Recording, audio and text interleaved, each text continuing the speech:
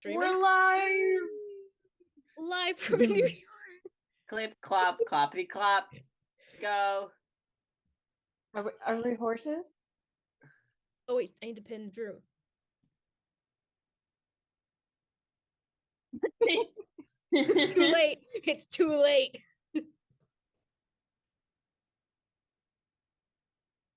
Yes. Wait, we're playing D&D? Why didn't anyone tell me? I thought we were playing Firefighter Simulator.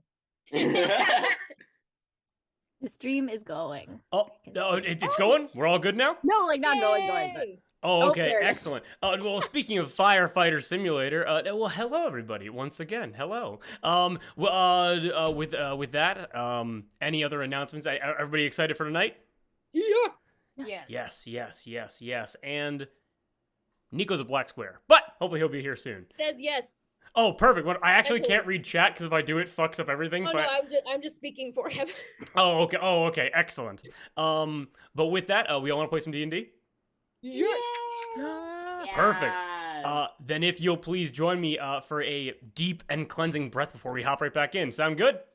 You're Yes. Wonderful. Please join me.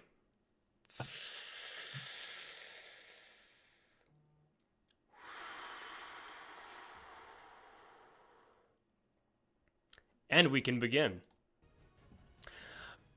Because we're going around essentially the call, one after another, Darby, can you please give us a summary of what happened last session?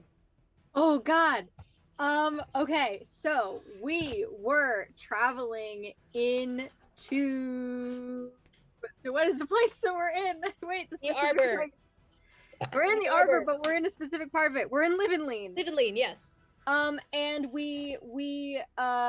her had like a weird like lightning thing happen to her while we were riding into town. She had a weird electrical aura that we think came from a wraith, and she collapsed. And then we ran into Phoebe Goldtooth Squall, leader of the PPVC Thieves Guild in Simbleton, and she recognized her. And so she's going to take her to the PPVC and with the Duke and chat and figure stuff out and whatnot. I think her was still unconscious, and pointed us into and gave us a bunch of notices from the Arbor. There were a couple of different things. There was like the Bards competition. There was the thing. Oh God, what is that guy's name? There's that guy who wants to be the leader of that part of. Sorry, guys. Emin the Walking. Emin the Yes. Walking. That one. Yes, the Minotaur guy. Yes. Yeah. And there was a third one. That I can't remember. Third one was from T.R. Fedorov. Yes, T.R. Fedorov yeah. telling us to stay in the Arbor until he can get here. He's at the well. And then we went to Impulse Buy and we did some shopping. We met a very nice tiger tabaxi shopkeep named Thrill of Life, and we bought a bunch of very cool things. And Yorda got some very cool armor because he rolled very well and smashed the case, and it was great. And we made our way to the SSS Tavern, and as we were traveling, we heard a commotion and we smelled smoke, and as we got closer, we saw that it was on fire, and that is where we left off. Currently set ablaze, and we might actually go a little bit later than usual, just kind of like hit all the little beats that I have planned, if that sounds kind of good. But first, That sounds terrible. that sounds awful. Oh, well, That's bye terrible. everybody. Sorry about More that. D&D. Boo! Great stream. But with all of that, excellent summary. Objective to stay in the well and go to the Triple S as you wait for her and the Duke and Phoebe to sort out the differences. The Triple S Tavern engulfed in flame as you see pirates running around, running, just trying to put out the fire very quickly. We already did a loose initiative count. I have it right there in front of me, which means that I'm going to be running down the list seeing how you guys are going to help out. Sound good? Yeah. Absolutely excellent. All right, Olive with a 20. Let me know how you're going to help out. You see your family's place of business, the mother location of the Triple S, a place where you have spent many, many days out of many, many months of your life. You watch as Glass explodes from the bottom floor as flames begin licking up the side of the building. What do you do?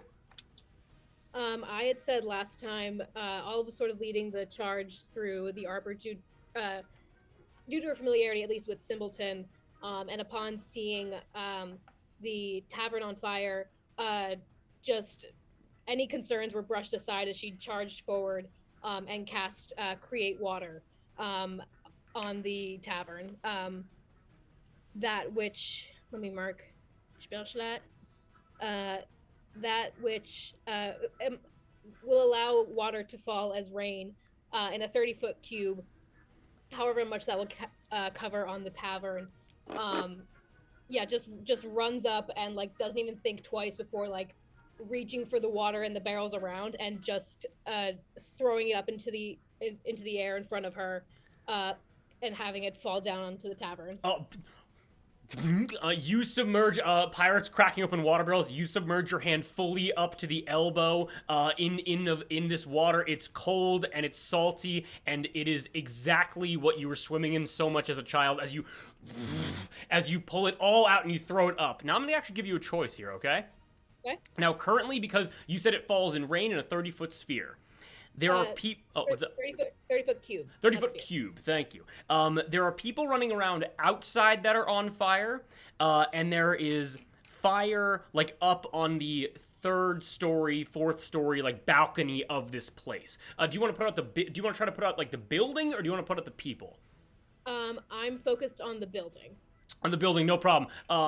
With that. As it begins raining salt water, you watch as the top floor of the building and like a small external terrace,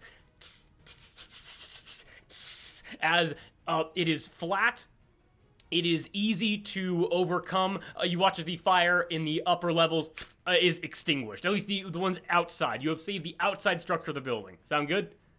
Sounds good. And we are now at a 9 or lower for wild magic. I was just about to ask. Thank you so much. Bless. Let me just really quickly. Excellent. As Olive is covering the outside, and again, loose initiative, jump in to help out if you want, or redo, amplify things. We can then move down to Arthur. Arthur, what are you doing to help out here? I don't have a lot of spells equipped for casting or fighting fire, I guess. So can I roll like an investigation check to see if I see anything, like anyone who maybe looks suspicious, like, or the source of the fire? Anything I can do, like maybe like getting people to safety, or just like any investigation for like anything I can do besides putting out the fire. So here's what I'm gonna do. You can make an investigation roll to like see if this is foul play or anything, and then if you want to do something to actually help people, we can then figure something out from there. Make sense? Okay. Okay. Make an investigation check. That's a 4. It's 4. You always have a coin. Yeah, I'm gonna flip that. Oh, that's an 8. 8 twice as much. Yeah, it is twice as much. I'm gonna say with an 8.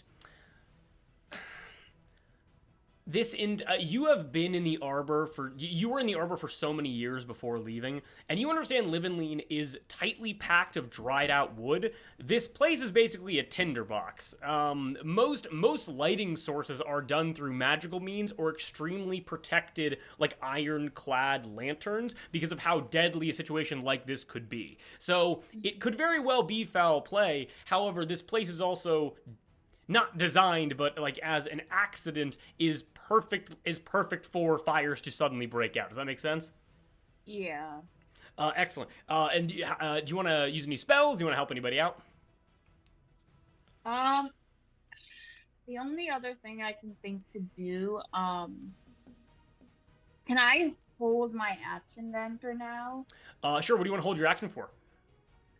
So I have resistance that I want to cast on someone if they're planning on going into the fire or like close to the fire where they might get damaged. That's such a cool idea. I will fully allow that. If anybody wants to actually go into the building, just put that right on them. I can say to you, I was planning on doing it if you want to cast that on me. Oh, you want to go? Okay. Okay, then Arthur's gonna be like, kind of unsure what to do and be like, is anyone thinking about going into the fire? Me. No. Yes, I have a plan. Turn up for me. Oh, and also, Rhyme, could you please mute yourself in the Discord? All right. No, there we go. Perfect. Okay, so I'm gonna cast resistance on Kaori. So let's see, that lasts for up to a minute. So you can roll a d4 and add that number onto a saving throw of your choice. Thank you very much. I appreciate that. I hope you know. I hope you have a good plan. I do. Okay. All right, so Arthur, you cast that. You kind of as you flap your wings, and you actually watch as sand begins trailing up Cowrie, acting as like a natural barrier against any fire that they might run into. Is that like because of the Sandman? No, it's just like so, and you understand that sand is good at putting out fires as you kind of like waft your wings, and the wind carries the sand up around them. Although you do hear Lawman inside of you just go, "Well, I got to say, that's a wonderful thing. I would have done the same." And moving on. Okay, not a problem. As we can actually then move down very conveniently to Cowrie. Cowrie, now having this little protective barrier around you, what do you do? Okay. I would like to go into the building. Okay, not a problem.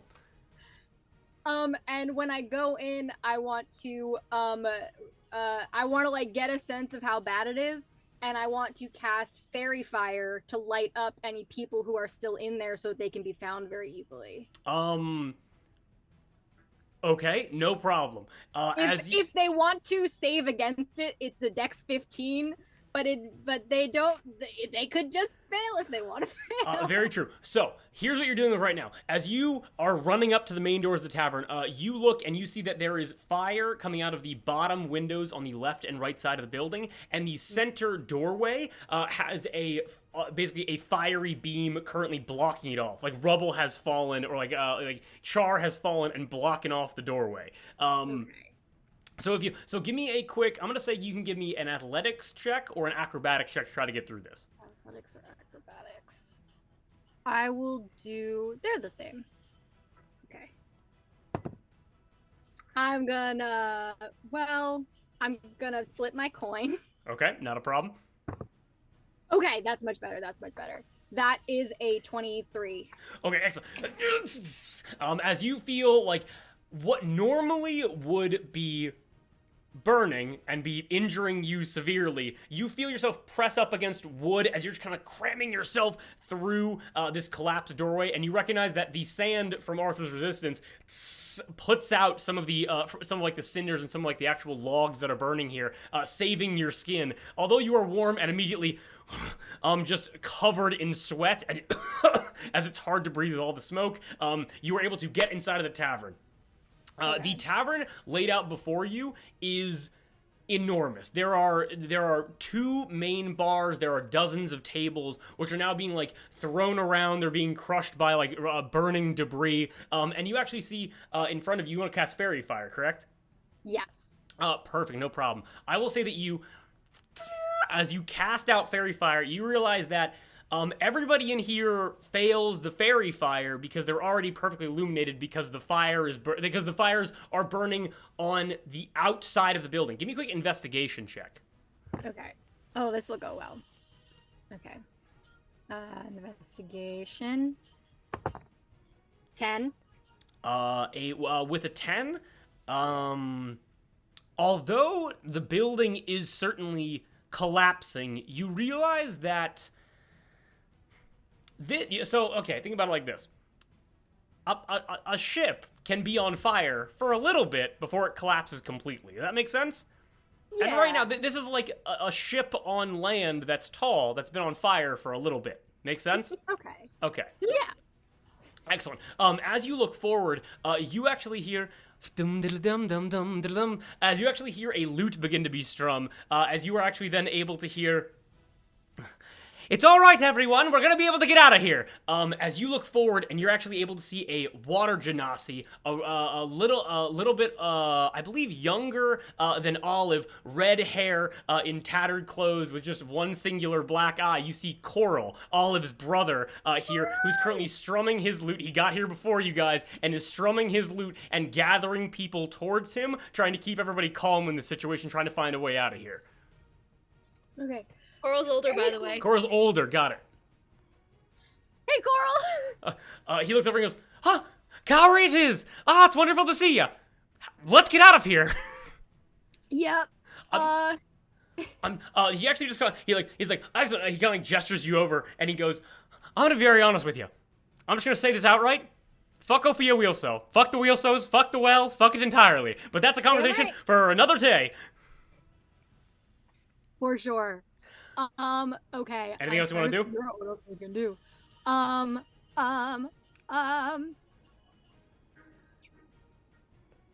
God, what am I looking for?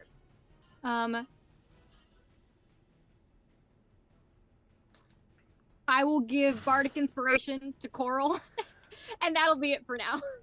Perfect. He actually immediately shoots one back at you too, and so you guys just trade that with your quick conversation, and then we can move on down to Rhyme. So Rhyme, as you watch as Olive immediately starts throwing water around, and Kaori, with Arthur's help, rushes into the building. Rhyme, you stare at this towering building, which is just completely ablaze.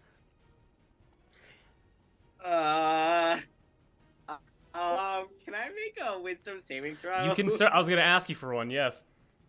Yeah. Yeah. Okay. That's a 6. That's a 6. Rhyme, you feel an uncomfortable feeling in your heart of hearts, somewhere deep in your soul. You feel warmth, growing warmth.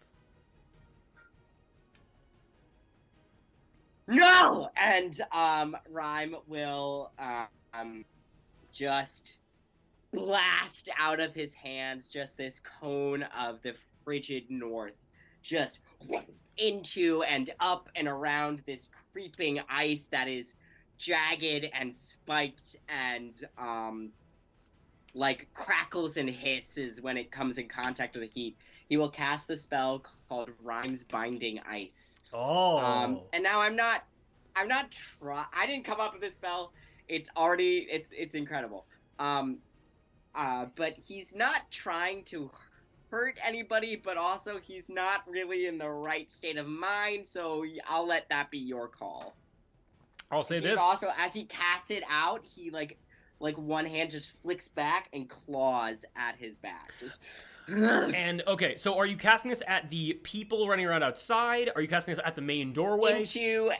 into and around the front of the building. No problem at all. Towards the front of the building, not an issue. And like into the door, in through the door. It's a 30-foot cone. Perfect. So, with the cone. So here's what I'm gonna say. I'm gonna say you're able to cover the doorway and the bottommost windows, as well as the people running around outside trying to put themselves out. That makes sense? Okay. Yeah. And because you failed that wisdom save, please give me the damage roll for that. Okay. But I'm gonna say that because of given you're trying to help, the damage will be halved for everybody. That makes sense? Cool. They have to roll Constitution saving throws. They have to beat a 16. They're on fire. I'm not gonna do that. I'm just gonna assume that they fail. Cool. Okay. It's not that much anyway. It's 8 halved to 4. Okay. But they're all, because they failed that con saving throw, they are hang on. They are hindered. Their speed is reduced to 0. Okay. They're like the ice travels up to their knees. And then he's just like so you watch as a hissing, angry hailstorm comes out of your hands, as you watch as the people outside. So I'll describe, like, from your perspective going forward. You watch as the patrons outside who are like throwing sand on themselves, like dunking themselves in water. You watch as all of the bits and pieces of their skin and their clothing that were on fire are rapidly extinguished and replaced with a frostbite rime which climbs over their skin and clearly still causes them pain, but much less pain than if they were going to continue being on fire. That makes sense? And so it goes from here's the transition. It goes,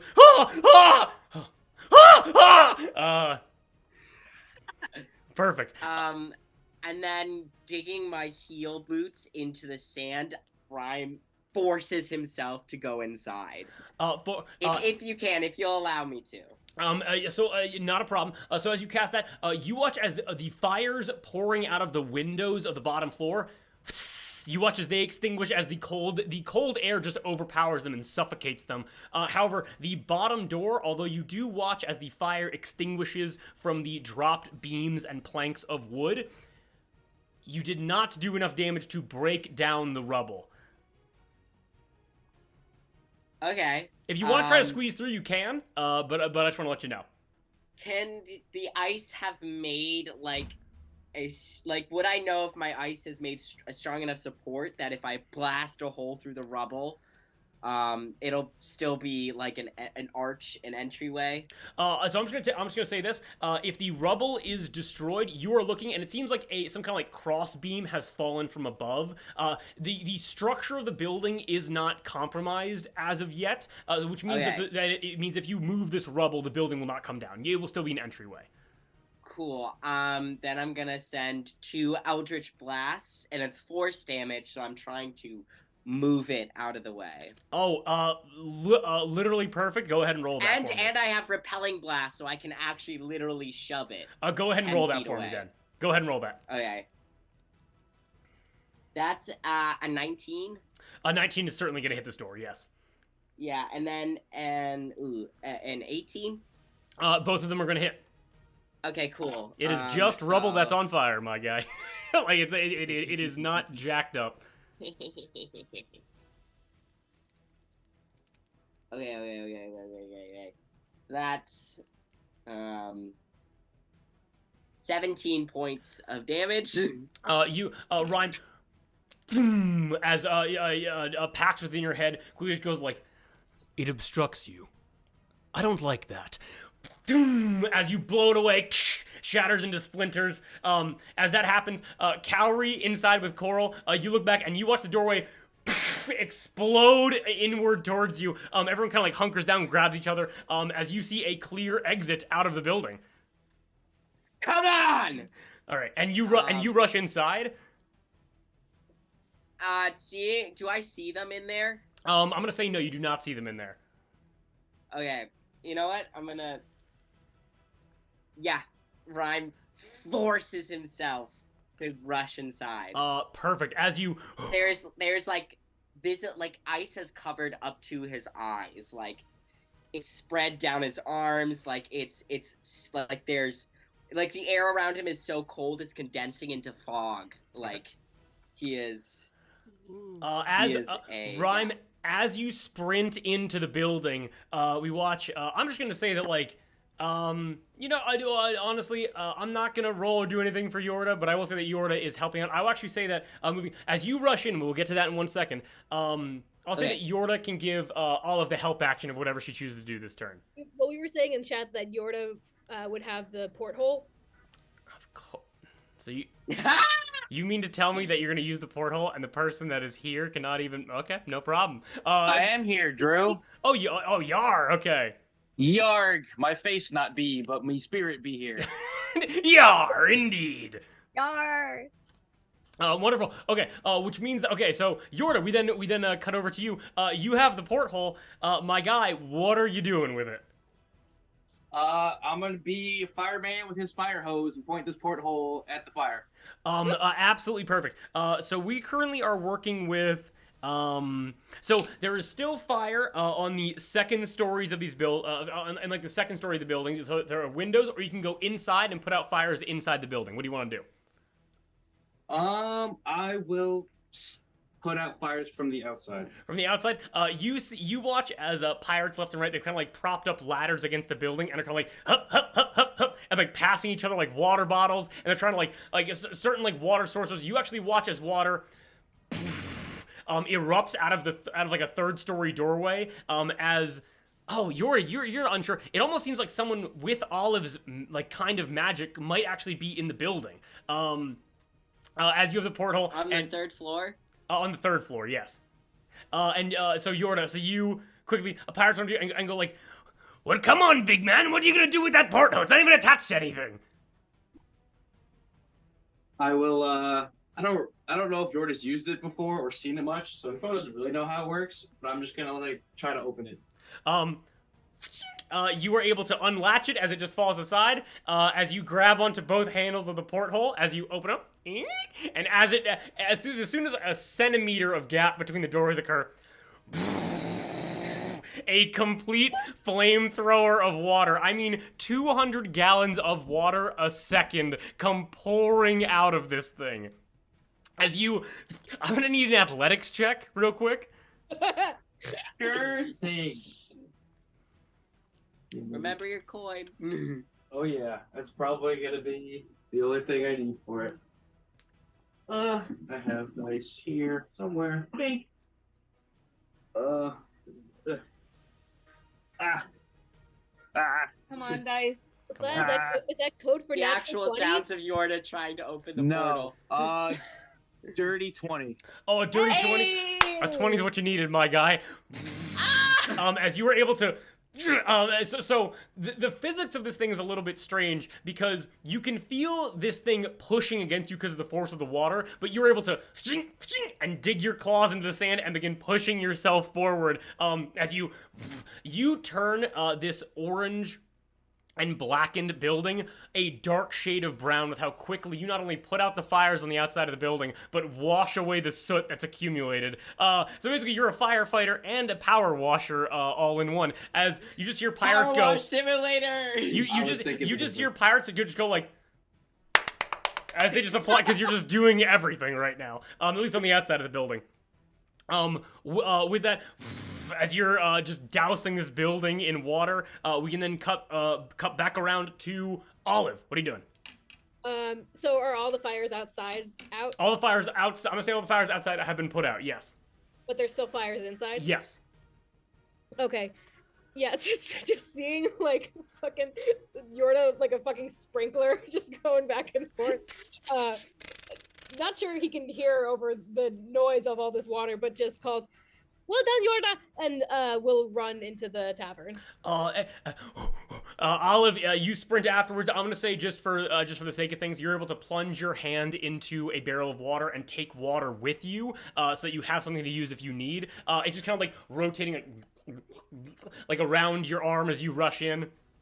As that happens, can you please give me so as you get inside, same heat slaps across the face. Immediately, a line of sweat occurs on your brow. Can you please give me a dexterity? Oh, first of all, give me a perception check. Perception check? Wait, like... Natural 20. Nat 20. You see over in the corner at his usual spot, you know this man, not personally, but he's a regular at the mother location. You see Joe Jabber. You see a very old man, long white beard, long unkempt, like greasy white hair, one white eye, one gray eye, crazy, like both of them lazy, just kind of like moving around. And you see that his beard and clothing are just on fire right now. I will, how far is he? Oh, he's like 15 feet away from you. Okay, no, yeah, I will call them, I'll go, "Mr. Jabber, hold on," and I will make my way over to him. As you rush over to him, I'm gonna say that before anything else is said, do you want to like help him out? Do you want to put him out? Yeah. Okay, go ahead. What do you want to do? Going off of what you said, with that water I took with me, I just toss it to him and give him a good splash. As you hit him with water, the first good bath he's had in a long time. Quickly just roll a d12 for me. D12? Yeah. 1. A 1. Joe Jabber looks at you real quick as he just kind of like comes up to you, and you're not sure like which eye to look at because he's just like a complete insane gaze as he goes, "Well, I don't trust no tin can. Open one up and you could find a crazy monkey, and inside the monkey, a dozen different voices." Give me a quick history check in the middle of all this insanity. Yeah. With pleasure. That's only a 12. That is only a 12. Joe Jabber is known. He's kept around by your parents. You'd have to ask around about like what his story is, but he just kind of shouts off random things sometimes. It could be wisdom, could be insanity. Who knows? Yeah, just to stress the situation, doesn't even touch it. Just like crossing an old man across the street will like take his arm and be like, "Right, Mr. Jabber, I'm sure you'll have more to say. Let's get you out of here," and we'll start like guiding him out of the tavern. Olive, as you grab Joe Jabber's hand and begin pulling him out, Coral actually sees you with a little pod of like from Cowrie and goes, "Oh, it seems Olivine's made it back as well. Very happy. Cowrie, you coming along with us?" Yep, for sure. Perfect. Then give me a good C chord, will ya? I do that. Perfect. As you guys are able to kind of like harmonize together, as he goes, "Everybody get out!" And begins singing. As you watch as like 24 people go and begin sprinting out of the front door behind Olive leading the charge. As the bottom floor has been evacuated. Excellent work. That only leaves. As everybody's running out, Rhyme still within the building real quick. Arthur still outside. I'm gonna say, give me another investigation check. Sure. Also, sorry for having to end my turn abruptly last time my roommate got home. You're totally cool. You wouldn't believe it, but it's another 8. That's another 8. I mean, okay. Can I actually say? Okay, so what I wanted to do was fly up maybe towards like the second floor, and perhaps I could investigate they. Okay. As you fly up to the second floor, actually give me a perception check. Okay. Alright, let me find a good dice. Let me.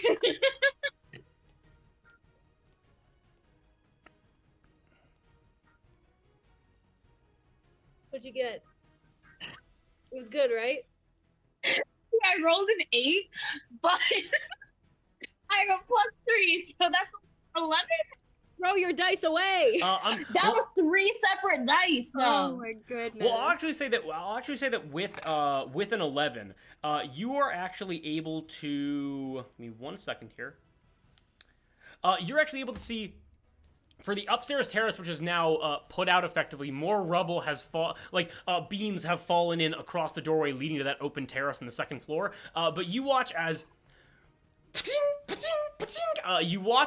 something is jabbed in between like the different like beams and planks which have fallen and obstructed the doorway, and then you watch.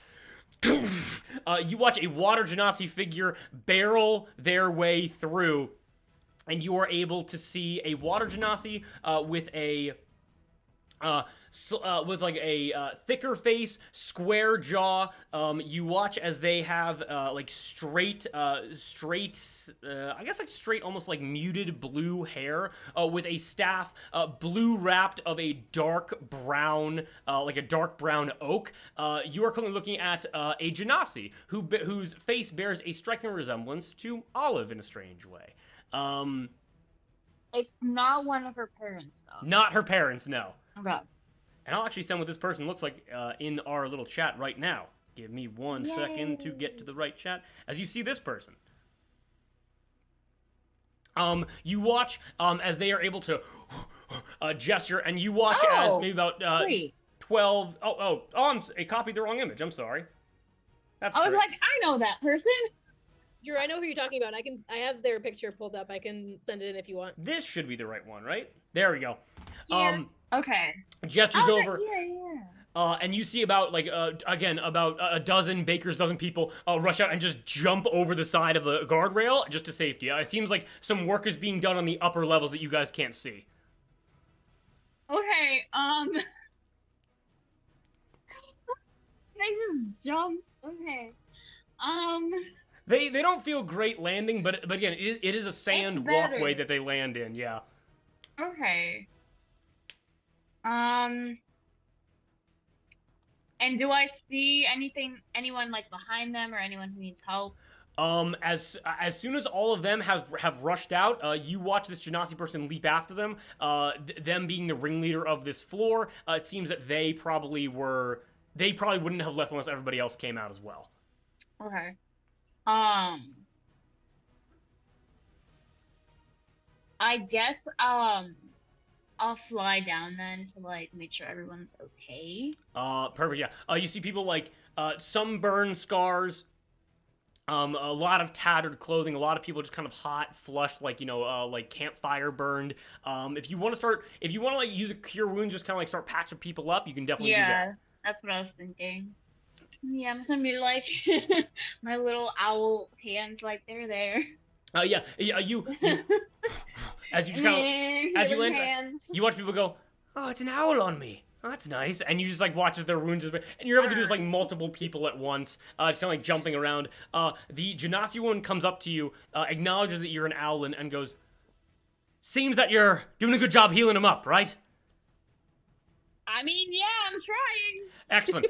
She looks at you with just pure determination and goes, "Keep doing that. I gotta rush back inside." What?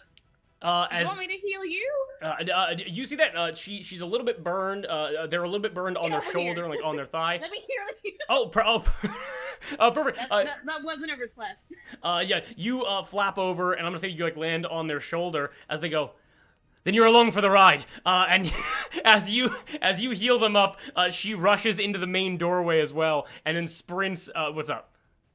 Can I cast Absorb Elements on myself? That way I have resistance to fire damage. I'm gonna say you can absolutely do that, and because this person is currently taking their turn, I will say that they were able to fully sprint inside of the building once again, push past Rhyme, and then begin rapidly like go to the back and like go to a loop back around stairway. Quickly, you watch like 3 stairs at a time, like just rush upstairs, and as they rush to the second floor, some of it's still ablaze. They did as much work as they could, but couldn't get it all. As they're running through, your Absorb Elements, I'm just gonna flavor it right now, they watch as they take their staff and begin to try to like cast some kind of like water spell, but you watch as you spread your wings and the fire is sucked into the breadth of your wings and becomes 2 rotating orbs of orange reddish energy as you just close your wings and extinguish it. That's pretty cool. Looks at you and goes, "You might have a job here in the future." That's okay. It'd be more than okay. As this person tries to run further up, further up the stairs to continue. With that, we go back to Rhyme. Rhyme, the bottom floor. There's still a fire behind the main bar. Okay. Is there anybody there? No. This place seems fully cleared out. Okay, cool. I think, what would Rhyme do? What would he do? Fuck! I'm gonna say, as you're thinking of that, just to like keep the narration going, you notice water begins, it's for you as well, Arthur, water begins dripping through the planks of the boards above you, with some like cracks having a torrential downpour come through, which then begins dripping onto you, Rhyme, as you just watch a little stalagmite of ice begin growing on your shoulder because of how cold you are. I think what Rhyme would do, I rolled a 5. I think Rhyme is gonna start seeing shadows, figures in the fire that are not there. Okay. And is just going to fully turn and bolt out, and I'd like him to try and do an investigation check. Yes, give me an investigation check. Okay, here we go. That's gonna be a 19. With a 19, as you see the shadows dancing on the walls that are not there, No! Before anything else, you realize that although this fire spread very quickly, immediately you're able to recognize the hottest source of the fire, the most decrepit area, was the one behind the bar, near the largest tankers of rum and whiskey and ale, the most flammable materials. With a 19, with all of your investigative work before this, with all of that, you would have to assume that some kind of foul play occurred here. Okay. Can I peek my head in and try and douse the fire at the bar? Yes, you certainly can. What would you want to do for that? I'd like to do a sweet ray of frost cantrip. With a no. Give me a quick. I'm gonna say. And I will actually spend my last sorcery point to do twin spell and double it. And have it Perfect. hit the bar. And I'm gonna say instead of an attack roll, give me whatever check you think would be most appropriate for the situation. That can be highest modifier, lowest modifier. It's up to you. Like a check I'd make? Yep. You're gonna choose what kind of check you do, and you're gonna tell me how it helps you do this. Okay, I think either a... Oh god, all my wisdom is shit! Can I do an arcana check to try, with my sorcery point, try and empower my frost and... Or persuasion, actually. I'd like to do persuasion, and here's why. Okay.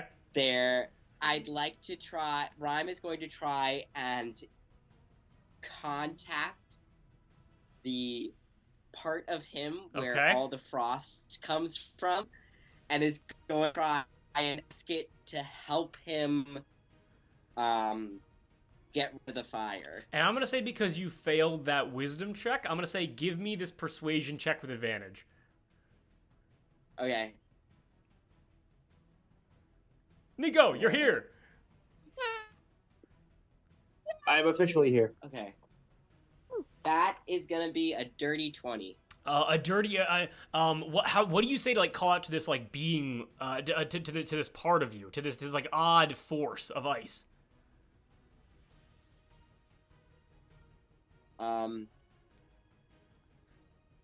Rhyme is like sweating bullets.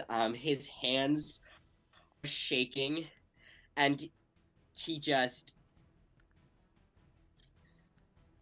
I think he just says, "You've been wanting to come out for a while now. Just fucking do it!" And will,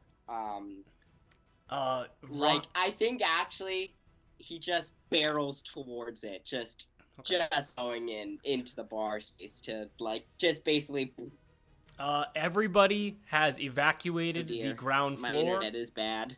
Yeah, you're fine. Everyone has evacuated the ground floor at this point, which means Rhyme.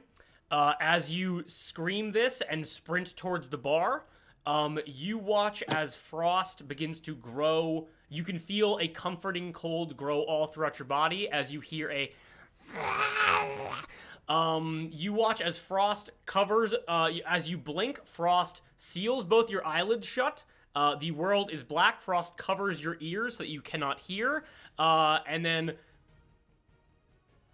after an indiscriminate amount of time, the frost melts away. You are standing back from where you began sprinting. You are covered in whiskey and rum and ale. And you look and you see three destroyed barrels of the liquor, which I just mentioned, and the fire is completely extinguished with the walls and the floor covered in ice that is unmelting.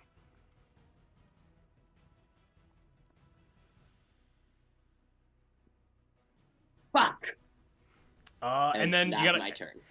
You then watch as the water begins dripping down all around, which I believe means... which as the Olive putting out putting out the fires on top, Cowrie helping lead those to safety, Arthur running an excellent support role, Rhyme honestly doing an excellent job making sure that the fire does not spread anymore and making sure that the almost explosive barrels of liquor did not ignite and blow the bottom half of this building apart, with Yorda still covering the building in deep seawater. Well, although it's a little bit worse for wear, some broken windows, some tables need reorganizing, and the place definitely needs to dry out a bit. Guys, the fire's been put out. Excellent job all the way around. Phenomenal. Let me get the music all changed up. I'm gonna say you're all able to. Think. Oh, what's up? What's up? I also think spikes of ice have punctured through his turtleneck out of his back. Oh, damn. Yeah, okay, well, the turtleneck is. Pirates look over to you and be like, oh, his turtleneck is ruined. Is that a choker underneath? As we then move on from there.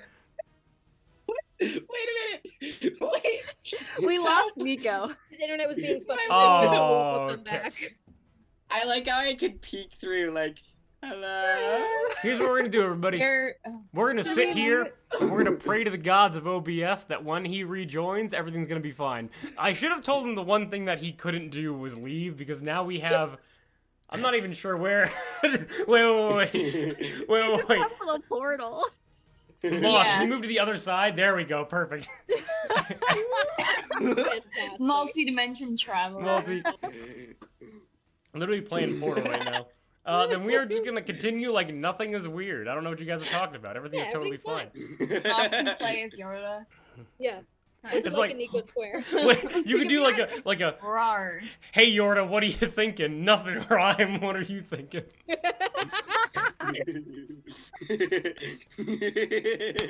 You need a little I'm soft having puppet. too much fun. Yeah. Need a stuffed lion. Oh, okay. With all that, I'm gonna change up the music. As everybody, all those with, you guys watch as, waterfalls begin to fall down the eastern and western section of the building from the 4th floor, and you watch as people, within slowly begin descending. Slowly begin descending. And just going pop out soaking wet. The waterfalls then finally stopping trickling down as the last people within them are Feldspar and Jasper, Olivine's parents, who come down, look around, quickly kind of like scan the ups and downs of the building, make sure everything's put out as they go, all right, seems like everything's okay then. As they just kind of like breathe very easily and just kind of like heave up and down for a little bit as you guys kind of like all congregate outside the front of the Triple S Tavern. Do I see my parents? You certainly do, yes. I immediately rush towards them and hug them in relief at seeing them safe and sound. They both grab onto you as they go, Olivine, you made it to the arbor, and give you a nice tight hug. Are you alright? What happened? Quite a terrible welcome back. You watch as Feldspar looks to you and goes, we're not entirely sure. There were, actually give me 1 second. No, we were tending to everything upstairs, and for some reason, everything just got really hot all of a sudden, and then fire began erupting out. We think it might have punctured one of the chimneys, because it got right behind the bar. We're not sure what was all going on. And I'm gonna actually make a couple more, as Coral and, give me actually 1 second here. Take your time. Because for some reason, this is really quiet.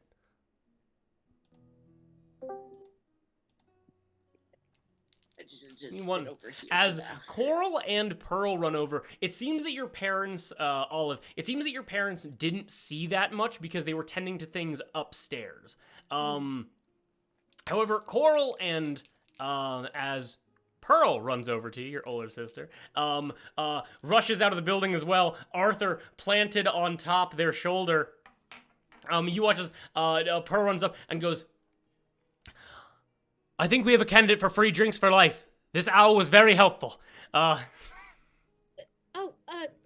upon seeing Pearl and Coral also rush up and give them big hugs as well.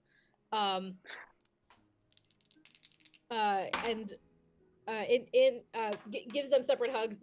In hugging Coral, as they're hugging, Olive whispers in Coral's ear in Primordial. Primordial says to him, "We have a lot to talk about. Don't react to what I'm about to tell you, but I was shot. Don't react, don't react, don't react." Rhyme speaks primordial. Does he I'm hear whispering that? this to You're, Matt. yeah, no, and also because Rhyme's like Okay. heaving and hoeing Awesome. and kind of freaking out. We're back, Yeah. baby! He goes back. Oh, I'm so happy that worked.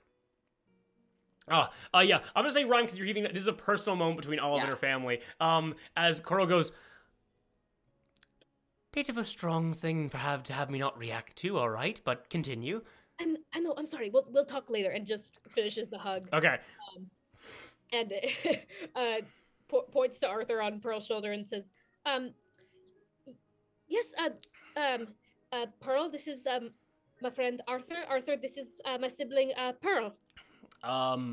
Just kind of like puts their hand up to you and like, I guess waits to is like, I'm not entirely sure how you shake hands with one that has the appendages of you. So, good day to you. I want to think of something funny, like, oh, like, to shake hands with an owl, you have to, like, squeeze their beak or something. Give me a deception. Give me a How dare deception. you? Give me a deception check. That is a 21. It's a 21. Looks at you and goes, of course. The beak squeeze gambit. How could I forget? As they very gently take your beak and just shake your head up and down a little bit. I was gonna be like, how dare you? You should never touch an owl's beak. But they did it so gently that I won't. Perfect. As you guys are like in this big hug, before we like turn it back to the crew at large, before they even acknowledge you, in this hug, Coral kind of like pushes back and goes, "Everybody, I wasn't sure what's happening there. I was just playing the lute downstairs, just kind of getting my bearings with things again. Odd thing happened. I had somebody come up to me and ask if Pearl was here. At least I think they were meaning Pearl. They were asking after a water genasi person, someone with longer hair and dresses like they do." Wow, that sounds a lot like Olive, actually. Yeah, you guys can all like congregate upon hearing that. If you have any questions for, Amelia, the parents and Pearl are like all confused because they're like, why would anybody they pour the drinks here? Why would anybody want to hurt them? As you guys can kind of like congregate around this. The fire started behind the bar. It's all good now. Sorry if... Hey, cold beer. Cold ale. As Are Ron you just okay? looks at the absolute ice wall he's made. Are you okay, buddy? You need to sit down? Do you need a I'm drink? fine. Yeah, I'm fine. Can you I'm roll fine. for deception? I did. You roll for insight then. Okay. I didn't do too bad. I got a 14. I got a 17. Damn it. Alright. I I mean, know anybody can something's up, roll. but I don't know anything else, so I'm just gonna be like, alright. I'll do it. I'll do it at disadvantage because he has holes in the back of his turtleneck. I also where saw spikes what are. happened, I'm sure. Yeah, so that's gonna be a 10. So. Alright.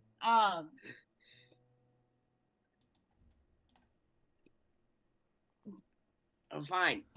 I'm here. I'm present. Ready to get down to work. Okay.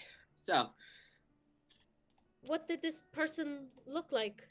Give me 1 second because this music is so quiet. It's just not playing at all. You watch as the bands begin striking up, being like, "And we bravely save the day." Just kind of like everyone's kind of playing their music, having a good time. The robin ran away. There we go. And Coral looks to you and goes, Coral looks around and goes, I wasn't entirely sure, and honestly, I wasn't even sure what they were asking about. They were kind of hard to understand on account of so many teeth. They were large individuals, probably about 6.5 feet tall. Actually, I'm not sure about the what. They were some kind of alligator people. Looking around, like they had some kind of leather armor on. They were drooling all over the place. I'm not sure what was going on there.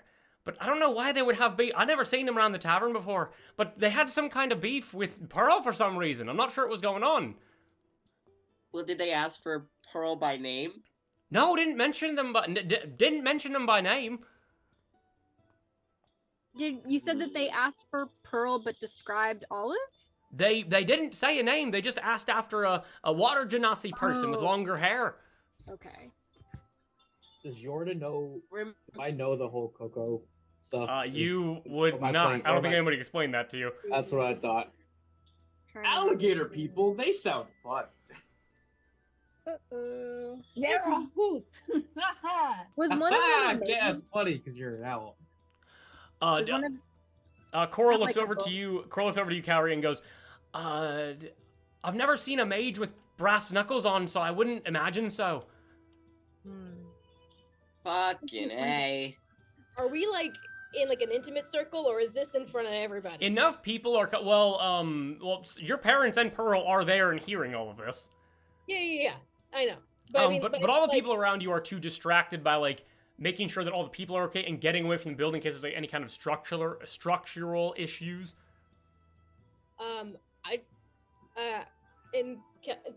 I kind of cast a glance at my parents because they've met these people. Can I make an insight check Oh, go ahead, no problem. if they're like reacting at all to this? 18. 18, excellent. Olive, as you are trying to gauge, like, if your parents are catching this, you look over and you see both of them staring directly at you in the eyes, and we're waiting for you to meet their gaze. As Feldspar looks at you, or Feldspar and Jasper look at you, and they go, Olive, what happened? We're not blaming you.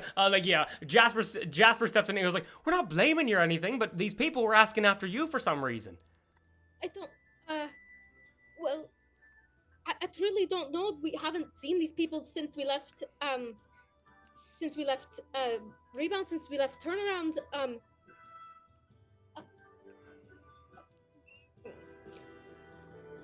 I don't know how truthful I'm being in this, because it's true we haven't seen them in a bit. But Kate can ascertain as to why they'd want to hurt us. But would Olive know why they'd want to hurt us?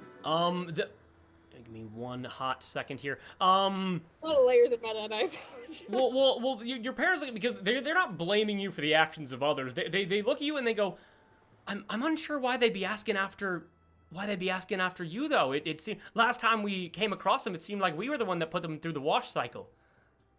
Olive, did we ever pay the fee that came with having a tavern in the You definitely whatever didn't. it's called? No, We I don't. definitely did not. No, I don't believe we did. Would Ophia have followed through with taking Coco Twinkle Dream out of power, or would she just have left everything how it was with the way everything ended up turning out? She definitely would have, so imagine. she could have power over the town. I have no doubt about that. Honestly, I would imagine that so she could still like catch us. Would maybe send Coco after us. Like maybe lying to Coco or making something up. Or telling her that we were in the well doing all of that to make Coco our enemy then. I'm gonna say everyone here can give me an investigation. Oh my god, everyone can here give me an investigation check. Even me? Not me. I don't know. 17. 17? Red Bardic. Rice. Yeah, 2. 2. For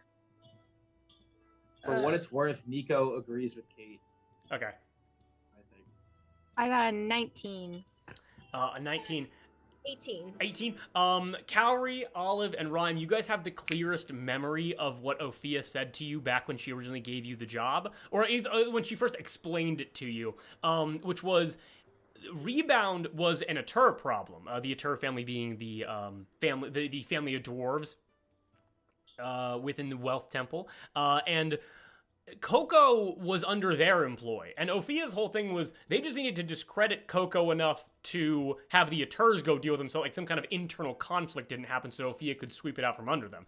If anything happened to Coco, it was an Atur issue, meaning that Ophia could have employed them, but you guys also get the sense that the Aturs aren't ones to leave problems unsolved.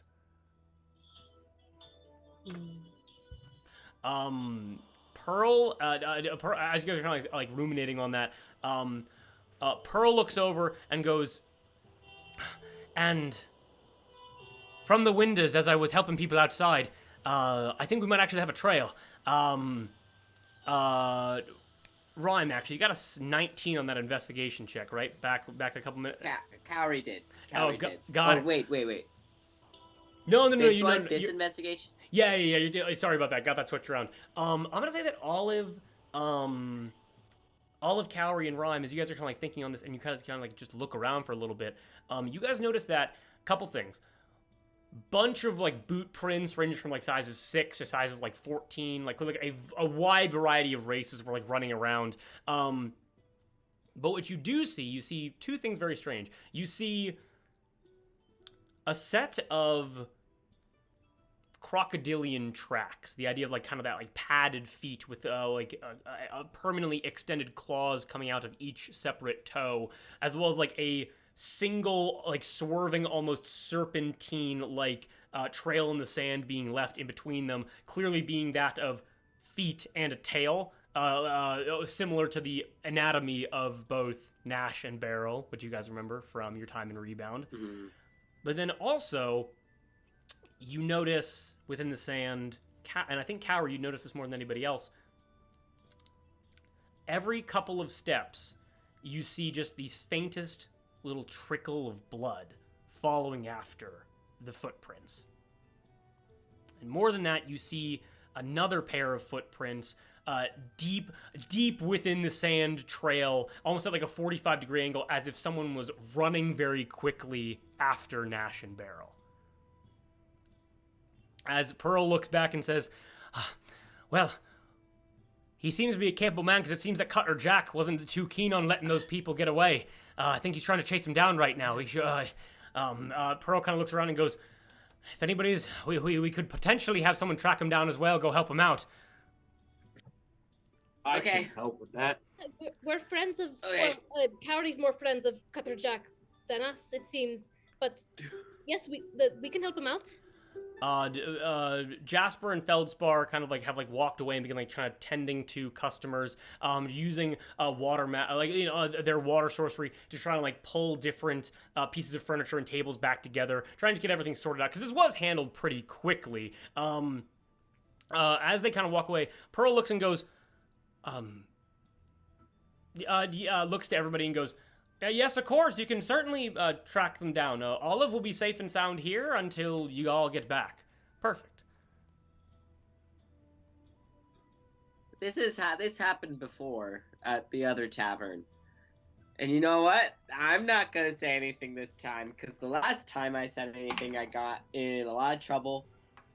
And, and I'm just going to, like, really hit hard against a wall to try to break off the ice crystal. Yeah, okay, that's insane. You go do that, no problem. Pearl looks around at everybody and goes, yeah, you're, all of your friends look more than capable of handling this, but, and she kind of like leans in so no one can hear and goes like, but in a group hug, Coral said you were talking to Coral and you got shot? You were injured? Should have picked a different. That's stupid. I should have. There's a lot that we need to discuss, but yes, my friends are very capable, but not many of them are familiar with Simbleton. So, at the very least, I can show them to where it is they're going. And as soon as they get there, I promise I'll come right back. Give me a quick I'm gonna say Arthur, Cowrie, and Olive. Please give me a quick history check with advantage. I'll lie my ass off. Ooh. 11. 11. Also 11. Also 11. 21. The rolls ain't Thank hot you. tonight for the. 21. Um, 21. The only roll I was gonna say for the left side of the Zoom call. 21. Olive, as you like are as you're saying this, like you'll lead them to like where they gotta go and yada yada. You realize like both your eyes, both you and Pearls, both dart over in the direction that the trails and the blood lead in, and you realize that conveniently so, down this western road heading almost like the western edge of the Arbor, the western edge of Livenleen, there is Complex City. It's the most notable landmark on the western side there. As Pearl recognizes this and you recognize this, she kind of just like gets really close to you, kind of like grabs you by the arm and goes, every step you take going further west is further into Emmon's territory, and you're not getting 10 miles closer to him. You understand me? I understand that a lot of people are nice to us because we pour the drinks and because we're so kind to everybody, and they know that a Terraborg is a welcome, smiling face, but there are people there that will kill you.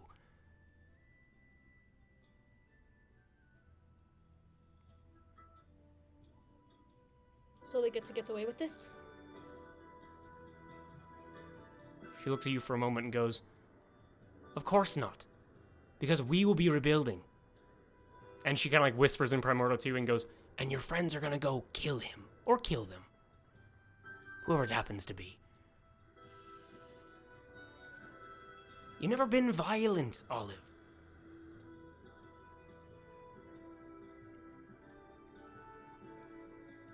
You're right. I haven't. Of course. And we'd hate to see you get shot in the back again. Oh, sorry, no, just shot again. She wouldn't know I don't know it's in the back. I apologize. Wait, Olive got shot now? No, Like, no. during the fire? No, By, back at the Ophia. Oh. Oh, okay. Because I was going like, what the fuck? No, I don't believe that. And still in Primordial goes, and by the way, I don't know if Mother and Father should know about whatever escapade you had in the well. Coral tells tales, and I know that you saw him there. I can't say I know the extent of it, but it would be terrible to hear, and I told you so.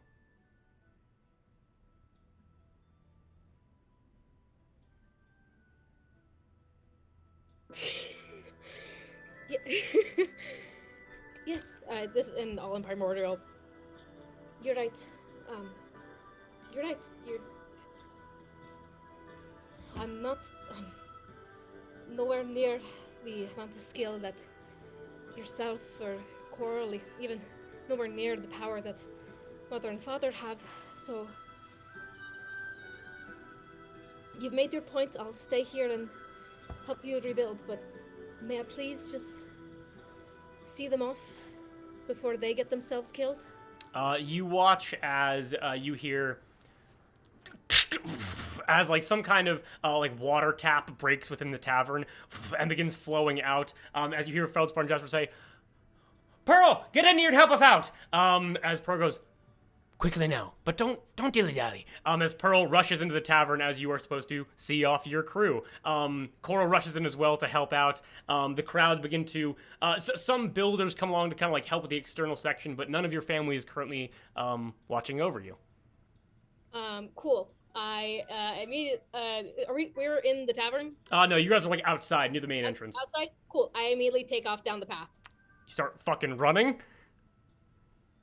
Speed walking. Speed walking, excellent. Okay, we're going. Okay, let's go. Onward. I was gonna say something, but she seemed to make up her mind, so let's go. And you guys begin the, so Olive begins her walk westward. You guys watch as Olive wordlessly walks past all of you and just begins heading off towards down the western road of the arbor. Anybody say anything? As Can I make an insight check on her? Go for it. I want to do that too. Go That's for a it. 2. I Ah. will. Make an insight check. Insight. 21. Yes! Nico, what'd you get? Yes, my ship survives! A natural 20, Sistor, Ooh. for a total of 25. Ooh. And I'm gonna say as just to set the framing of this, as you guys head down this wide western road, part of Ubhav, overseen by Yasa. As soon as you get away from the chaos of the Triple S Tavern, the roads become very orderly. Many market streets around. Partners and pairs of 2 or 3 begin patrolling around. Much less chaos, much less sounds of gunshots and swords clashing.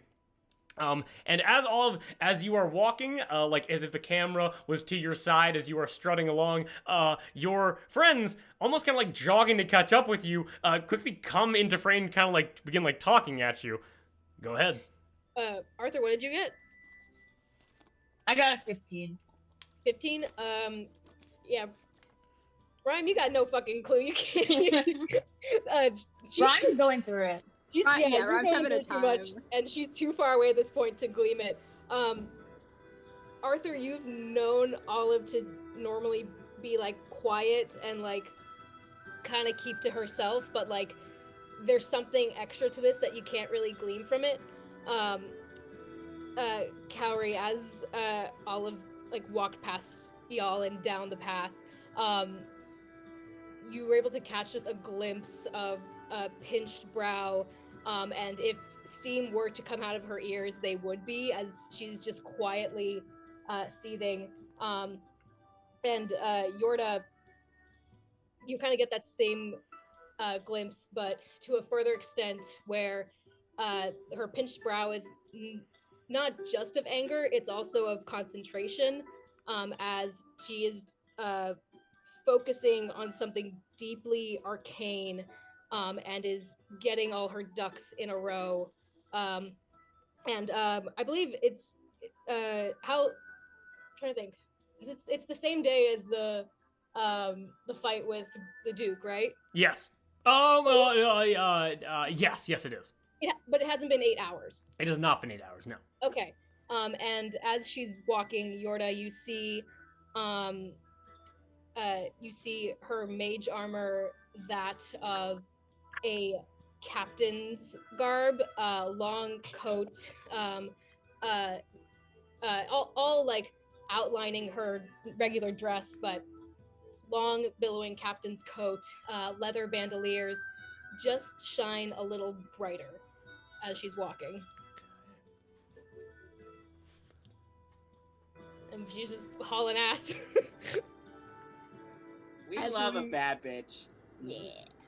As we walk, Cowrie is kind of jogs to keep up. It's what language is that? What did your siblings say? It's just going right in. It was the language of Primordial, which is what my family and I all speak, as well as all Water Genasi speak. Oh, gotcha. And my sibling was just wishing us all well on our journey along this path. Can I make another insight check? That's some Sure. my brother. My brother. I also want to make an insight check. Brother in Christ, you are That's lying. an 18. Okay, I got a 12 deception. I also got an so- 18. So you know that's not true, obviously. Yeah. Especially since you rolled so high on that insight, given her gung ho charging down the path, that something was said that didn't quite sit right, that she's not willing to admit at this moment. I am going to make note of that and not poke it right now. But I'm making note of it, and I'm oh, that's really nice of her. Them. Yes, They're very well known for their conversation skills. Is the are the trails like clear enough that we can just like look at them and follow them, or do we have to like keep up to make sure we don't lose it like in the city streets? You watch with Olive's determination, having picked up on that west is Complex City, M in the Walking, the Live and Lean Thieves Guild. Olive actually knows, if you wish to make a roll to follow the trails specifically, you certainly can, but Olive is walking, to presumably Complex City, correct? Yes. With the trails following Olive's path. What role is that? Survival? That would be survival, yes. Then it's only a 10. That's Can only I a 10? Can I give him the help action because I'm leading the way? You certainly can. That's a 13. That is a... Not much better. You were like in your mind, you're like, I'm going the right way. I got a good sniffer, you know. I can. All right, that's what cats are known for. We don't Totally need not directions. dog. Totally not dog. Perfect. You don't gotta ask for directions. Any other conversations wish to be had?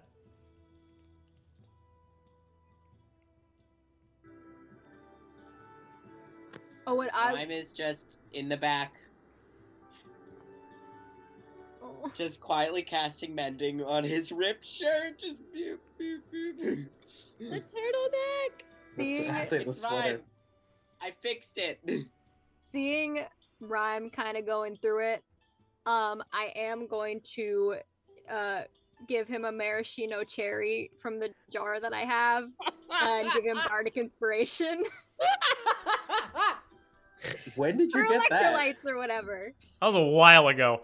That was a couple days probably.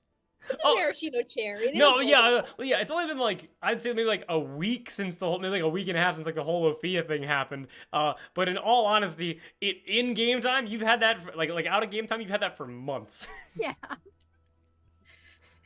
They're D&D maraschino cherries. I assume they've got magic preservatives. But also magical. Well, yeah. Do you want to know what preservatives they have? They're fucking maraschino cherries. Them shits never go bad. Yeah. Exactly. So you have bardic inspiration. Oh, thank you.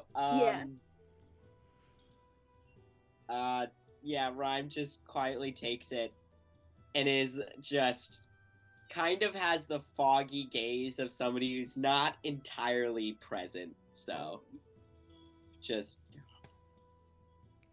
keeps going.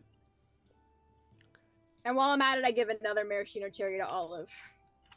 Cherries for everybody. Who got hurt? Who is did anybody get hurt? I'm I fine. don't think so. I'm good. Awesome.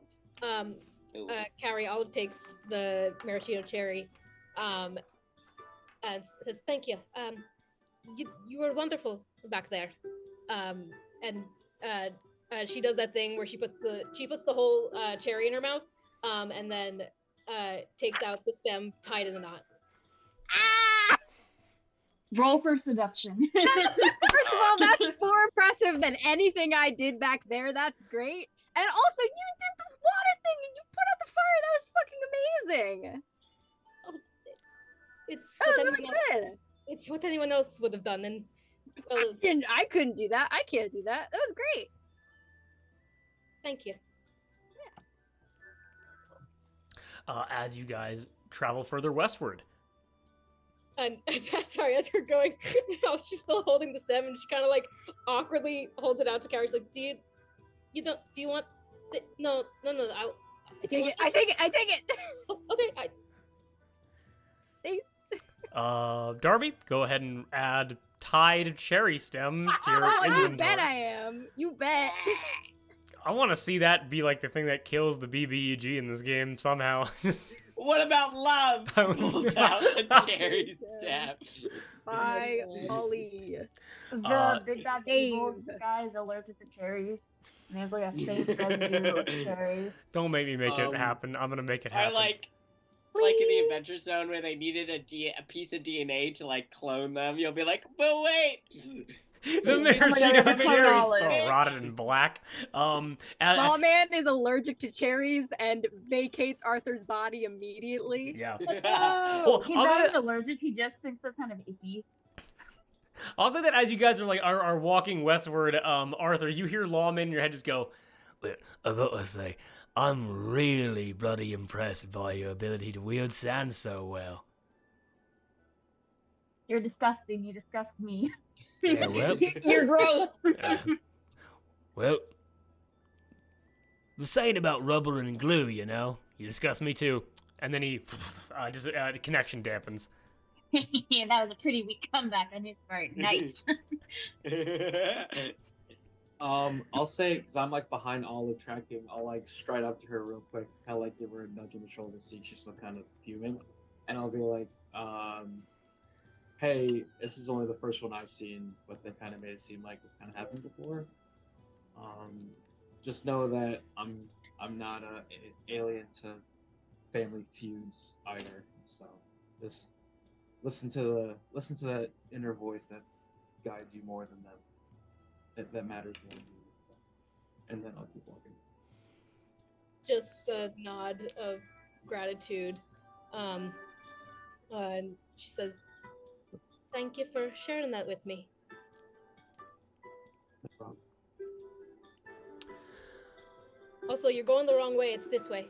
Ah, shit! Buddy system.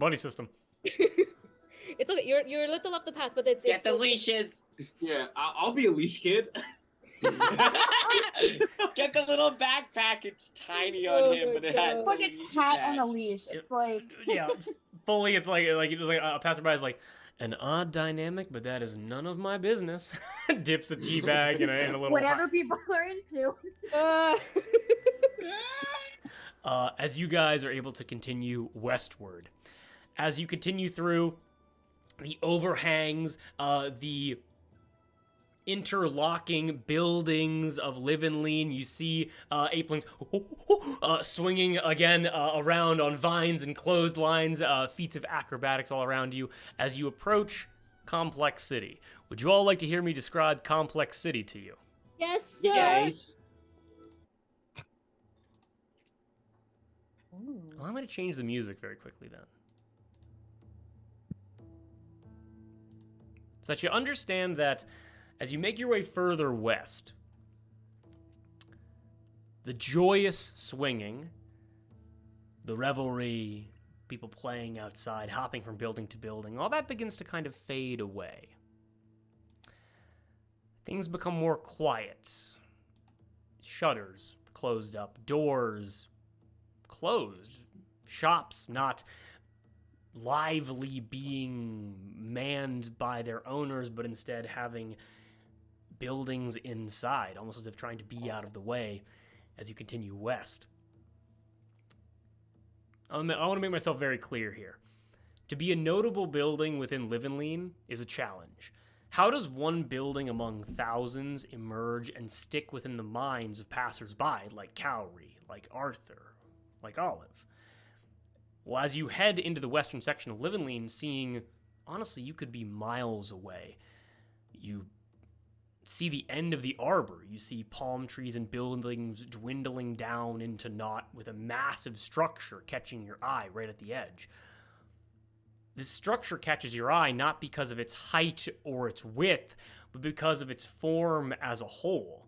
At the base, you see a layer of buildings. You see they're 3 stories tall, covering the outermost layer of a perfect square of buildings. Looking further within, you see the buildings slowly begin to grow in size as the layers head to 5 stories, and then 7, and then 10, all within perfectly segmented square rows ascending. But at the center, you see a single tower reaching 15 stories into the air, at the center of this bastion of splinters and nails. The penthouse hanging just below the head of the palm trees above it, with what looks like some form of construction, expansion, or renovation occurring on the barely visible roof. All in all, this collection of home... I had a fucking stroke. All in all, this collection of homes covers 12 square acres of land. This collection of homes houses roughly 25,000 people. This collection of homes is known as Complex City. Complex City is home to the Thieves Guild of Livenline, run by none other than Emmon the Walking, the self-proclaimed King of Livenline. And you would have to imagine that there'd be no other place for a king to rest his head but the tallest tower around. Cowrie, Arthur, and Olive, please give me a history check with advantage. And I'm going to say, actually, Yorda, give me a history check with advantage as well. Oh, Ayo. good thing I'm stupid. 16. 16, 14. 14, 11. 11, 13. 13. Arthur, luckily enough, in the occupations you held while within the city, you moved around enough to never have to get wrapped up in certain things like this. The business directly surrounding some of the more unsavory thieves' guilds within the city. But you have heard tale of certain times of weeks, certain times of months, certain times of years. And these are known as collection days. The days when either some might call them troops, some might call them enforcers, some might call them protection, travel to different houses, certain both some residential, some communal, travel to certain businesses, and collect tithes in order to ensure the safety of those buildings from any from any unforeseen acts of chaos or wanton destruction, making sure that everyone knows not to molest them any more than necessary. Does that make sense? Yeah. And you would have to imagine, with the incredibly peaceful environment that you're walking into, it seems that today is collection day. With that, you all continue westward and come to one of the hundreds, if not thousands, of entrances into Complex City. Can I relay that information to everyone that today's collection day? You, sir. Oh my god, go right ahead. Is there anything that clues me onto it? Like, do I see people walking around, or? I would say more than anything else, you certainly do see like kind of like rough and tumble types, like humans and elves and orcs alike, all kind of like walking in pairs of walking in pairs of two, all kind of lightly armored in like leather straps, like daggers, like almost like pushing up out of their waistbands, like on their shoulders, like some in their boots, and you see them kind of like, and then kind of like, and just like bust into a doorway and then quickly shut it behind them. And you would also know this, the strange thing to you is the quiet. The fact that it is so incredibly silent out on the streets for a center as populated as this. Now, of course, there is distant ambient noise from some of the more lively districts, but in the immediate vicinity, that seems like it's a world away, and that's very strange to you. Okay. Okay. So as we're all moving and entering, complexity, then, I'll just kind of turn to look at everyone, and say, I don't know if any of you all have been to Complex City, but it's a place that, kind of runs on a really,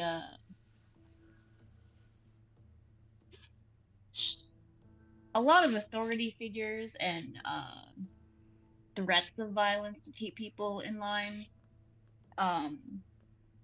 And today is where people are out the most to look for anyone who they can get their hands on to get stuff from. So we should keep our heads low today while we're going around. We're probably gonna find trouble no matter what. We're gonna make trouble, but we might run into some people while we're going through. So we should just keep our heads down if we can. Then it's good that we have advance notice. Thank you, Arthur. Mm-hmm. Perfect. You enter into Complex City through an unassuming door, which is able to be shut right behind you. And you realize that Complex City could be considered the final stage of evolution of Livenline. And by that, I mean, as you're walking inside, you realize that as Livenline still has the main roads running through it, those like little cutways, this is as you look inside, you expect to see some kind of courtyard, maybe an alleyway. This is a solid set of buildings, as if one ginormous complex, like imagine an apartment complex 12 acres wide, covering an entire city block. As you begin to walk through, you recognize that in certain sections, some of the outside areas have fallen into such disrepair that as you are walking, certain hallways have been collapsed in, boarded off, and you must go through public domiciles with doorways seemingly broken, like the wooden walls being broken through into like living rooms and kitchens that are fallen into disrepair, that you walk through to then continue down the hallways. As you are all walking down these tightly packed corridors, can everyone please give me a group intimidation roll? Oh God. Let's Yeah, go, that sounds charisma about casters. right. Let's go, Let's charisma go. casters. Let's go. This is what we're built for. Yes. Oh no. Yes. Fuck yes. I Yes! got a roll that is very fitting. I got a 7. Okay. I got an 8. Okay. 30-20. Dirty 20. Let's go. I got a 26. 26. Go. Let's Four- go. 14. 14.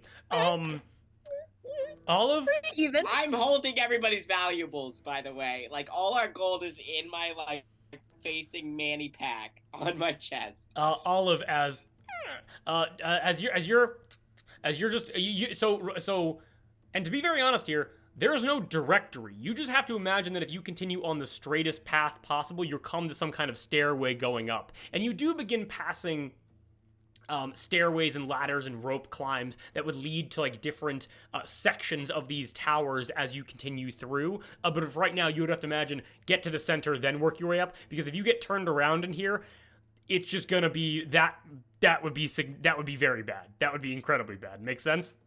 Yep. As you continue forward, Olive, you watch a door open, and you just see a large, I guess, vertically blinking eye blink towards you. The pupil focuses up as you kind of and just quickly kind of walk on past. Rhyme, you see this eye kind of peering out towards your group as I you all make begin. dead eye contact with it, and just, like, a little bit of frost covers it for a second, like, as it blinks. It's almost like when you step outside on a frigid, cold day, and the fog like kind of clouds up your vision just momentarily. With that, you watch this eye go and look directly at your tattoos, and as like multiple locks begin like being put on the doors. I also say, like, a good 3 feet out from Rhyme, it is like a brisk winter day. Just, he's radiating, like, cold. Phenomenal. And I'm also gonna say that like Cower, like as you're walking like along with the group, you like odd, like again, very odd construction. A window that's completely inside. It wouldn't lead to anywhere. You watch as shutters are kind of like pulled back and opened up as you just see someone go like, where are you headed to? I do the thing I do where I turn into a seal just a little bit, so I get the speckles and the sharp teeth, and I go, none of your business. You watch this this gruff kind of like elvish man go like, oh bitch, and to slam the window and then just like close the shutters. Honestly, y'all passed the intimidation check, the group intimidation check. So excellent job. Some of you with flying colors. And Yorda, although you're just kind of like following behind Olive, like, you know, like after having that moment, kind of like backing her up. But I will say that You do get the feeling that eyes are on you, and then they look at your armor, and look at you, and they stop looking at you. That makes sense? The way I like it. Exactly. With that, you all begin continuing, again, looping in and out. Some places completely blocked off. You climb up, you climb back down as fast as you can. You begin going through this maze of buildings. And as you come to the center, you realize that while everything else has been so incredibly confusing, this labyrinth of buildings, you see that when you have to imagine that you've reached the central tower because it is the one section of the building with an unobstructed staircase leading up. And as you peer up through like that square almost viewing section to see all of the floors, there are no turnarounds, there are no there's no cutoffs, there's no disrepair. This seems to lead up as far as the eye can see.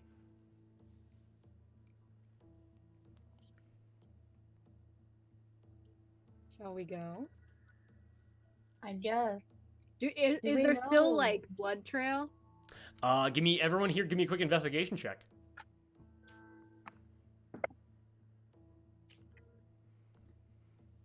Wow.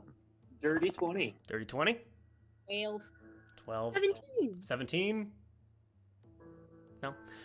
Yorda and Cowrie, the largest and one of the smallest, you both looking at the stairs.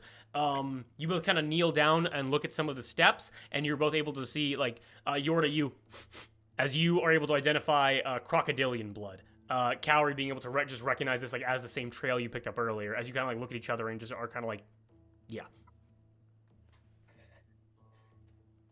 I'm sure this place has made it very clear, as Arthur has as well, but I don't know what we're going to find, but it's definitely going to be danger.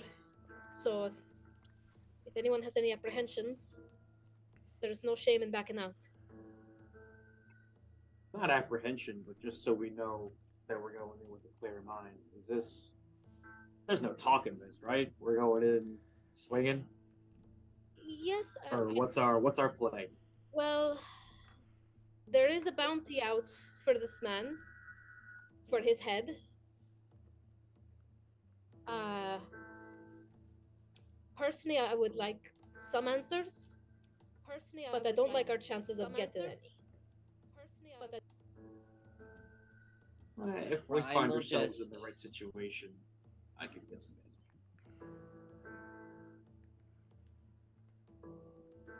Yeah, right. Ryan will just roll down the turtleneck a little bit to show his tattoos off, and then crack his knuckles. Well, yeah, I'm trying to remember. Is the bounty to kill him or to bring him somewhere? I think it was. The bounty said. Hang on. The bounty said, "Bring me his head." From the head roll of Live and Lean. Mm-hmm. So kill him 1,008 gold somewhere. pieces. 1,800 gold pieces. 1,800? Why did I write 1,008 gold It's a very odd pieces? number. That's not divisible by 6 at all. Nice. Hey. Anything that people cast in preparation, I guess do now if you haven't. But I think that you I will will. cast Bless on us. Aww. I will cast it on Olive, Yorda, and myself. Self-care. Self-care. The only self-care Rhyme knows. I am gonna cast Bark Skin on myself, which raises my AC to 16, which currently is 12, so I'm gonna bump that up a little bit. Oh, buddy. Oh, buddy. Buddy. When was the last time that Okay, I'm ready. When's the last time that we slept? Just curious. You guys did have so you guys had a full rest after the battle with the Duke. Oh, we did? Yeah. Yes. And then we. It was an 8-hour journey by the ferry to get to the Arbor at all. Oh, true. Okie So whatever spells Oh, you yeah, have used today, you have used those, but regain your spell slots and your hit points for whatever you lost during the Duke battle. It was only 2 What rounds of about- combat, so I would imagine. I was What trying about to the remember, second 'cause Duke I battle? froze- Yeah. Oh, It was after the second Duke battle. It was a long rest. Yes. Okay, cool. That was my question. Because I think I do. Oh. Slap back. Yeah, that makes me happy. Okay. I'm so Makes- amazed that you guys don't just immediately take the long rest when I say it. That blows my mind. You're like, ah, we'll get to it eventually. I want I to have a ask. second I don't level want to spell just do slot it. still. I gave Um, myself a long rest. I just didn't really need it. Do we? Oh, go ahead. No, I'm still thinking. You go. I was gonna say, do we want to take a little break, like bathroom break, stretch break, before we jump into it? I will say just in one moment. We'll definitely take a quick break. Okay. But go. Okay. But how about just in a little bit? Sound good? Yeah. Alright. Perfect. Just like have a good like little narrative, a little narrative cliffhanger. Yeah. Okay. Um, For now, I'm just gonna cast Shield of Faith on Olive. On who? On you. Me? Ooh. What'd that give me? I think +2 to your AC. A what? Aw. plus 2 to +2 AC. to your AC. My AC is 18 now because of Mage Armor. And 10 whole minutes, or until I cast a different spell. I will say that that's going to carry on to whatever happens next. Okay. Oh my god. That makes me nervous. That Sounds is a good. That makes me nerve-wracking nervous. thing to say. Don't forget, Olive and Yorda, you have Bless. That You're- applies to I'm attack taking- rolls and saving throws. I'm taking my D4 now, so it Same. doesn't. So I don't think. How long, Arthur? How long does that resistance spell last? I think The like resistance? around. Absorb elements around. So they're asking for Or resistance. until. Up to a minute, so it's fast. Okay, Yeah, cool. that's good to know. passed. Hey, you got a check. More than okay. Absorb elements only last 1 round, and then Bark Skin lasts for an hour. Okay. We all kitted up. You're Excellent. 15 stories. It's a lot of stairs. Not for Arthur though. Arthur can fly. Whee! Yeet! As you guys, it's a determination of like first 5 stories. We're gonna get this son bitch, and then, like you get to like the last 3, and you're like, oh god, okay, yeah, you sucker, dragging yourself along. My quads are burning. As you reach the top of the stairs, you realize that as you reach the top of the stairs, there is no door for you to walk through. Weirdly enough. And just as you are like looking at this like odd wood wall, you watch as the planks as they begin being sucked down one at a time, and they begin sliding along the floors and the walls, opening up a 10-foot wide, almost like double door, essentially.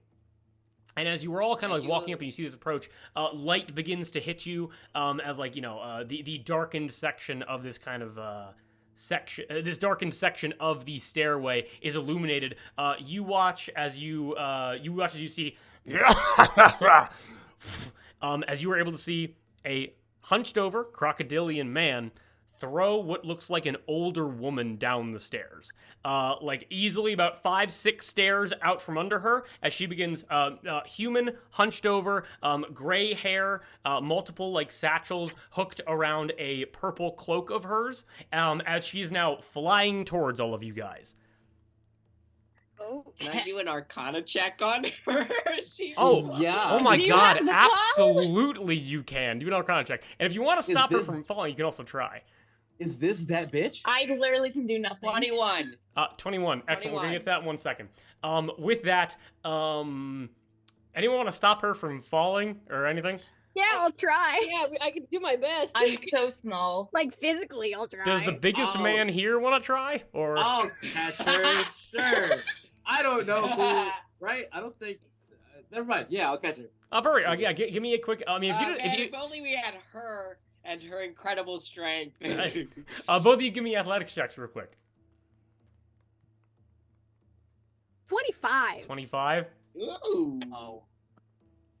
Oh, natural 20, bitch. Yay! Yes. Hey! With a What's with the total? 27.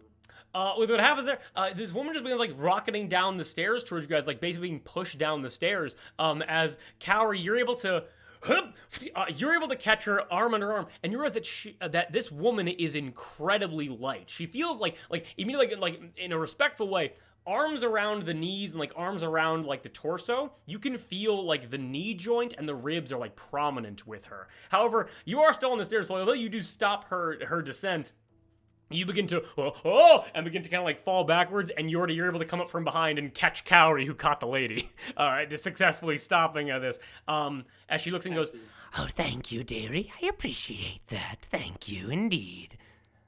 I knew it. I don't trust it. I knew it wasn't gonna be.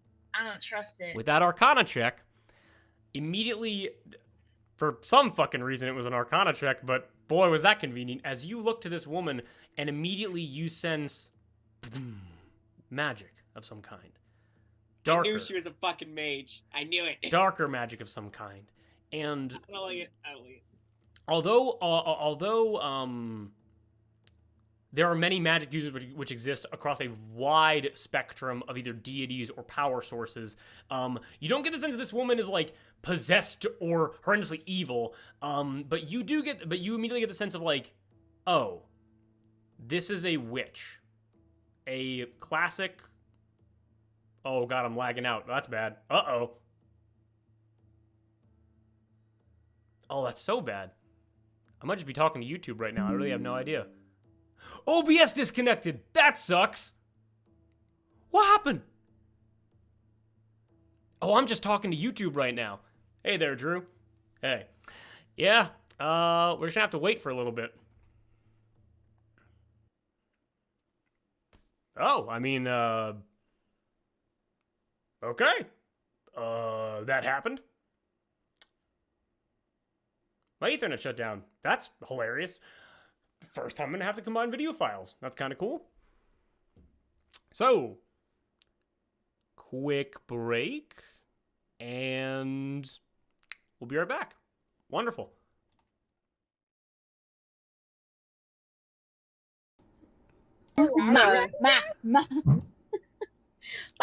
And we okay, and now we are live, and we have things recording, and excellent. So, I think right before we ended last time, it was like, we're gonna take a little break after I do a reveal, and then I did a reveal, and boy, that break certainly was significant. That was fun. But now we are back. Yes, Kate. I'm so sorry, Drew. But Nico and Moss are switched. I'm rhyme now. Everything I say. Well, that's actually no problem at all, because wabam! How's that? Whoa! I control positioning. See how easy that was? How'd you do that? It's just moving the cameras around in the Zoom. But with all of that, are we all ready to resume playing D&D and hop right back into it? Yeah. Yes. All right. Then everybody please join me for a deep and cleansing breath before we hop right back in. Sound good? Woo! Yeah. Absolutely. Please join me.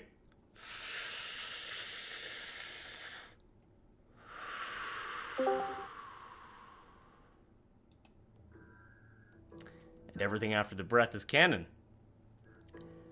Well, because of how sudden the ending was last time, we don't really need a ginormous recap. I will say that, the fire was put out, Cutterjack ran off after the culprits, you all ran after Cutterjack and the culprits, leading you into Complex City, where you have ascended up the central tower of Complex City after who you would assume to be Emin the Walking. With that, as a lack of a doorway, as the planks of a wall at the top of the stairs, as they crumbled before you, creating an opening, you watched as two crocodilian men, 6.5 feet tall, easily 250, 300 pounds, drooling, throw an older woman down a set of stairs, purple-robed, leather straps along her with different pouches, different keys. And as this all skin and bones, and as she flies down the stairs, she is immediately caught by Cowrie, who is then caught by Yorda. And this is where we return. Cowrie and Yorda holding through process of elimination, this woman, anything you want to do with her before you continue, as she thanks you for allowing her to not fall all the way down this large set of stairs. And we ascertained weird dark magic vibes, right? So I'm gonna say this sentence, and hopefully it's not going to end the stream. But yes, you're able to figure out that this woman is a witch. Now you're able to. I just stop. I just turn everything off. Now it's important, and I will say, like, going off of that previous track, you're able to recognize that. This woman is not a hag. She is not some kind of super powerful, almost deific being that is casting insanely high-level spells or laying curses upon people that require years to break. Rather, she is a witch in the more, I guess you'd say, traditional sense, where you get the sense that her innate magical abilities allow her to concoct potions or magic items, both positive and negative. Maybe healing salves, or maybe some kinds of cauldron mixtures that produce unknown effects, things like that. Make sense? Yes. And with that, anything, as she looks to Kaori and Yorda and goes, "Oh, thank you, dearie, that's appreciated." You are so welcome, ma'am. I drop Cowrie out of here. Kaori, please give me an athletics check. Okay. Not like down the stairs, just like No, I know, just like, but the weight of this woman coming off of you and being fully placed on them. Dirty 20. Dirty 20. Oh, well, given the DC was 8, she's maybe only 95 pounds. She's very small. Although her cloak is baggy, she is all skin and bones. Oh man. I help her to her feet. I'm like, I put her down. Are you all right, ma'am? You any reason you're being thrown by crocodilians? Oh, they are mean, sweetie. And a long, kind of crooked fingers kind of like gently grazes across your chin as she goes, "But you are kind. You're very kind." Oh, I just did what anyone would do. Give me a quick, just flat charisma check. Charisma. Oh, my dice have not been. You seem so nice. So normal. It's so young. That's a 17. That is a 17. Give me 1 second. The little babushka. Babushka. I'm sure she'll do nothing. Nothing wrong. Nothing wrong. Nothing bad. I'm sure she just has some candies on her. She'll give me Yorda's a afraid of boon. old people. She'll steal Orders. maybe 1 or 2 years off your life, and that's it. As you say that, she just quickly kind of like, she notices like your path is to go up, given you were not like passing each other, and she just quickly like hangs her like long crooked nose and like kind of like whispers in your ear very quickly. In the Selkie native tongue, it seems like she has like some insane knowledge which you are unable to like gain just from looking at her. As she just whispers, "Beware the color purple," and then leans away from you and goes, "But that is all, dearies. Best of luck on collection day." And then she begins to... Well, I'm just going to say, for the ease of everything here, to avoid having an NPC which just becomes the new favorite of the party, as she just begins to... And as she walks, her body just kind of like rattles, weighed down by like her different trinkets. You guys just kind of part and just kind of let this woman of clear power of some kind pass by you. What's your name? She looks back and goes, "My name is Raven Conurch." And she looks back at the stairs before kind of like descending further back down, and just goes, "And you can find me within Complex City if you need me, but not if you don't need me." And she just, but keeps looking at you, walks down the stairs backwards until she just slowly exits from your field of view. Like she's a NPC that's malfunctioning. Yeah, exactly, yes. What was her last name Keep again? posing. Raven Conurch. Conurch. Oh, wow. I wrote corn urchin. I heard corn chip and I was like, that can't be it. Wow. We just had like a Bernstein Bears moment where everybody heard something different. It's Bernstein. I wrote down corners. I got it. There you go. Cornered. Excellent. With that woman having descended, you look as the crocodilians, which everyone here but Yorda would recognize as Nash and Beryl, look down at you and goes. You see drool like just drip out of their mouths as they look down and go, Well, it's familiar faces, is it?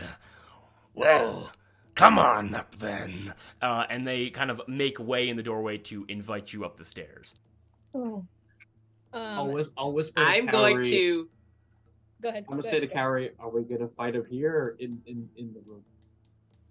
'Cause I don't know. I Unclear. don't know these guys. Unclear. We'll give it a minute.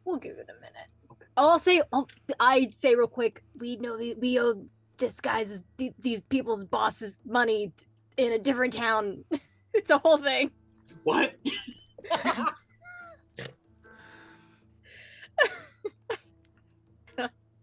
I'm just real quick going to spend my last 2 sorcerer points to get a 2nd level spell slot back. Okay, 2nd level spell slot back to you. Excellent. Anything anyone else wants to do before you kick it in? I'm gonna say you maybe have like a time for like one short little exchange to determine if you're going in guns blazing, asking questions. What are you doing? Who else There's- remembers if they're blessed? Because I'm blessed from Ryan. I wrote it down. I think. I also Is gave. Bless still up? Yeah. Oh yeah. Seeing as no time has passed. Bless is up and Mage Armor's still up, and I believe the Olive, Yorda, and Rhyme are blessed. I have written down that I have a Bardic from Cowrie as well as Shield of Faith from Yorda. I don't know who else they gave Bardic. I have a Bardic from Yeah, Cowrie. Rhyme has Bardic, and I know Arthur cast Bark Skin. Oh. Is So that you've got the still AC up? on yourself. yes, that's cool. whatever We was did all sorts of fight Okay. prep. whatever was Yeah. cast before is still active. I believe Olive still has an AC of 18 from stacking Mage Armor, and whatever Yorda's blessing was. And Shield of Faith. And Shield of Faith. Carrie, what is your Bardic? Is it a D6? It's a D6. Got it. I also cast Armor of Agathis on myself. Okay, got it. Not a problem. Drew, Yes. I have a question. Given what happened in the tavern with Rhyme, do we count that as like that's happened and like his racial feats come into play, or I am going to say for simplicity's sake, that was an isolated incident which you were not present for, which concluded itself within the tavern. Make sense? cool? So my AC is still 15. Yes, AC is 15. Okay, Perfect. cool. Anything else before you guys ascend the stairs? Oh god. Rhyme is just going to crack his back real nicely and take point. And take point. Excellent. Yeah. Then give me one moment to transition over to the wonderful combat overlay that we have. Ooh. Absolutely awesome. Everyone, as you come to the top of the stairs, you watch as you all step through, and behind you, the doorway to the stairs, the entranceway, really, and you watch the boards build themselves back up behind you, effectively locking you into this floor.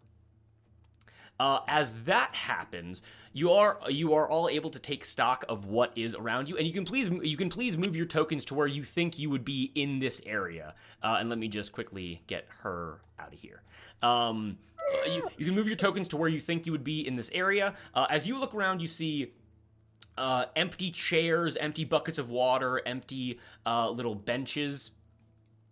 This is what you would assume to be like some kind of waiting area to those trying to come and pay tithes to the walking.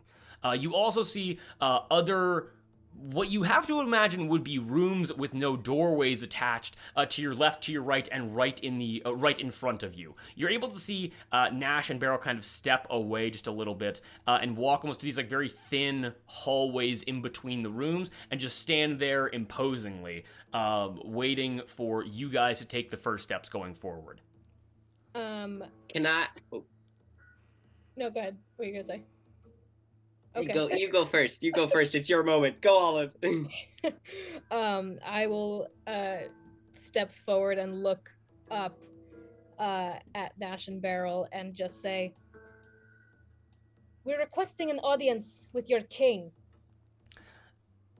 As you say that, Olive, you watch as the center section of the wall for the room directly in front of you comes apart, revealing a 5-foot wide doorway. As that happens, this is revealed to all of you. I'm gonna need everybody here to just give me a quick perception check to see what you can actually gain from looking in here.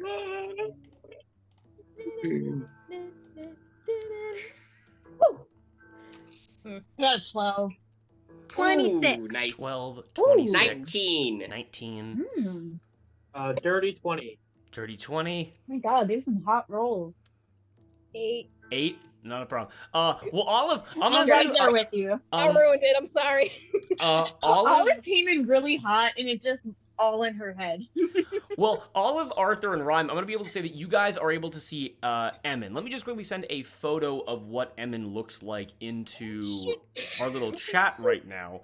But effectively, Emin is this wide Minotaur man. And Minotaur. Arthur, without you having to really even roll for this, you get an innate magical sense from this man that links him to the natural plane of existence. You get the strong feeling that this man has some kind of like natural magic around him. As you can see, ginormous horns peeking out of his head, ringed with gold. You see a thick underbite face with a large nose taking up maybe half of his face entirely, with a gold ring in both nostrils. His hands only having 3 fingers on each, 2 fingers and a thumb. Broad, easily 7 feet tall. And it's Kai from Kung Fu Panda 3. Nice catch. We broke the code. Can Yeah, what's up? I just want to make an arcane check. An Arcana check? Arcana. What do you want to make an Arcana check on? On, Emin. No problem. Go ahead. Yeah, just as you gave me that, like, it's a 9. That's a 9? Yeah. What are you trying to gain from this Arcana check? You had said that I kind of got a vague sense, or an innate sense, of a magic sort of tying him to the world. I just wanted to see if I could get any more information on that, or if there was anything I could, like, get further. I will say, just because you want to investigate that further, I won't give too much away, but what I will say is that some druids have a proficiency with some elements over others. Some are the jack of all trades, some like fire, some like water, some like earth, some like wood. You think that Emin is locked into one of these proficiencies, but you're unable to kind of garner which is which. Okay. I will say that with what's up? Does he have any weapons on him, or does it look like his fists are his weapon? With that perception check, there are a couple things here. 1. Yorda, with a dirty 20, right? Yes. With a dirty 20, you are able to see to his left and his right, you see gold bars, you see leather satchels, you see open satchels full of gold. It seems like people have been coming to provide a great amount of money to Emin on this day. You assume that if this fight goes well for you, you could walk out of... If this fight goes well for you and you don't attract a lot of resistance and you get out before things get too hot, you could make a lot of money, number 1. Number 2, Cower, you recognize the exact same thing with a 20, something above 20, right? 26. 26. With 26, you're able to see 2 things immediately. Of all these glimmering things, of all the gold, the crown, the gold bars, the leather satchels, all of it, you see 2 things of note. The first thing you see a purple sack to the right, to the left of Emin in the room. Exactly. Thank you who's ever doing that. And the second thing you see, unmistakable, you are able to see those gray lines making an X. You see Cutter Jack's machetes right next to Emin's little throne. As he sits on a wide red chair, larger than any seat. Like, you guys would look comically small within it, just due to, like, how large this thing was constructed to fit him properly. As the door opens up and Emin blows puffs of visible, like, almost like white exhale out of his nostrils and just waits for someone to step inside. From the unnatural 20, or maybe Kara could see it too, do we see blood anywhere in the room? I'm gonna say that Yorda and Cowrie give me another perception check. But this is gonna be an insanely high DC. I believe. Come on, bards, paladins, paladins. 27. Whew. 19. I rolled 19. 19. Yorda, no obvious sense. I'm gonna say with a 19, Yorda, you're able to clock huge calluses on the knuckles of Emin's fists. And it's not exactly how it works for humans, but you assume that Emin, whatever magical properties he has, is also a very experienced brawler. He's experienced in physical combat as well. Cowrie, I'm going to say, so if I'm going to get to that 27 in 1 second, because that's insane. Does anyone step into Emin's little domicile? All of you step in. I stride in. As you stride in, who follows? I'm As here. soon as I'm right at her back. You all walk into Emin's little domicile there. So we got Olive and Rhyme in tow, and then Cowrie, Arthur, and Yorda kind of like following behind, correct? I'll be Yes. in the back. Excellent. As Olive and Rhyme, okay, a couple things are going to happen in succession here. As Olive and, just hear me out, okay? Don't get too stressed. So as Olive and Rhyme step into the room, Cowrie, Arthur, and Yorda kind of like following behind. Can I get a quick dex save from Cowrie, Arthur, and Yorda? Oh. Sure The thing, door's guys. closing behind us! The door's closing behind us! Oh no! Oh my god. 19. 19. Nice. I'm flipping my coin. I just wanna. Yeah! Okay, Coin. dirty 20. Thank God. Okay. That's a 6. That's a 6. Ah! Cowrie and Arthur, as you guys feel just the slightest, a slight rumbling of the wood underneath you, you take a quick half step forward as the walls build up behind you and lock Yorda out of the room. Cowrie, as you are Not the tank! Cowrie, you put 2 and 2 together very quickly as you are quickly jumping into the room trying to avoid this like wave of wood that comes towards you. Right behind Nash, looking at you kind of like, you see specks with a 27, right? Yeah. Absolutely nuts. You see drops of blood, with a 27 being insane, leading west. Seemingly going from the midpoint of the hallway here, Okay. going in this direction. Okay. Makes sense? Yeah. And are Nash and Beryl stuck with me? Yes, Right. they are currently outside of the room. They are stuck with me. They are stuck with you. I got trapped in here with you. And give me 1 second, actually. And I'm also going to say that I'm gonna say like Yorda, you especially hear this. Cowrie, just because you're like again in the room. Nash and Barrow just begin to slowly approach Yorda, and as that happens, you can hear, but beneath their large reptilian feet striking against the floor, you're able to hear. And you hear somebody knocking on wood and yelling. Seem good? And you hear that. I'm gonna say with the 19, you do hear that coming from that direction, which I just That area? Okay. Yeah. Make sense? Yeah. We're gonna get to Nash and Barrow in just 1 second. We're gonna focus on Emin just really quickly. Emin sees everybody walk in, clock everybody, looks to Olive and go, She's arrived. Perfect. Now fuck off. Wonderful. Well, then open the door for us.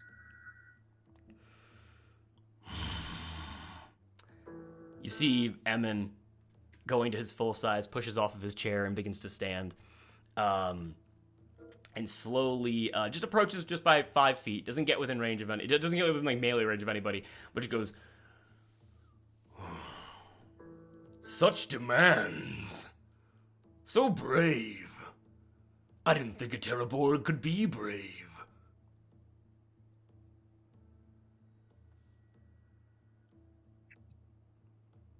Not like the others. Clearly, every family has a black sheep.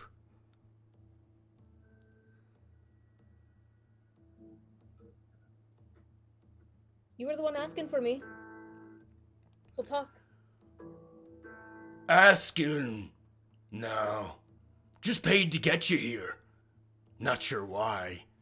But Nash and Beryl did their job. Saw Water Genasi lady walk in. Set the place ablaze. Nothing sends Water Genasi running like a fire. You're very clever, aren't you? You see as he, you hear, just the metal on his horns and in his nose and like on his bracelets just jingles as he kind of like looks around at the walls around it and goes, Well, I like to think so. Now. And you watch as the doorway behind you opens up as he says, Now fuck off. I got paid. No. The door once again closes up and goes, No. You put my family in danger. That's not something I take lightly. I'd like to know why.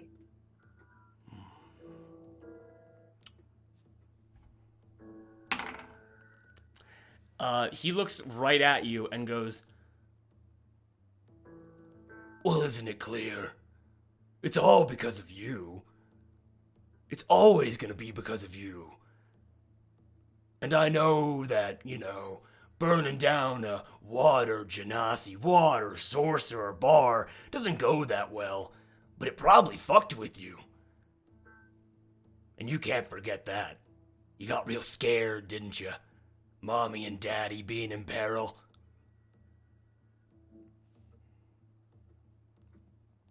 They don't need my help. They never have.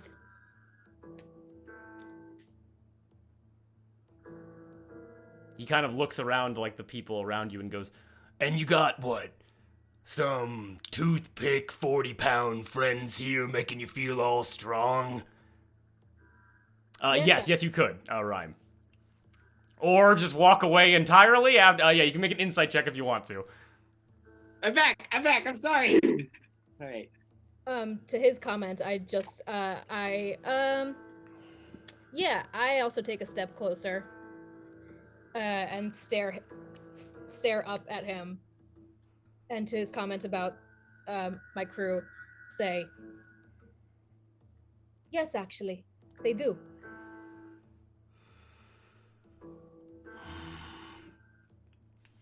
You actually see, yes, Ryan, what'd you get for your insight check? I got a 17. What are you trying to get insight on? Is he, does he personally hate Olive? Is this motivated by some personal vendetta, or is he just a dick who's been paid to fuck with her? I'm gonna say on a 17, you guys have met a lot of nice people so far. Besides the literal slavers and Ophia, everyone that you've met has been pretty nice. Emin is a cold reminder, the ruthlessness and the, I guess, roughness of the people that also inhabit this city and this world. And Emin is, I'm going to say on a 17, at his core, a guy who has probably killed and manipulated and stole and intimidated to get where he is now, and he's certainly not going to back down now. Make sense? Mm-hmm. Any other insight checks that were made? Emin, he takes a knee right in front of you, so his head is in line with yours, and he goes, I want to be honest with you. You're gonna die. Not here, maybe not now. But this life, if you think, And he looks back at Rhyme, Cowrie, and Arthur and goes, if you think a Selkie, a Spellbreaker, and an Owl can keep you safe, you are rushing towards the grave. And you're gonna die, just like your mom, just like your dad, like your sister and your brother too. Rhyme starts giggling. you start giggling, as he just goes, And you know, your folks got a really nice piece of land there. And maybe I'm looking to move in soon. Oh my god, you're so funny. Rhyme, as you say anything at all, Yorda, we're gonna cut back to you. Die! What the? We cut back to you as Nash and Barrow both approach you, not in a fast, like not like they're going to attack, but they get within melee range of you. They basically come at you from both sides, as just drooling. You notice as they kind of like begin like kind of moving around you in a circular pattern. You notice that one of them, a glob of spit falls out of their mouth and lands on one of your new mithril boots, and they say, This must be the replacement for the small one. Wonder if he's got the chops. How do you guys know my crew inside? Oh. We brought him in once for an old boss. Weak little small man, pretending to be big. And as they continue circling, Nash then kind of gives the mic to Beryl as they just keep moving around you and goes, But now we're with someone stronger. Pays us better. The work's more fun, too. More explosive. give me an insight check. Ooh. Natural 20 for a 25. These guys are not men of subtlety. They tried to burn down the Triple S Tavern. These guys were the foot soldiers. These guys did it, and you also. I'm saying on a nat 20. You think that not only are these guys ruthless mercenaries, but they genuinely enjoyed causing that much fear and that much torment. See, actions like that, I think you're a little misguided. Sure, I love my fair share of destruction, inflicting fear, but you guys are doing it for all the wrong reasons, You're doing it for the man when you should do it for maybe a bigger purpose. Right? You see what I'm saying? And as I say that, I'm gonna summon a spiritual weapon and I'm gonna attack. Okay. We're going to vibe with that for 1 second. I'm going to put a quick pause on that just to sync up what's going on inside of the room, okay? So hold on to that. Yeah. I'm going to honor that. Get it. I'm going to say as you go to do, like as this conversation is happening, you look towards the southernmost wall of this center room, and you watch as, no saving throw, you watch as, Rhyme, you giggle and you say something, anything at all, and the wall behind you completely goes away, completely disappears, and you are able to watch as, and again, there's no saving throw, this just happens, you watch as Trap door. the wall is redrawn and completely boxes you out of the room, so that currently your face is staring towards the wall and your back is to Yorda, as you're able to kind of turn around and you see that you are now effectively outside. The room has redrawn itself to box you away from Emmon to give him privacy. Stunned. Rhyme just shouts at the wall and says, "Wow, you're so brave. You're so strong. You're so funny." Olive, Arthur, and Cowrie, you all hear, It's very clearly a taunting voice from Rhyme. Yorda about to attack, no problem. Olive, Arthur, and Cowrie, as Rhyme disappears behind. I'm gonna say that Cowrie, you can take a step forward and just like kind of like see around the corner here. As Emmon just goes, All of your friends are rude. Maybe so.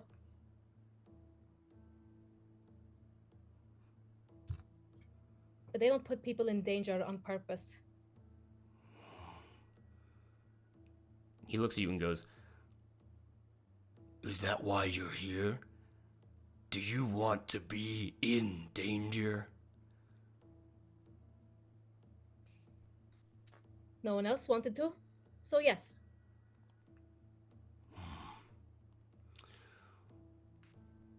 Well, that sounds like a threat. And, well, that means that I'm gonna have to go and kill your mom, and kill your dad, and deliver all that death that I promised to you. Make it personal. And maybe I'll rename the Triple S to Remembrance too.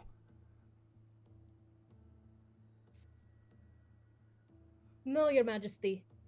This is a threat. And I just pick up any random shit I find, cast light on it, and throw it in his face. As you reach over, there's a table right next to him with like a large mug of ale. You and you chuck it towards his face. I'm gonna need everyone here to roll initiative.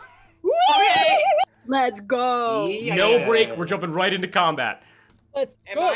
am me and Yorda, are the boyos fighting the crocs? Yeah. We will see what happens in just 1 second. Let me change the music around and then just get absolutely awesome. Knocks. And Yorda, because you said that ambulance. first, you're gonna the way that I'm gonna rule this is both Olive and Yorda will get respective surprise rounds. Make sense? Yeah. Perfect. So just put your initiatives into the chat right here. Every time I do this, it just fucks it up. I'll fix the cameras in a second. It's fine. Just do your little slidey thing again. That's it. I got it. Don't worry about it. Perfect. And then we got 14 right there. Yes, Damn, I did bad. 20 for Yorda. Let's kill these Let's kill these 18. reptiles. Excellent. Hey, Let's kill these fucking people. Oh, wait a Oh minute. no, we're drowning. It's all fun. No! My windows! There we go. Excellent. I'm drifting away! Alright. We just- And then just give me 1 hot second here. With an absolutely awesome move on both of your parts. Truly, the Kate and Nico connection of just like violence, time for it. Yeah. That is a D6. I don't remember if that's, let me double check that. So, It's an ability check. so because I'm archaic, I'm gonna say that like let's just save that Bardic for right now because I already have everything written down because I am using pen and paper for this. But save that for your rolls going forward. Okay. So here's what's gonna happen.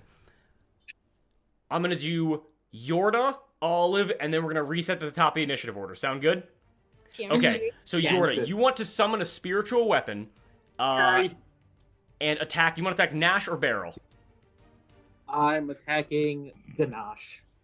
Attacking Ganache, no problem at all. Add a D4. Add a D4 to all your attack rolls because you are blessed. It's attack roll, right? Not damage roll. Yeah. So go ahead and roll an attack roll for me.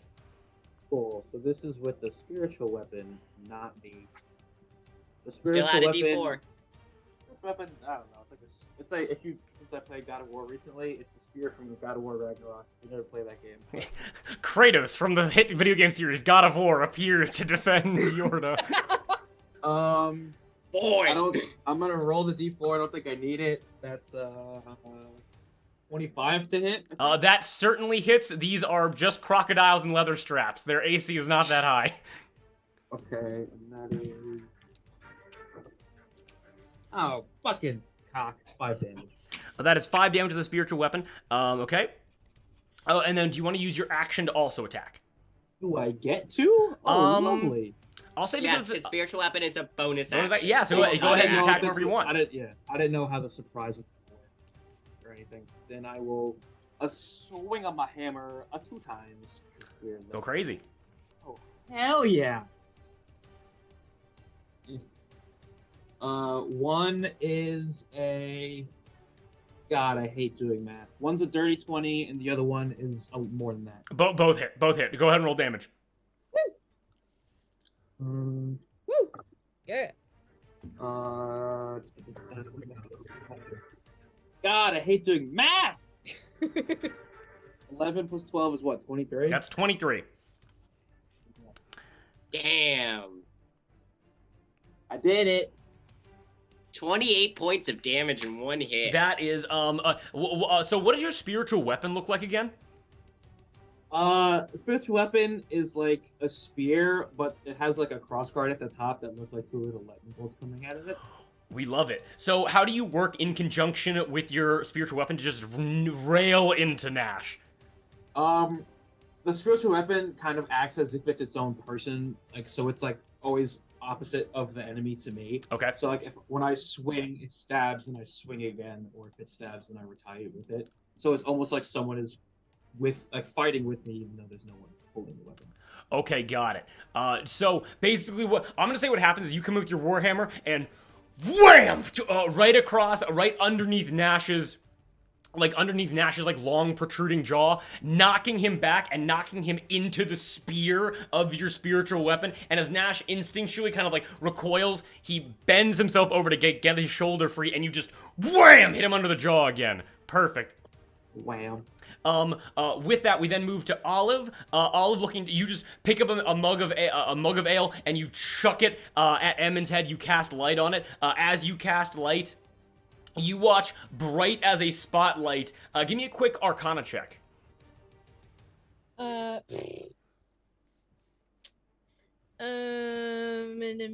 10.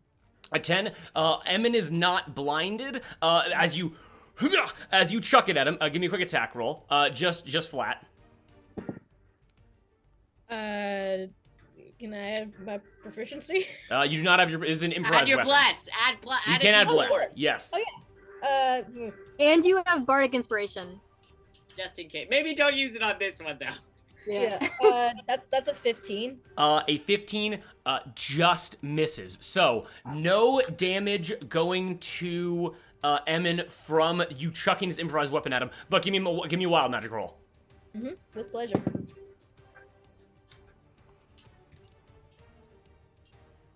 Kamikaze, explode. Is a wild magic Burn into is it fiery a ash. saving throw? Or is it just Nope. a roll? 60. 60. Okay, give me 1 second here just to make sure I have thought you everything. said 60. We got do. I'm just getting all my physical cards ready because I didn't have. I did say 60. No, yeah, 60. 6-0? Yeah. You got a. This is a wild, this is a wild Oh. magic roll. Oh, Yeah, I sorry, don't know thought why you were so rolling shocked to at be that. Like, I thought you were rolling to see if you got one, like if you had one. Oh, okay. Or Sorry, I'm dumb. Orb, it's okay. you're not dumb. Orb. Okay, I have all this organized right here. With that, you got a 60. Let me just get my quick chart up real quick. I'm so excited. I love wild magic. Let's go I crazy. love the continuing theme of Rhyme having no idea that all of it is a wild magic. So bad at his job. Can I be honest with you? I was like, Rhyme's finally gonna find out because Rhyme is in the room, and then Rhyme was quickly no longer in the room. I'm The universe so said you good. got. I'm so good at flying under the radar. I'm so Are good. you? I think Rhyme's also just a little busy. Olive, as you chuck this mug towards Emmon, and also, by the way, casting that light does not reset your wild magic surge. You are Oh. still at 8 or lower, or 9 or lower. I'm sorry, 9 or lower. 9 yeah. or lower. Oh, okay, shit. Oh, because it's a cantrip? We will. Never mind, No. I don't fucking know, man. As you chuck this towards Emmon, you immediately recognize, like, that's a really cool line you just said. This is a really cool move. This is not gonna hurt him at all. And as you chuck it towards him, you watch as he just and just with a look of aggression, knocks the cup away from him.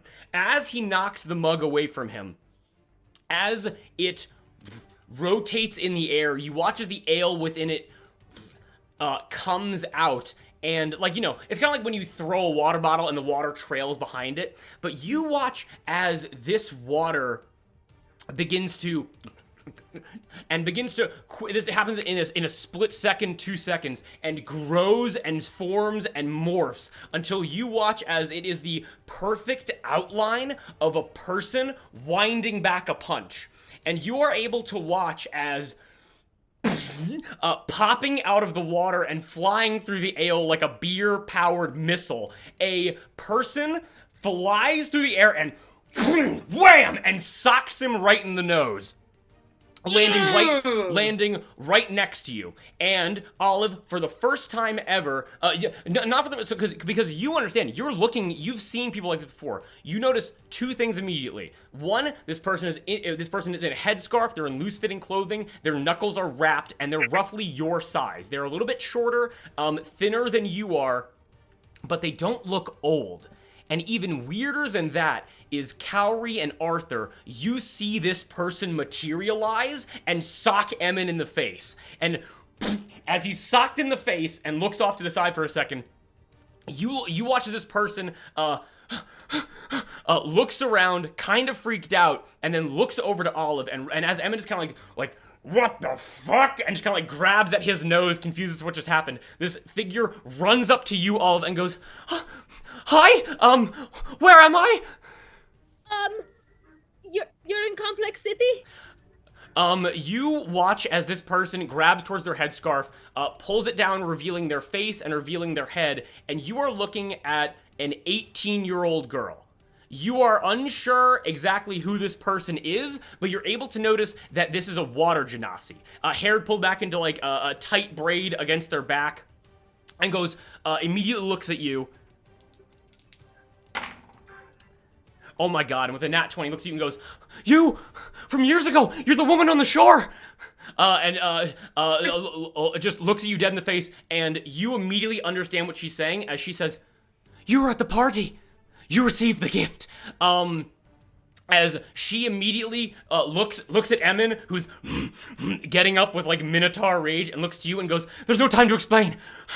We're here to help you. And she looks towards Emin. You have no idea who this person is. She is a real person, an 18-year-old woman, and she is here to help you. Yeah, just reflexively, I think I like kind of like reach out and like touch her and like on like becoming like touching like skin, just like, you're real? She grabs your hand and pulls you in and goes like, what's your name? Olive. Olive, all right. Olive, I'm gonna be honest with you, I don't know what the fuck's going on right now. I was just training with my crewmates, and now I'm here. But my name is Jordan, and I'm here to help you. Happy to have you here, Jordan. This is a very bad man. Please be careful. Perfect. Jordan turns around, and she looks up at Emin, and she goes, Mr. Minotaur, sir! You're messing with some dangerous people now. As Emin goes, little water genasi, and winds up to try to strike at Jordan, who I will now rename. No, that's our new baby. With that, we then reset to the top of the initiative order because those are the surprise rounds. We now have Yorda going again. Yorda, what do you do? The same old thing. The same thing, baby. Don't change what ain't broke. So yeah, for my action, I will swing twice, and my bonus action will be the spiritual. Go ahead. I'll do everything. Yeah. One of the one's a natural 20. Woo! The other two are kind of ball sack. Woo! You add the other D4 one- to both. Add the D4 to both. So natural 20. The next one is I count 16. 16. So 16, nat 20. Both those hit. And the other one is a 14. 14 does not hit. So you got a nat 20, and you got 16, which hits. So go ahead and roll damage. Okay, I'll say the one that missed was the spiritual weapon. Sure.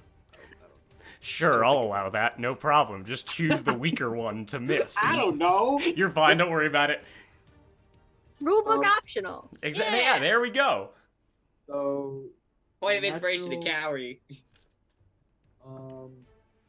Wow, I suck ass. The natural 20 is 10 damage, and the one after that is 8 damage, so it's 18 damage. Immediately you are able to, it's wham, wham! You bring the Warhammer up underneath, Nash's, side. Truly, Nash was talking so much shit, and now Nash is, like, he's like, you see teeth flying out of his jaw, he's, like, blood coming out of him, like, you have taken him from, like, ready to win the fight to on the verge of death immediately.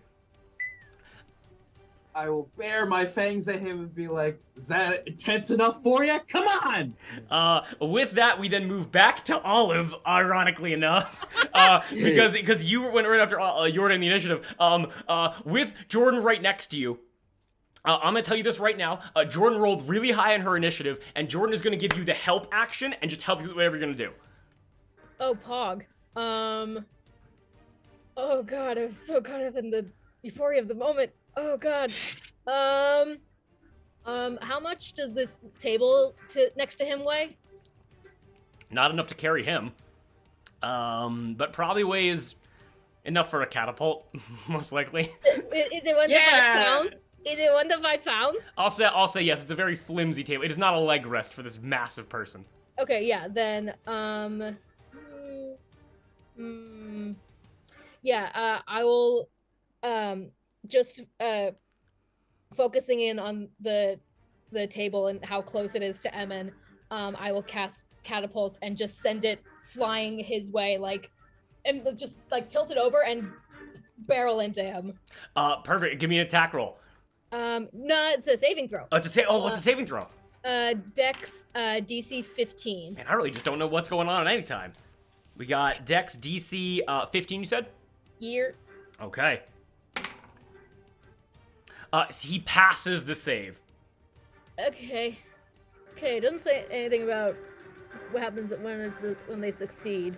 I believe that means no damage is taken by him. Nothing happens. So let me roll for wild magic.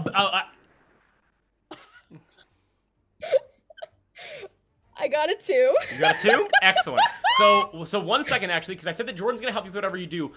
Jordan, as you push the table back with your hand and tip it over, and you watch as the liquid bottles still on the table, which you didn't grab, immediately go off like Coke and Mentos and just rocket the table into him as Jordan quickly goes, excellent idea, reaches up, grabs onto his nose ring, and pulls him down. I'm gonna make the saving throw again with disadvantage. Oh, shit! Let's go! And sadly, although she kind of like maneuvers with him, you watch as the table shatters across him. He just weighs too much for that to hurt. Well, yeah, I just called to Jordan. It's all right. You might want to stand back. And I rolled it because I got a 2 on my wild magic roll for that. You got a 2 on your number 2. Got it. Yep. So let me roll my orb. Yeah, because we were at 9 or lower. Oh goddamn. Give me a quick D20 roll. D20 roll? Okay. Stay there. 10. A 10. As you cast that, you actually watch as one of the bottles, which kind of like held onto liquid that rocketed the table. Mm-hmm. You watch as it and begins circling around you. The bottle goes off, shatters somewhere, and you watch the ale begin to levitate you off the ground by about 6 inches. You are now levitating 6 inches off the ground for 1 minute straight. Damn. Do you also want the result of my wild magic roll? Is that not your wild? What was your wild magic roll? You said roll a d20. No, you rolled a 2 for the wild magic roll, right? Yeah. Then that's what you get. You levitate 6 inches off the ground.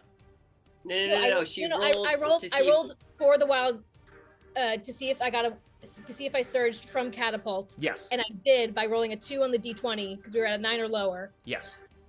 So then I need to roll the d100 for the wild magic. So you did not roll for the wild magic yet.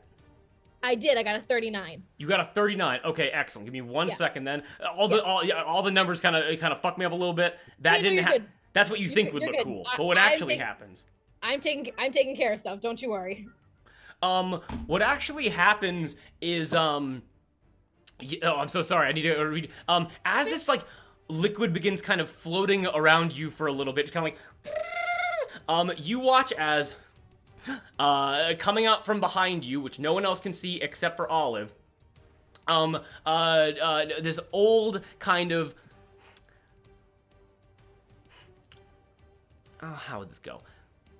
No, one of those kind of like old men that's completely shredded, like I'm talking like 65, 70 years old. That's like cut like the abs, you got the pectorals, he's got the biceps and the triceps, but thin. Clearly some kind of cardio runner. And goes, well, here's a trick they didn't teach you in school about this. And grabs both of your, grabs one of your legs and like pops your, like basically pops your knee back, and just starts rubbing the ale on the bottom of your shoes and goes, well, it makes you run faster on the beach, it does. Jordan looks over and goes, and who's that man? Jordan can see the people that you summon in your wild magic surge. And after rubbing ale on the bottom of both of your shoes, you come back off of the ground, you slam onto the ground, but your dexterity is increased by 2 for 1 minute. Ooh. You then watch as the person goes, now run real fast there, Olive, run fast! Runs behind you, like straight arms, perfect form, and disappears. Jordan goes, and where did he go? Jordan doesn't know what's happening. You can see him? Looks over to Arthur and goes, could you, the really old jacked man, could you see him? I don't know who you're talking about. What? And then we move down the initiative order. Wait, no. What's up? Bonus action, right. That was just my action. Because we're saying cantrips are bonus actions, right? Mm-hmm. Sorry. What are you gonna rock with? I want to get to my little guy. Tell me if I can do this. Sorry. Okay. Can I cast Mold Earth at Emin's feet to create the ground under his feet to become difficult terrain? You know what I'll do? I will say that will be we're gonna do, I'm gonna say, because it's a cantrip, correct? It is a cantrip. Do you want me to read you the wording of it? So, no wording necessary. We're going to do an opposed nature roll, because the only earth here is earth that's under Emin's command, that being the planks. And Emin has a very high nature modifier, but if you beat this, I'll allow you to do that. Okay, cool. Okay, give me a nature roll. Okay. 14. 14. Emin has a +6 to nature rolls. He has to, if this is a 7 or lower, you're able to do this. Okay. That is a 15. Sadly, as you try to cast that spell, Emin just kind of like and twists his hoof into the earth. Twists his hoof into the planks, and they seem to vibrate in almost fear under his control. Okay. Perfect. Fair. Do you still want me to roll for a surge for that? Do you have? Yeah, go ahead. I'm do you sorry. have? Go ahead. We were set back to 1, right? Yes, we do. Okay, I'm good. No, you're good. I'm good. I rolled a 4. By the way, totally joking. By the way, roll if you build your character to roll as many dice as possible. I fully support that. So we're now at 2 or lower for wild magic. And can I move Jordan with me? You make an athletics check and anything's possible. I'm not good at that. Oh, okay. 18? Sure, you will take opportunity attacks if you move out of Emin's range, but I will say you can move Jordan with you if you take half of your movement. I just want to swap our place. I want to, like, toss her behind me and have her be, like, between me and Cowrie. Toss her behind you. No problem. Put her here. Emmett, you watch as, Jordan pulls on the nose. Your feet get lubed up. You grab her by the back of her like scarf. You yank her behind you as Emmett and like turns to engage in combat. All right. That is my turn. Thank you. Okay, excellent. No. I'm sorry that took a little bit long. That was an excellent. You rolled a lot of dice, and I really enjoy it. Me too. And now we got. Give me 1 second here to decide what we're gonna do. Oh, you guys are so perfectly positioned. Mm. Unluckily so.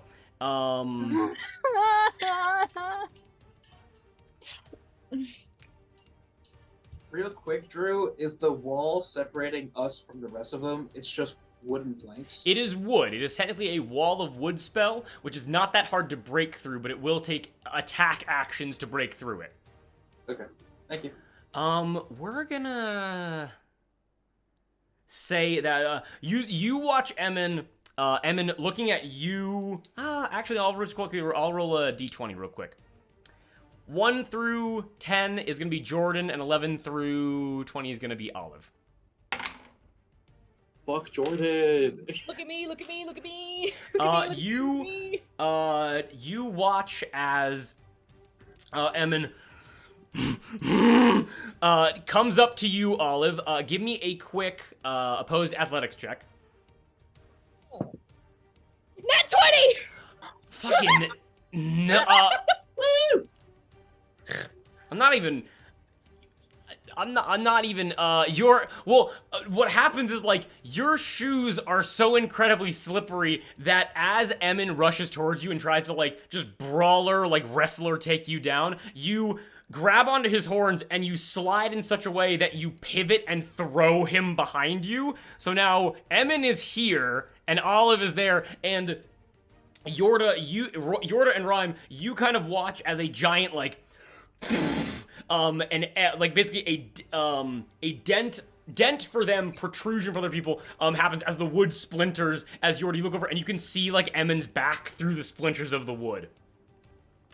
With that, that's nuts. And you watch as Emin. That's a nat 20.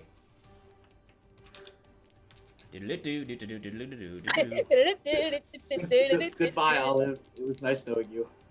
Can I see him? Can I see him? Godspeed. No. So for the purposes of no, because the wall isn't fully broken. Like, you can see, like, little slivers, but not enough to, like, properly move him around. You need to get, like, a full picture of him. Not to move him. I have silvery barbs. Did he make an attack roll? Well, but again, the wall's not broken. I'm just saying for, like, flavor, you guys can, like, see, like, little slits of him. But, like, the wall has to be broken for effects to take place on him. Make sense? I know. Drew, can I ask you something? Did he cast a spell? No, he did not. Okay. Because Olive, you're so proud of yourself for 1 second as you were able to, as you pivot Emin, and Jordan looks at you and is like, that was an amazing move! And then Olive, as you turn back, you just see the largest pair of Minotaur knuckles hurtling directly towards your face, and you can feel, it's almost like the slow motion shots in, like, Creed or Rocky, where it's as you are hit for 14 points of damage, as you can feel, like, intense, sharp stabbing pain in your cheekbone, like he just caused a hairline fracture of something. Okay. Which then takes us to Nash and Beryl, who are both going to, obviously, as Nash goes, brother, he just can't talk properly because his jaw's all fucked up, and they're going to take attack rolls on Yorda. Try me, bitch. Okay. Surprisingly, both of them are gonna hit. That's actually incredible. That's an 18. That's an 18 and a 19 on the die. But you can see. But Rhyme, you can see them. Who hits me Silvery first? barbs. Wait. Who hits me first, though? Who hits me first? We'll go from left to right. It's gonna be Nash and then Beryl. Okay, let Nash hit me. So if you can only do silver barbs on one, do it on Beryl. Okay. I'm doing it on Beryl. On Beryl, no problem. Just gotta roll this again. Well, because he needs to get a 15 or over to even hit Yorda, so... That is exactly a 15. Beautiful. So sadly, that actually works. That's gonna be... I'm gonna give Yorda advantage still. How much does Nash hit me for? How much does Nash give you specifically? Nash is gonna give you 9 points of damage. So as he hits me, the little ice. So I'll flavor this in because Rhyme is with me too. As he silvery barbs Beryl, you see, like, a little bit of frost, I guess, come towards Rhyme, and it sticks onto already the ice crystals on the outside of my armor from the armor of Agathis. And as Nash hits me, all of it explodes out, and Nash takes 5 points of full damage. Holy Yeah! Rhyme just looks at it and goes, nice. Yeah, as that. So, well, you actually watch as Nash and Barrow both "Rah!" and leap towards you with open mouths, trying to eat you essentially. And Nash connects down with your mithril armor, and you watch your ice spikes. And they shoot out. You knocked out some of Nash's teeth. They've quickly been replaced by icicles, which you can see now sticking out of the top portion of his jaw because he bit down on top of them before they exploded out into him. So that was from Nash. Okay. Cool. Perfect. I was hoping it would kill him. Just Not yet, but he is not looking great. And then with Barrel, that is going to be 10 points of damage to you as he bites down on you as well. I'm gonna say with Nash, this effect is actually negated, but I'm gonna need a strength saving throw of 16 from you. Bless. Ouchie. Bless. You're blessed. Bless. I'm blessed. I'm Add a D4. Oh, thank God. Thank you, Kate. I rolled a 19 on the die, so I'm chilling. You watch as Barrel actually goes low. You can feel some teeth dig past into the gaps in your armor and get into like your knee joint. And you feel Daryl go. You feel Barrel go. Daryl. You watch him go, and tries to. You can feel your leg moving, but you remain strong. He's trying to roll you to the ground.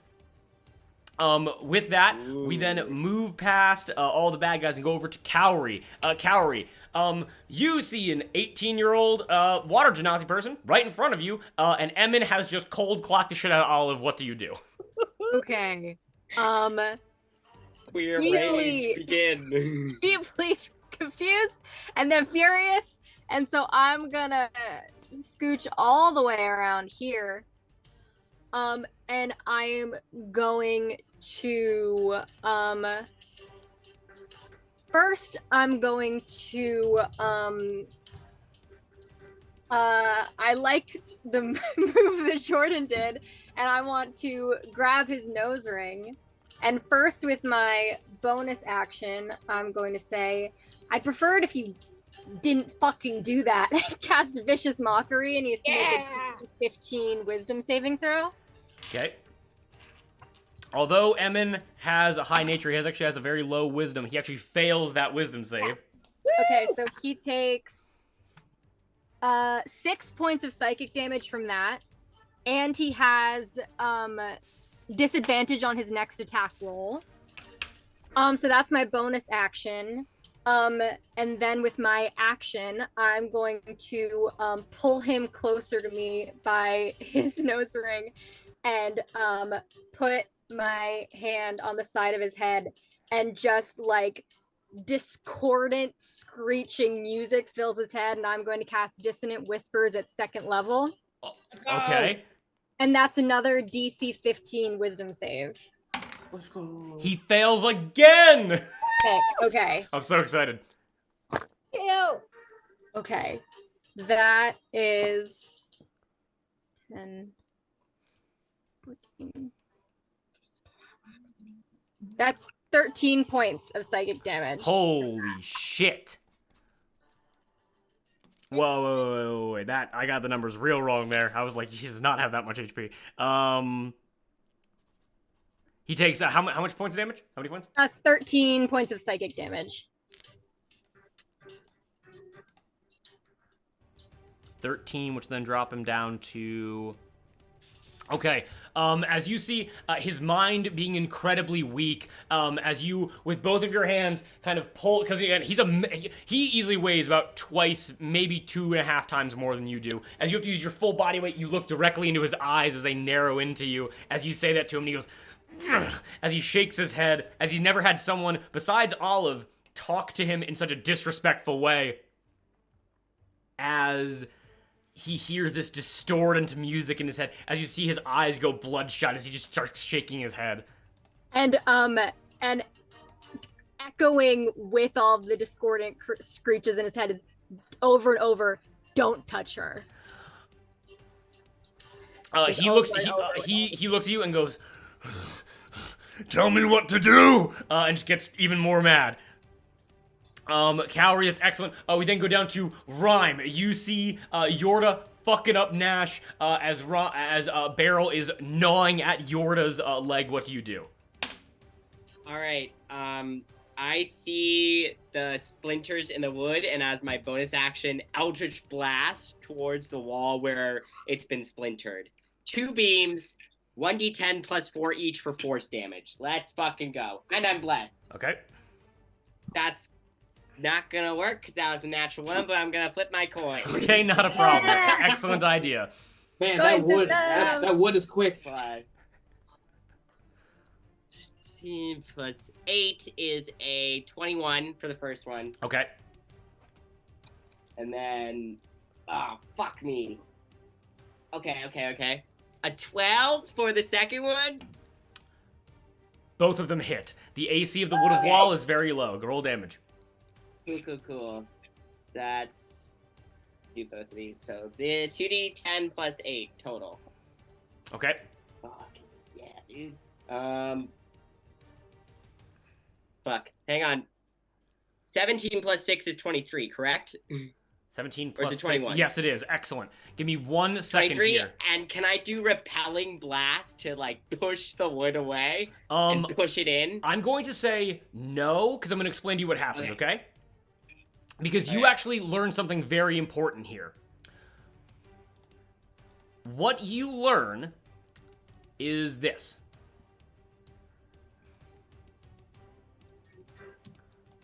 You focus your Eldritch Blast on the wall itself. And as you, I'm gonna say you place your hand upon the wall, and just a resonant, like you move your arm almost like in like a monkish way, and your energy, and you can feel like pockets of energy begin to open up along the wall, and begin destroying it as Emin and Arthur are revealed to you and revealed to Yorda as your damage has now destroyed 5-foot sections of the wall.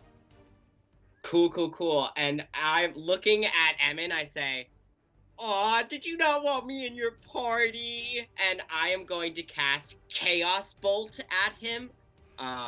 Yeah, that's what I'm gonna do. I'm gonna Okay. cast Chaos Bolt. Come on, baby. Fucking A. God damn it. Wait, I bless. It's not gonna be. So I think you're I don't flanking. know. I don't know. Are you And flanking? you still got Bardic if you haven't used it. Can't I you do. silver? Did you give me the silver barb advantage? Yes, I did. Okay, cool. Hang on. But Rhyme, I think you're flanking. If you're hitting Emin. If this is an attack roll. Flanking is melee. Ow. It's not melee. Ow. Okay. Hang on though. Hang on, because it's gonna be. It's gonna be. I'm gonna use my bardic inspiration because I'm at 13, I believe. Okay. Okay. 17. 17 hits. Cool. So that's going to be 2d8 and a 6. Okay. Okay. Boop.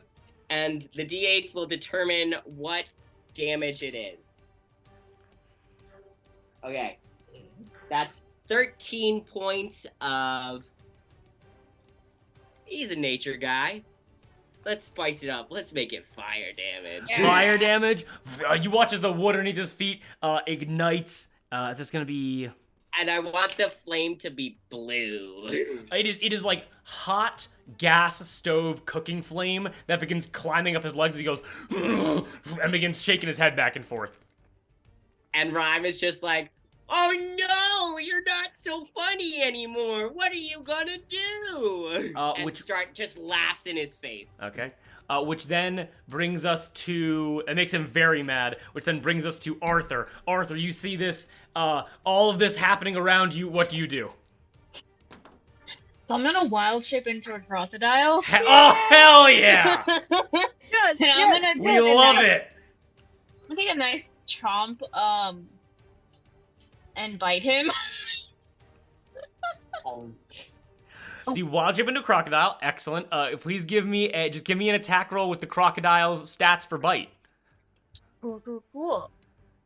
Okay. Oh, okay. Not bad. Come back here.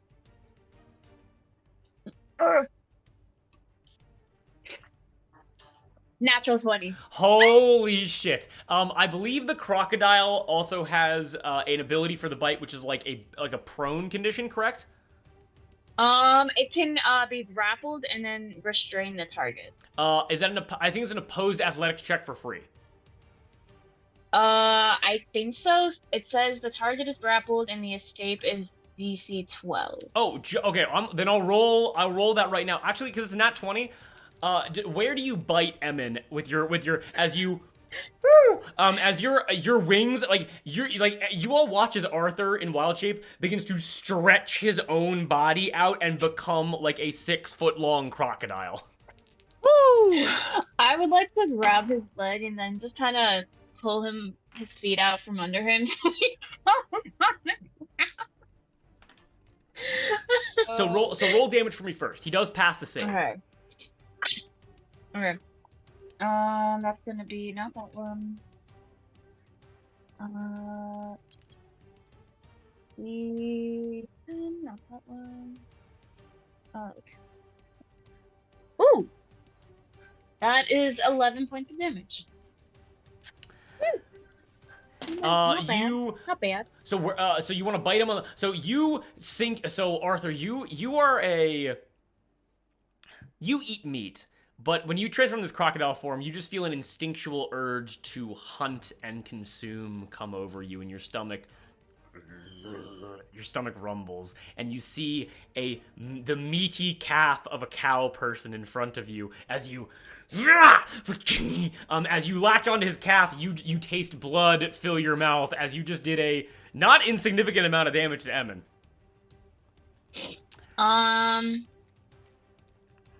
Let's see. I don't know. I mean, I can just no. I don't know. I can't bite him again. I don't think. Yeah, I think that's all I can do in Rocket Time 4.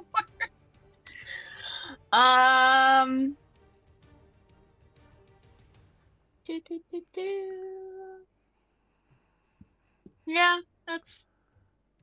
I can't bite him again. If I could, I would, and try and get him prone. But Okay. Yeah, that's it, I guess. Excellent. So Arthur, as that is the end of your turn, we're then going to go to the lair action of this little situation here. Given it as a lair action, it cannot be counterspelled. This is just something that does happen. Mhm. Now, good news and bad news. Good news, there are no checks associated with this. It cannot hurt you. Bad news, because of that, you can't really do much to stop it when it's happening. I'm just gonna let you know. As you guys flank Emin on all sides, Arthur latching on with your crocodile teeth, Rhyme blasting him with his energy, Jordan, Olive, and Cowrie doing like a 3-man shuffle, just beating him left and right. You guys watch as the walls around his little throne room, and they file into the floor itself, and you watch as almost like slithering snakes of planks begin wrapping around everybody, and you watch as this is what's created around you.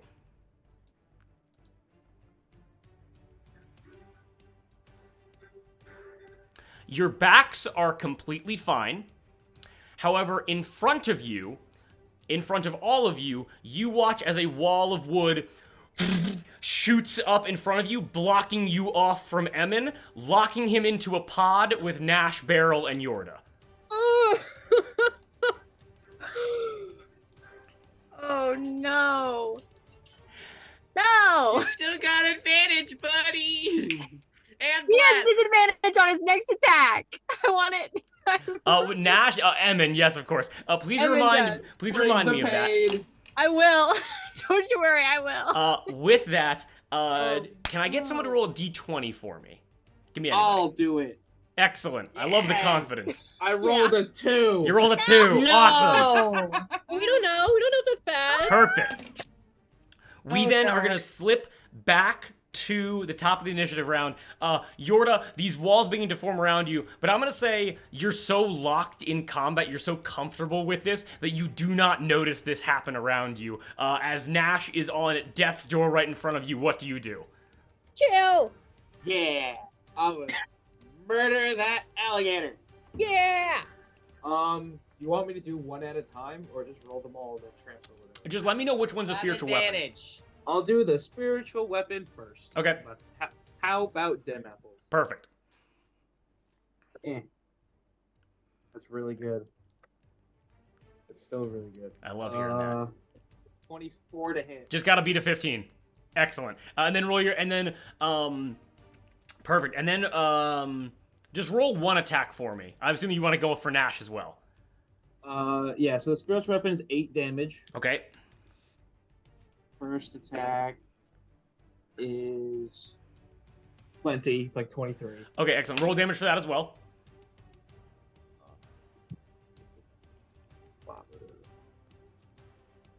That's 10 damage. Perfect. So I want to ask you one question. Yes. Horizontal or vertical? Horizontal. Horizontal?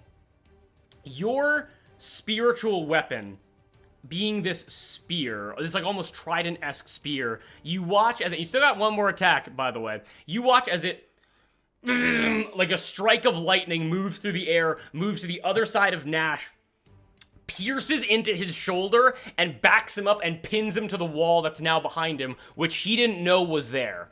As that happens, you sidestep him and like a baseball bat, take your warhammer up over your shoulder and, like breaking down a concrete wall, swing with all of your might and contact him right at the front of his protruding jaw, right on his nostrils. And in a flash, you feel your hammer follow through, hit the target, and you look at Nash standing there, seemingly unfazed. And as you're looking at him now, straight on, it isn't until you take a step to the left or a step to the right that you notice the optical illusion that you have just created as you hit him so hard in his protruding jaw that, like you're hammering home a spike on a railway, you caused the external bone to shoot through his skull and pin his body to the wall in a standing position. And you watch as he moves his arms and goes, and then just hangs there motionlessly as this bone is now holding up his entire body. As blood it just flies out of his mouth as Nash is completely dead. There is no saving him. He is gone. Okay.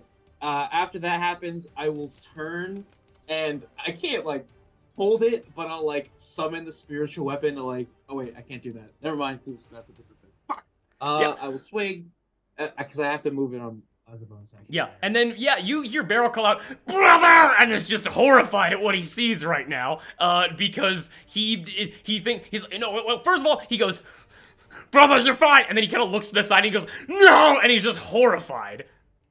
I will use the momentum carried over from that horizontal swing into Nash, and I will uppercut Beryl to the bottom of blood dripping from your warhammer. Give me an attack roll. What do you got? I rolled an 18 on the die. 18, excellent. Give me the damage. 12 damage. 12 damage. Awesome. God damn. As you blood dripping from the wound that you just caused, you look over, see Beryl approaching you as you just as you pull it out of Nash's skull, as you uppercut and slam Beryl underneath the jaw and just get to work on him too. Awesome. We then move down to Olive. What are you doing? Okay, so I see this wall restructure around all of us. Yes. Around Emin. Does Jordan go on my initiative, or she's like right after me? Jordan actually goes she goes basically first in the initiative order, but she's just gonna give you the help action every turn. Okay, gotcha. Then yeah, I turn to her. I'm like, how do we get this wall down? And I think we talked about this, Drew, but a knock spell would not blow a hole. A knock spell would not work on this because it technically is not an entranceway; it is a wall. Okay, no problem.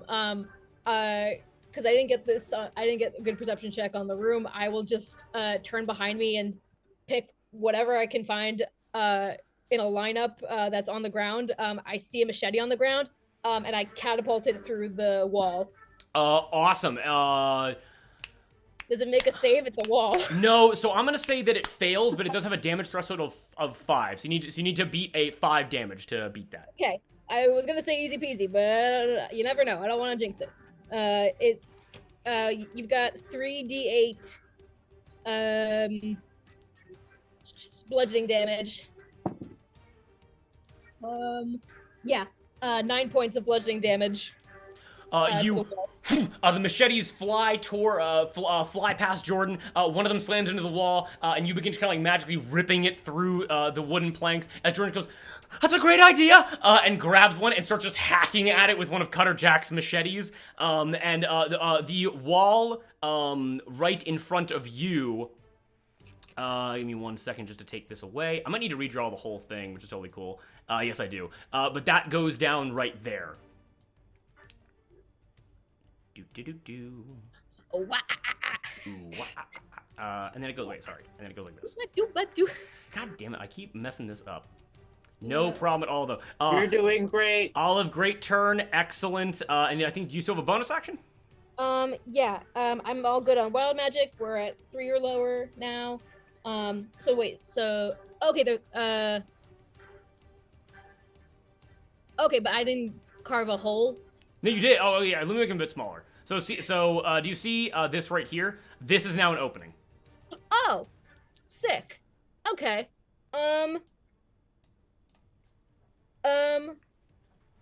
Okay. With my bonus action, I'm gonna True Strike, Emin. Okay.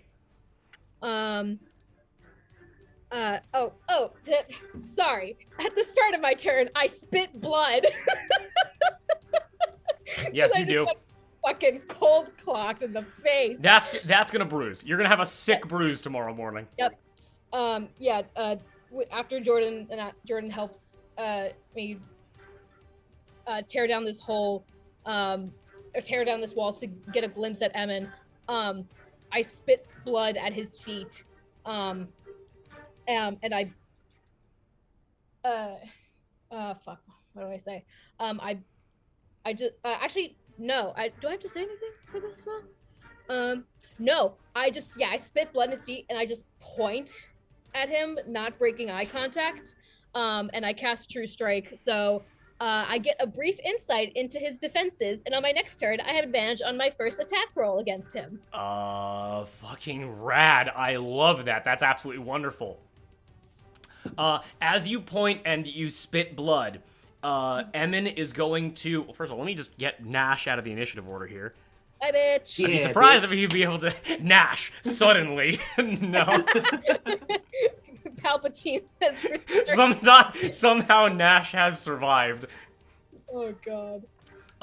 With that, Olive, excellent turn. If you want to get an attack of opportunity on Emin, he's going to try to run away from you. Yeah, with pleasure. Are you going to tell me his defenses? Sure, yeah. He has a 16 AC. He currently has 47 hit points remaining.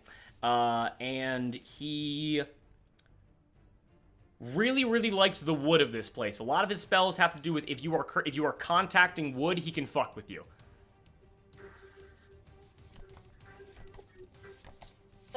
Okay, cool. And then attack of opportunity? Yep. Can I take the advantage from True Strike for this? I will say sure. If that's what you want to use it on, you certainly can. Yeah, because I don't got that many attack-based spells, but that's okay. No one needs to know. And I'm blessed. Natural 20! Oh my god! Yo, fuck this man. Shit, dude. Fuck Emin. this Emin man. sucks. I got a nat 20 and a nat 1. We don't fuck with Emin. Fuck Emin. All my homies hate Emin. Wait, what do I even get him with? Because opportunity attacks are like melee attacks, right? Yes. Yeah, I fucking grab a dagger from my thigh holster and just stab him. Yes, give me damage. 1 moment, please. I gotta roll 2d4s. So, oh my god, can you even count that high? My lord, that's so many dice. That is 9 points of Holy shit. piercing damage. No, Emin ain't able to breathe. Good. As Cowrie, as you look over to Olive after saying like, "Don't touch her, don't touch her, don't touch her," like repeatedly in Emin's head, you look over and you see as Emin turns and begins to like kind of run away, Olive plants a dagger right in his side, and you see, probably for the first time since meeting Olive, you see and I would say Arthur and Rhyme, you're kind of like able to see this too. Arthur more so than Rhyme, but you both are able to see like this is the first time that like in Olive's eyes you've seen the maybe not wild-eyed madness of battle, but certainly that adrenaline of, or maybe the satisfaction of trying to kill a man that wants to kill you, and you see that in Olive's face in this moment. And she looks more like a pirate now than she has, than you have since you met her. And then, runs over here into this corner. And then is immediately going to, and punches into the ground. As he punches into the ground. Okay. If this is an attack, is it disadvantage? But I don't know if it is. It is not an attack. Okay. Is it a spell? He's attacking the ground. Drew, is it the spell? It is a spell, yes. Counter spell. Excellent. I'm gonna need you. Okay, perfect. So what does you? Who? What happens? I'm blacking out. You're doing great. I'm counterspelling at 3rd level. Fuck him up. So there is a roll that has to happen here. Yeah, so if he's casting a spell of 4th level or higher, I have to make an ability check using my spellcasting ability. Okay. So you have to beat, I think, his... DC is 10. What level is this spell? This is a 4th level spell. Yeah, so I have to beat a 14. 14. You add bless to this, Kate? It's an ability check, so I don't think so. But I have a bardic. Let's see. Oh, word. Using my spellcasting ability. We said DC. We said 15, 14. 14. Yes. Well, you said that. I didn't say that. I'm saying numbers. I pass. I got a 15. So this does not happen. But I'm gonna show you what would have been coming your way. As Emin... No, let it happen. Let it happen. It's funny. As Emin slams his fist into the ground and casts a 4th level spike growth on the ground, you feel splinter. Well, what you would have felt is like you guys watch as Home Alone style splinters begin shooting up from the wooden planks, which would have made everything difficult terrain, and you would have taken 4d4 piercing damage if you would have moved anywhere. But all of you twist your foot into the ground, and you can feel the residual moisture from these oak planks seep out of them as the splinters just become dust as you guys are unaffected by this spell. And hey, Drew. Yes. Guess what? You wild magic. I rolled a 1 for wild magic. Let me roll a D100. You can roll a D100 for me, please. Oh, I can flip my coin finally. What'd you get? Oh. 100. What does that mean? I don't know. I got the big number. What do I get? What do I win? What do I win? We won the lottery! I won. Everyone go home. We won. We win! Win.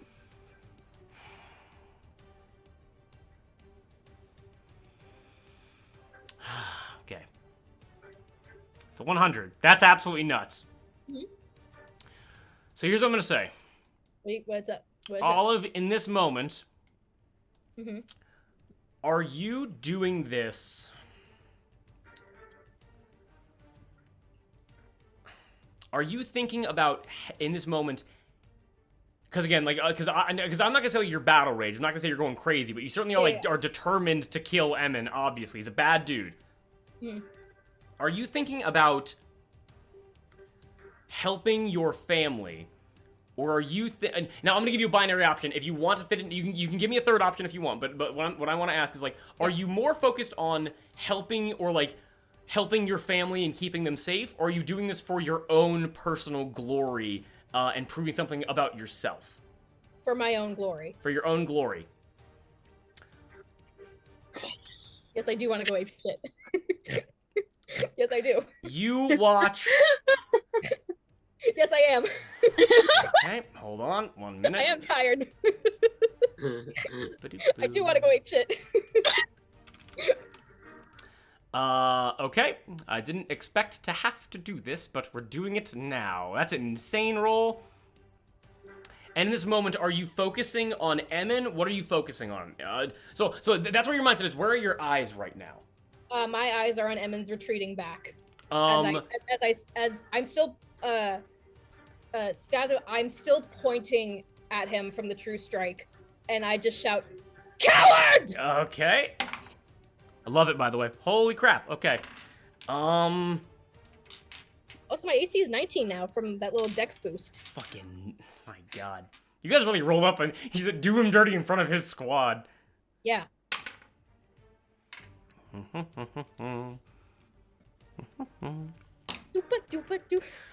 You are able to watch as the dust that you have collected from the... So, you sucked that water out of these splinters and turned them all to dust. But that water has to go somewhere. And as you point your finger toward Emin and yell, "Coward," at him, the water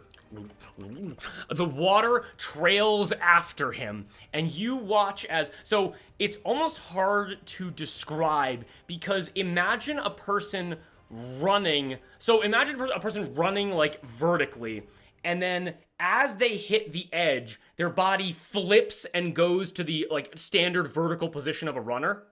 Mm-hmm. You watch as this water trail becomes the outline of another person. Somebody else, and you watch it form into the shape. It almost looks like a set of armor, and in a glorious splash of when it hits your face, everyone here can smell the pungent scent of deep seawater. You watch exploding out of this armored outline. You see a gorgeous figure. This is almost mythical. As you stare and you are able to see someone, they are in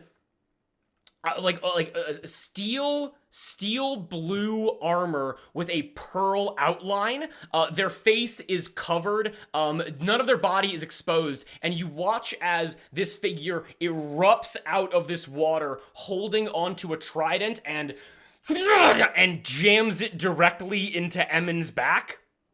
And does him a considerable amount of damage, and is currently pushing their feet up against his back and just holding herself there, just ripping it down his massive back. With this, pulls the trident out, hops down, and reveals themselves right there, right next to Emin. Looks back. Give me 1 second. Oh my God, I've been going for so long, the music timed out. That's incredible. Also, why is, hey Darby, would you mind changing the music? It made you the host for some reason. I'm in charge. You Ooh, are in Gangnam charge. Style. Time for some lo-fi beats as you beat the shit out of this dude. Can you go down And to it dies epic? to unfitting. Can you go down to the right there? Perfect. Yeah. Let's go. Excellent. And you... My God, okay, I'm fucking delirious. As you watch this figure, like step around the little wall and point their trident at you, and with this looks at you, Olive, and goes, "Have no fear, child. We got your call." With that, I need Olive and Cowrie to give me history checks with advantage. Let's go. Actually, no, wait. Olive, give it to me with disadvantage. What? That's what I need. Yeah, sorry about that. Do I still have Hi. advantage? Yeah, you have advantage, Cowrie. Yes, all with disadvantage. Can I add my bardic to this? You can. I'm gonna use my coin. History. Ah! you said? History check. History.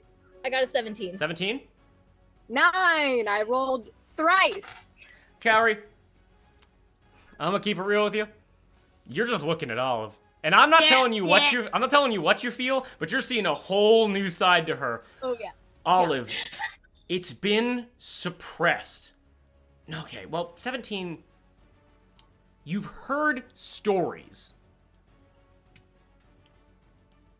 Stories that were always hushed in the Triple S when you were working there, with Mother Location back on the Grip Isle, whatever it happens to be. But this figure, it's almost mythical in a sense, because pirates believe that if they see these figures, the fight is theirs. No matter how bad the losses are, they believe that they can win. Because these are, this person, they are personified as the roaring waves captured in those of people. They are known as constant as the shifting of the tides. They are known as the scourge of all slavers and merciless in their craft. You are currently looking at a mythical figure known as a chain breaker. Yeah! You are unsure you're unsure what this person's name is, and you also just see the armor fits them in such a way you can see this is a woman. It is a female figure in front of you, and calls out to you, points her trident, and just says that they heard your call. They're here to help. Thank you. Excellent. With that, that's gonna be your turn. Oh, this was from Counterspell on Emmon's turn. That was Emmon's turn. Yeah. Man, Emmons really was like, and on my turn, you're like, no, you won't. Just under no circumstance. In fact, fuck you. Perfect. So after Emmon's turn, after that big turn from Emmon, we are then going to go back to. Big day. We're gonna go back to Beryl, who is just gonna go fully after Yorda. God, that was like a 15-minute turn. My God. No, fully because of the narrative shit that I'm doing. That's no one's fault but my own. But I hope it's worth it. Oh no, absolutely. There's so much mystery. I'm watching my shows. It's great. Then with that, we are then gonna hop down to Beryl. Actually is able to hit Yorda with 16 on the die plus 5, which means you're gonna. I need a strength save of 16.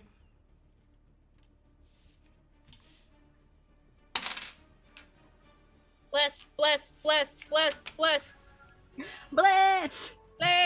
blessed. You're blessed, my boy. The bless isn't gonna matter. I failed.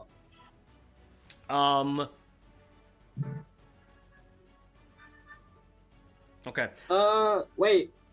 Prime, do I still have advantage from your silver barbs? It hasn't been a minute, Yeah. has it? No. Use it. Do it. I rolled a strength save you Yep. said? That's a 16. Right on the money. Beryl once again tries to take you prone, is unable to do so. You're gonna take 12 points of piercing damage as he's just ripping into your leg. Ouch! Pulling up, just trying. He's trying to rip you apart. He's not trying to do this in a properly combative way. He's not thinking. The top of his head is exposed to you. He's trying to rip your leg off. He's fighting like a crocodile would. But then we move down to Calorie. What are you doing? Okay. It's a little bit cramped quarters right now when it comes to getting to the enemies. So I want to, thinking back to what Raven Connerch said to me about be wearing the color purple, I want to go over here and I want to see what that little purple pouch is that I saw earlier. If I can't do a check or anything about it, I at the very least want to like take it and shove it in my bag. Okay, no problem. Give me a quick Arcana check. Arcana. Let's see about that. What? 12? 12? This is a magical item. It's some kind of magical bag, but past that, you really can't gain anything else because of the absolute chaos going around here. Okay, I am going to shove it in my bag and keep it. Calorie, I'm going to say you also, in this moment, I'm not even going to make you roll for it. You see... 1 second, actually. You are able to see 7 gold bars, a brown satchel, and a king's crown all on the table that you just grab that purple bag from. Okay. Hella money. Yeah. Is it too much to just sweep it all into my bag? I'm gonna need okay. I'm gonna say gold bar, brown bag, or crown. Which one do you want to go for? There's the thing that Darby need a wants. new There's the hat. thing that Cowrie wants. The shinies. You need a new hat, Cowrie. Oh, I do need. But that's so. I'm gonna roll a die about it. Unless I drop it. 2. I'm taking the satchel, the brown satchel. Taking the brown satchel. Excellent. So what we got here? Yeah. We got. Perfect. So I'm gonna say that's gonna be your. Okay. So free object interaction to grab that purple satchel. No problem. Would you be okay with me saying bonus action to grab the brown sack? Yeah, totally. If fair. you want to keep trying to grab items, that's gonna be your action. But I'm gonna say I'm gonna allow that to be what's up. Okay. Okay. Yes. So just add in random brown sack and random purple sack. Amazing. I love it. Okay. And then with my action, I am going to, well, first I'm going to scooch back over here to stay in close with everyone. 5, 10, 15. Okay, so you run and you run immediately back. Yeah, I run there and I run back because I've been thinking about it the whole time. And then I'm going to use my action. Who is hurting worse? I'm going to cast a 2nd level healing word on Olive. You hear like a gentle little melody that Cowrie hums real quick, and you get 10 hit points. Thank you. 10 HP right back to you. And that is my turn. That is your turn. Absolutely excellent. We will see if those bags can benefit you in any way. Perfect. And then I'm just quickly pulling up a little something real quick. Give me 1 second. Do. Which will then mean that we go over to Ryan. Ryan, what are you doing? You're muted. My friend, you're muted. As I was eating and I didn't want my mouth sounds on the stream. You are so polite. Thank you. It's more so it wasn't recorded for all of time. That is also, Like, yes, I got you. But I'm gonna run in past Olive. I rolled a perception check to see Olive do the wild magic surge, and I got an 18. So just putting that in my pocket for later. And I'm gonna run around into like that. Okay. You push past Jordan, you push I'm past gonna Olive, run- and you rush in. I rush in, and looking at Beryl and Emin. Actually, I'm gonna move to like here so Olive can still see Emin. Okay, I'm gonna say just for the square person, you move right next to Jordan. Yeah. Hi, friend. Fuck. You see Yorda hurting. Oh, buddy. Ouchies. I'm gonna. You need healing? I'm chilling. Okay. And I am going to cast. Oh boy, what should I do? Oh no. Emin's probably really strong, and so is the other guy, right? Emin is, Yeah. they both look pretty beefy. Yes. Okay. Well then, first of all, just 2 Eldritch Blasts to Emin. Go crazy. Natural 20. Okay. So, that's on one of them. And the other one, wait, I still have left. Maybe it'll work. No! It won't work. That's only gonna be an 11. 11 does not hit, but that Okay. nat 20 does hit. Okay, so 2d10 plus 4. Or does the damage double? Does the bonus double? No, as well? modifier stays the same, Or not? dice doubles. Right. Okay, so that's 18 points of damage. Okay. Because sorry, I was only supposed to roll 1 dice, but I rolled 2. Yes, and you had the modifier. Okay. Yeah. Oh wait. So 18 plus 4 is a 22. 22. Yeah, so you Right? so you wouldn't add on the Because I rolled an 8 and a 10. Yeah, and then you add the modifier, but you don't double the modifier. I didn't. Excellent. So excellent. So that hits him. That hurts. Anything else?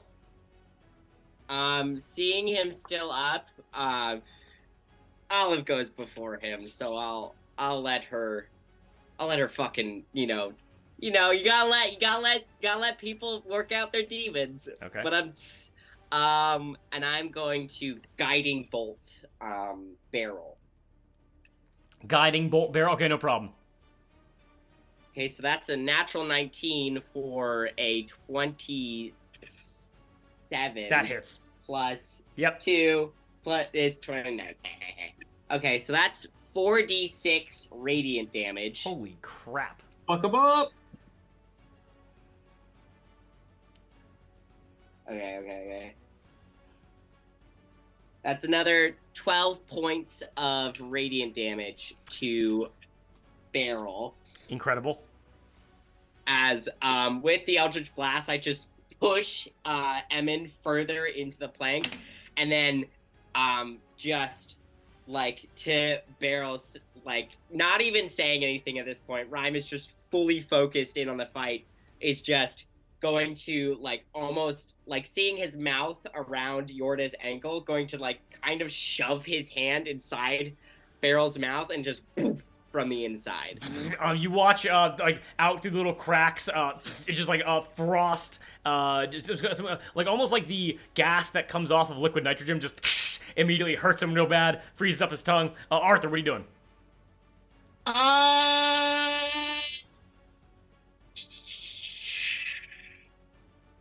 I'm thinking about that. Okay. So, as a druid, would I have any advantage on moving the wood at all? Or, like, breaking the wood down if I wanted to break down a wall or something? I'm gonna say break it. No, move it. Give me a quick nature check with advantage. Okay. On druid. Okay. Go druids. That's a druid. It's a 14. 14? Wait, did you say with advantage? Yeah. Oh, okay. Whew. Okay, yeah, 14. 14? Got it. No problem. Emin is so hurt right now that you think that his personal control over the wood is fading in this moment just enough. What do you want to do? We'll see like how we kind of phase this. What are we doing? So, I remember that we heard someone yelling over Yes. in one of the other rooms. Could I potentially open one of the walls or like, it was to the left, right? Yes. Could I potentially like make a hole in the wall either for me to get in there or for the person in there to get out? I'm going to say with a 14, here's what I'll say. Mhm. I will say that you are going to be able to make just enough of a breakage hole to get through the wall, but if Okay. the person is larger than your small size, they're not going to be able to use it. That makes sense? Yes. Excellent. Yeah, that makes sense. So we're going to count this as your action, all right? You still have a bonus action. Okay. As Arthur, you're not a fucking pigeon.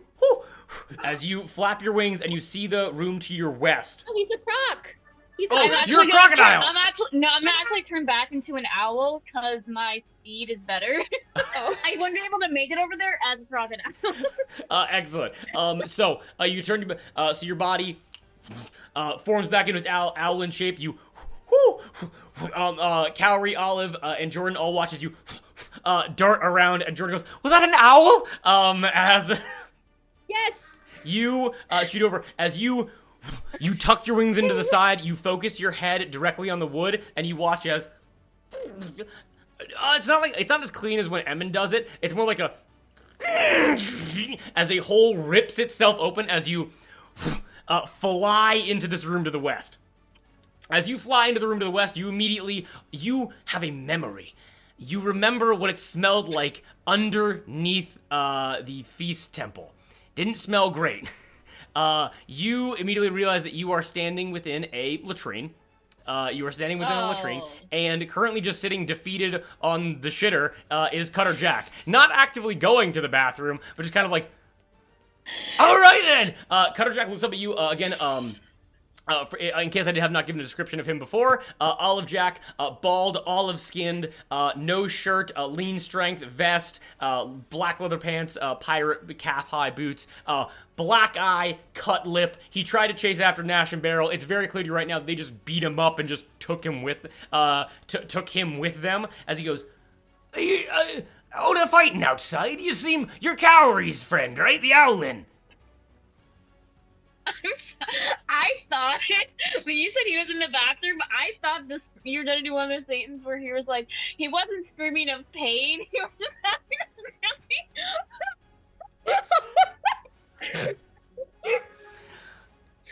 give me just one. Give me just one. He's fighting for his life. He looks at you. Have a lot of fiber in his diet. Cutterjack looks at you and he looks to the toilet and he goes, "No, you can't think that I was on. No, I was banging on the walls because I wanted to get out." No judgment. No, I mean, I just thought as he just kind of. away. He goes, "What? Are you gonna get me out of here or not?" I'm going to do my best. Because that way, as he points, and although none of you were able to notice this, just kind of like on the onset, being so focused on going after Emin, the walls of this building, at least on this top floor, there are no walls. There are walls boxing in the rooms. However, the outside of this area, going along the outside, is just open air. It's very breezy up here. Oh, Christ. It wasn't important. It wasn't relevant to the plot, which is why I didn't mention it before. But yeah. So I didn't have to go through the wall. I could just fly around. Hey. You still got to do, yeah, you got to do the thing, all right? Don't be complaining that you did the thing you wanted to do. I did the thing.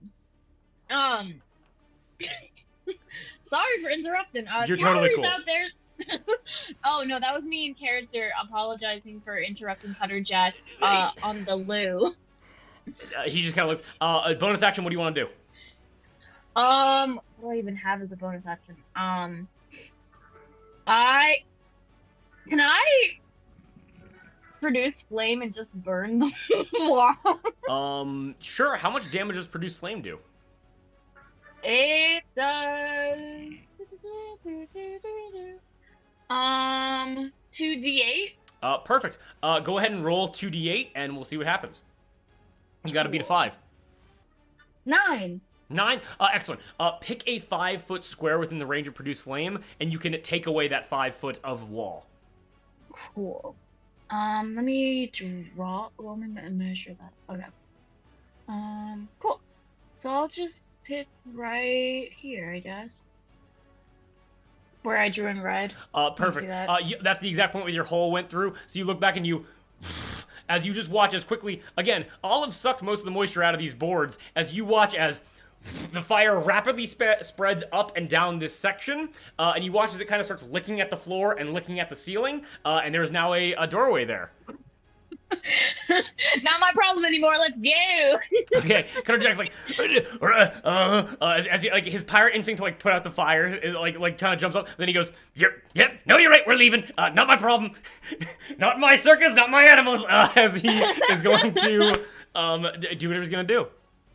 Perfect. But with Arthur, that thing brings us back to the lair action. Back to the lair action. Well, there's only one thing that he can do. 10, 15, 20. Don't run, coward. He can give up, right? He cries for mercy. Call his ass Brian. He can eat shit and die. You guys realize that with Emin's lair action, he is able to, you understand this, you watch as the walls, Cowrie Olive, to your east, they disappear.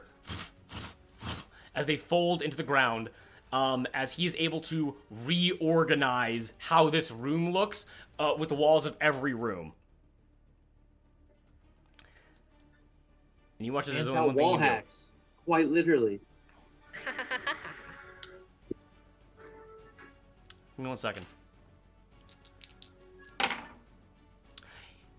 He grows one directly underneath Barrel, just enough to push him to the right slightly. Not outside of anyone's attack of opportunity. He fails that dex save. Barrel goes, "Yeah," and is pushed off of Yorda. As Emin then grows this. Ooh. Completely singling off Yorda staring down Emin, and Yorda, God you're damn not. it! With that being the lair action, someone please roll a d20 for me. Can I do Oh. it? Oh, no, go ahead, Darby. Go ahead. Go What ahead. even happened the last time I rolled? I don't remember. Go ahead, 2. It's an 11. 11. Got it. Thank you. Moving on. We then go back to Cutter Jack and Jordan, both of whom Cutter Jack runs out and just immediately runs over and just kind of like gets in, but like just looked over. He snags his machete from Jordan and goes, "I'll be taking that, thank you." As he rips it out of her hands, and then grabs the other one from where it fell onto the ground after Olive ripped apart the wall with it, and goes and looks back and goes, "Gary!" and kind of like just shouts out to you. Cutter Jack! He's beaten up, cut lip. That looks more normal than a pirate being totally healed. As he goes, "It seems that your crew keeps expanding every time I see ya." Yeah, oh man, this one, I don't even, it's weird magic shit. It's awesome. It's really confusing, but it's really fun to look at sometimes. For sure.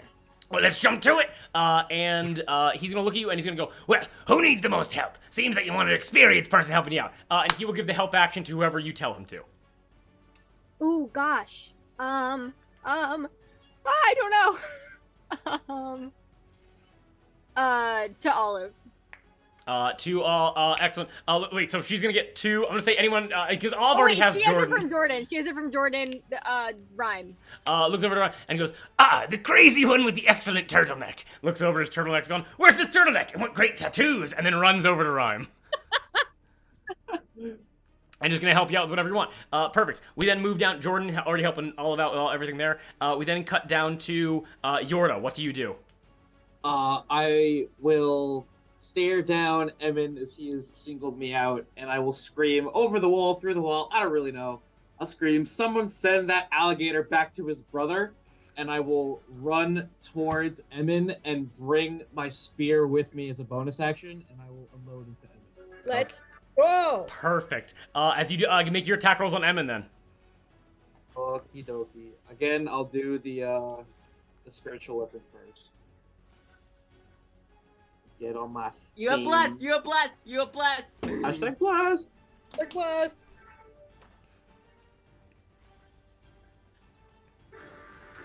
Yeah. Kia. That's a dirty 20. 30-20. Excellent. That hits. Commercial whooping. 7 damage. 7 damage. Okay. And now for the swingy swing. Alright, I'll flip my coin on one of them. Because one was a natural 1, the other's a natural 19. Okay. And the other is more than his AC, I think. It's like 16 plus 7. That hits. Go ahead. Okay. On the first strike, I'm gonna take a page out of Rhyme's book, seeing what they did to Barrel, and as I swing, I'm gonna expend a 2nd level spell slot to pump a 2nd level Divine Smite into the swing. So I turn my 1d8 into 48 of damage. Smite. It's pretty garby, but it's okay. 12 on the first hit. You are blessed! Okay. Still. I hit very. Would you easily. like to keep going? I mean, the other one already hit. I might as well. Right? Exactly. There you go. Oh wait, hold on. The 4D. Wait a minute. When I say for the 48, it was 12. Yes. So add 6 to that. That's 18. Okay. The other one was 3. I hope my face and lack of concentration tells you that I'm not counting anymore. But I do want to figured- hear how high you can roll. I figured, but I like the numbers. As do I. Okay. I did the thing. I hit him hard. Okay. Is that all? Yeah, smacked him real good. Congratulations to our tank! You're the best tank in the world! As you bring your Warhammer high, you get the sense, again, Yorda, you look at this perfect channel that he just made. What are bulls most known to do? What are minotaurs most known to do? Minotaurs are most known to charge. And you get the sense that if you did not act in the way that you did, he was going to try to push you off of this 15-story building. Oh shit! Forgot about that. As Emin gets down onto all fours and scrapes the boards with his hoof. You watch as he and springs towards you. Just as he springs towards you, you bring your Warhammer high and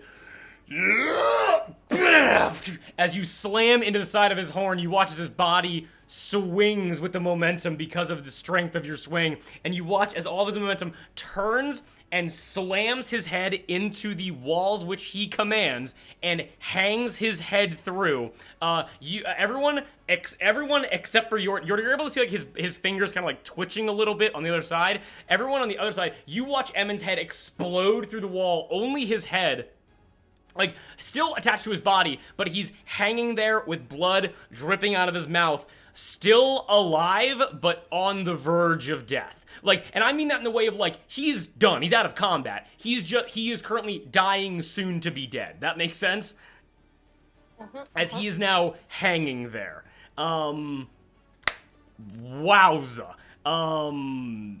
Insane. Now, Now, actually, that's a lot of damage. that is a lot. I'll actually That's just a lot of damage. I'll just keep him up right there, but he is out of initiative order. Excellent job to the paladin.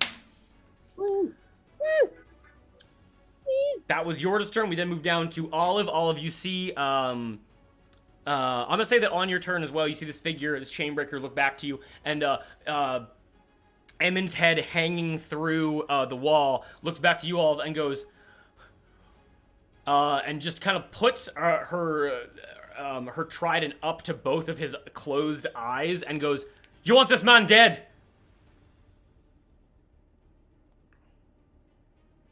Out of my way.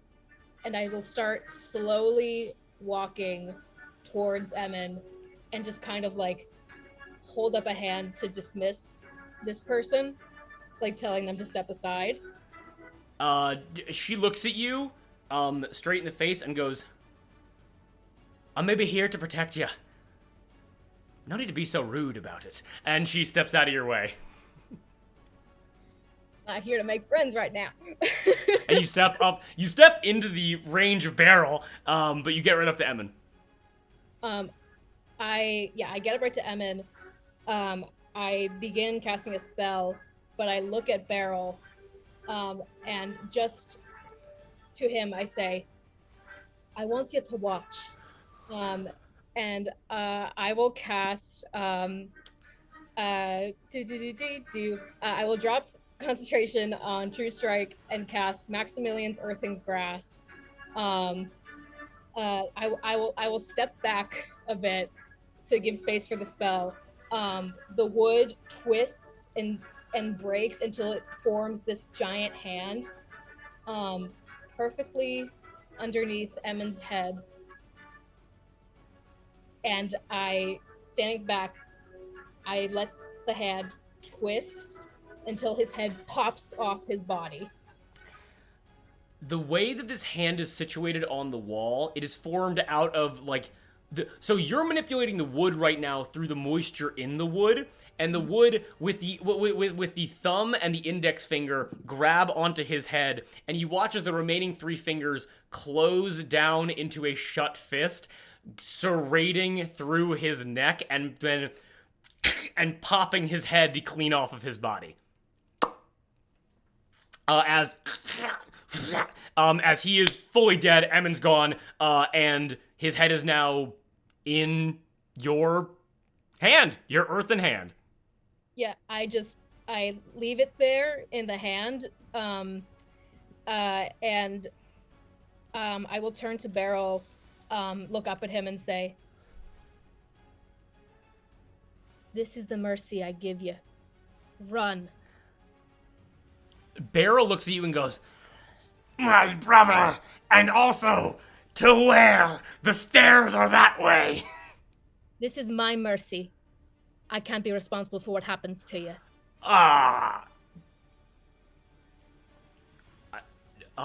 Given it is Barrel's turn now, and he looks over to Olive, having just ripped off Emmon's head, and he looks over to Rhyme and Cutter Jack and whoever this Chainbreaker is, and Cowrie and Jordan and Arthur, and he looks and sees that there are no stairs behind him, there is just wall. He is just going to straight up attack Olive. That's what he's gonna, because there's no other option here. He can't run away. It's either that or jump off the side of the building. Yeah, go ahead. Go ahead. He's gonna make an Silvery attack on Olive. barbs. Disadvantage silvery barbs. Disadvantage silvery barbs. That I think fucking not. you watch as he misses with both of his snapping attacks. As Olive, you do not flinch as he and snaps at your nose. As it was a feigning attack. He just doesn't even hit you. Mm-hmm. In- unblinking. I stare at him. I blink once he's done. And I turn to Cowrie and I say, "Would you like to do the honors of reuniting these brothers?" I give advantage to Cowrie's next attack. Okay. Just a feral grin back. I thought you'd never ask. Aww. And so they're flanking so I can get sneak attack, right? Mm-hmm. Well, you have Okay. you have sneak attack anyways because you have advantage. Because I gave Oh, you. sick. Yeah. Oh, Let's wonderful. go. Thank you so much. Okay, then I am going to run up with 32 Okay. and take a swing. Okay. That is a 24. Hits. Okay. So then it's a D6 and then another. I want to sneak attack. I've never done sneak attack before. Let's go. Whoa! Okay, that is 13 points of piercing damage. Okay. And then I'm going to use my bonus action to do vicious mockery. Okay. And when I swing at him with 32, I use the blade in him to tug him closer to me. And I say, if it's me who sends you off now, or if it's someone else in a second, tell your brother we say hi. And that's a DC 15 wisdom save. DC 15 wisdom save? Okay, no problem. Fails. Definitely fails. Okay. Without a doubt fails. This dude is a minus wisdom. Okie doke. That is 6 points of psychic damage. Cutter Jack, because he cannot give you the help actions, also is going to help you out here. Yay! I want to know, with 32, this serrated scimitar, essentially. Whatever. I can't remember exactly what kind of blade it is, but it is certainly a blade. Where do you hit Barrel to wound him? I stab upwards into his side so I can use it as leverage to tug him closer to me. You say that to Barrel. You rush up. You are able to get the serrated blade into him, not as far as you want, but you realize that as you're there, just like the rocking of a pirate ship, because it's serrated, you out in, and begin sawing him in the ribs.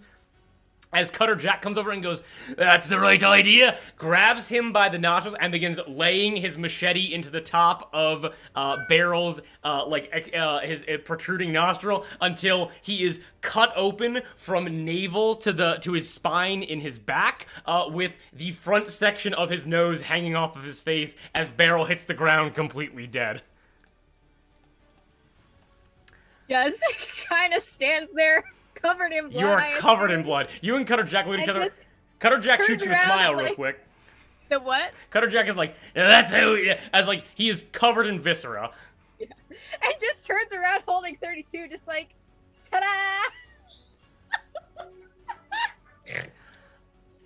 That's it. With that, perfect. We are not going to exit initiative just yet. Oh. Okay? Well, kind of. I'm going to keep the same initiative order. Right now, you are all within the penthouse of Emin the Walking. Anybody here that has not figured it out already, Kipyup, Livinlean, Ubhav, what do pirates do with words in this world? You mash them They together. clearly mash them together. Walking. Emin the Walking. Clearly a minotaur who constructs his own maze, bested within his own maze of his own creation. Even when on the home court he could not win, as he has just been bested by those which crawl around within walls. Rochi. Absolutely perfect. Now, with that, you guys look, Cutterjack has been freed. We have Jordan, Quara here, all of the crew relatively safe. With Emin's death, you guys watch as all of the walls which he manually moved fall apart, which means that Yorda is visible again, as well as Emin's body slamming into the ground. With that, I'm going to say right now you guys look back and see his throne room and see all of the open gold on the table, as well as the gold bars and the crown. What do you guys do? Wait, are we still in initiative, or are we out? Keeping the same initiative order, but what do you? But like, so we're so operate right now as if we're an RP, but I'm keeping the same initiative order. I find the money. Find the money. I Excellent. would like some money. Money. Excellent. As you guys rush over to take stock of what exactly is in front of you, yes, Olive. I'm gonna. One second. I am still standing there, looking at Emin's head. You look at Emin's head. As everyone goes to get money, I'm just frozen in place. Easily, I'm right there with you. Easily the I'm size, right there with the you. breadth of your chest. His head is ginormous. As Rhyme is standing there alongside Olive, I'm gonna say that, like, do you guys want to grab everything that's there? Yes. Perfect. Can I do an insight check on Olive? Go for it. Certainly can. Yes, I'll allow that. I'll ask Ryan for his bag of holding so I can just, like, Scrooge McDuck scoop things into it. Here you go. I'm gonna say with the Hang satchel of on. holding, these items are actually too big to fit in it. I mean, like, there's no way that you can, like, shove them inside of each other. So whatever you're grabbing here has to be put in your own inventory or within another magical bag that you have. Okay. I will. I got a dirty 20. Insight? Yeah. As you, I'll just you see, I'll just kind of got this like 1,000-yard stare, looking at the earthen grasp holding Emin's head. But it isn't until that you actually step beside her that you see her kind of snap out of it and just freeze. Is this the first person she's killed? Yeah. Oh. Cool. Rhyme is going to hang on. Damn. Okay. Rhyme is going to push the head behind him as he steps between it and Olive, and will. He's not a very touchy person, so he's not going to touch you, but he's just going to, like, lean down a little bit so you're eye to eye, and he will go, Olive,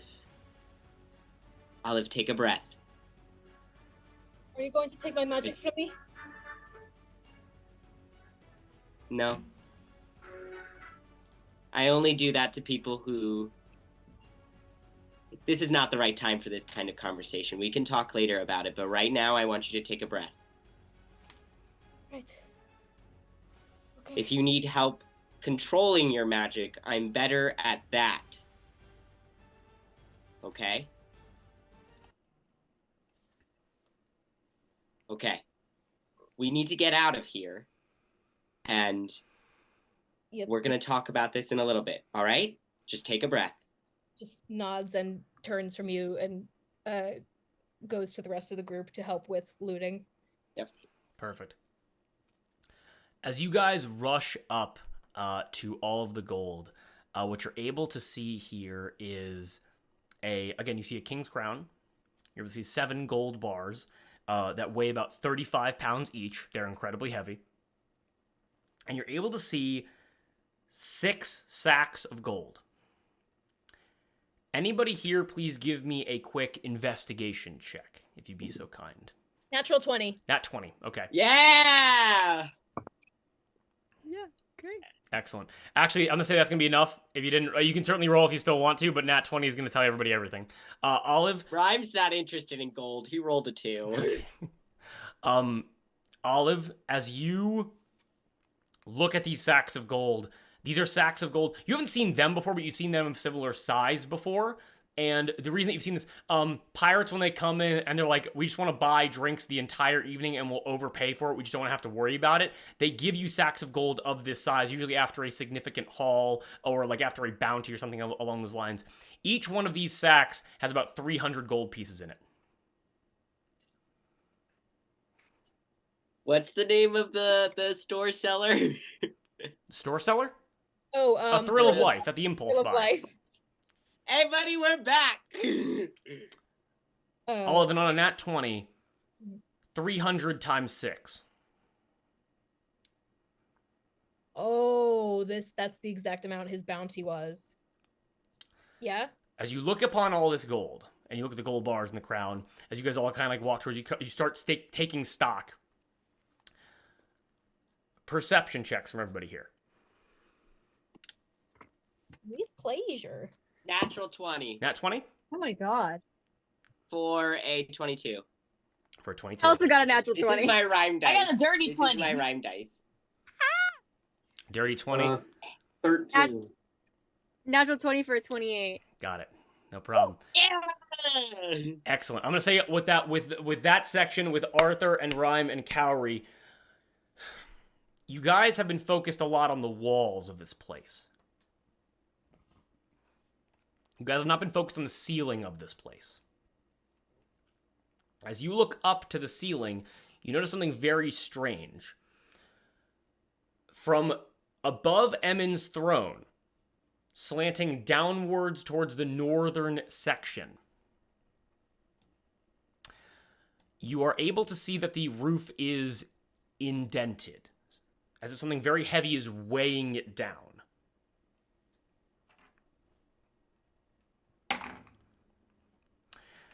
You hear a... What's up? Yes? What? I don't know. Did you finish your thought? No, I want to hear what you have to say first. Rhyme wants to make like an Arcana check to see how long we have till this building starts falling apart underneath our feet. No. Give me an Arcana. No, actually, hold off on that for 1 second. Okay. You are able to hear... as it sounds like the ceiling, something snaps from within the ceiling. Not something that you can see. It looks like whatever has... As you just kind of see like a... As the wooden ceiling, the wooden flat ceiling kind of like wobbles and stands up, as you see open air, something just fell into this section here that you are unable to see. Something very heavy, which has now landed, as you guys are able to hear, and something begins to move. We're going to take a quick break. Oh, Take a break. We're going long on this one. Shit's going to get crazy. We will be right back. We will be right back.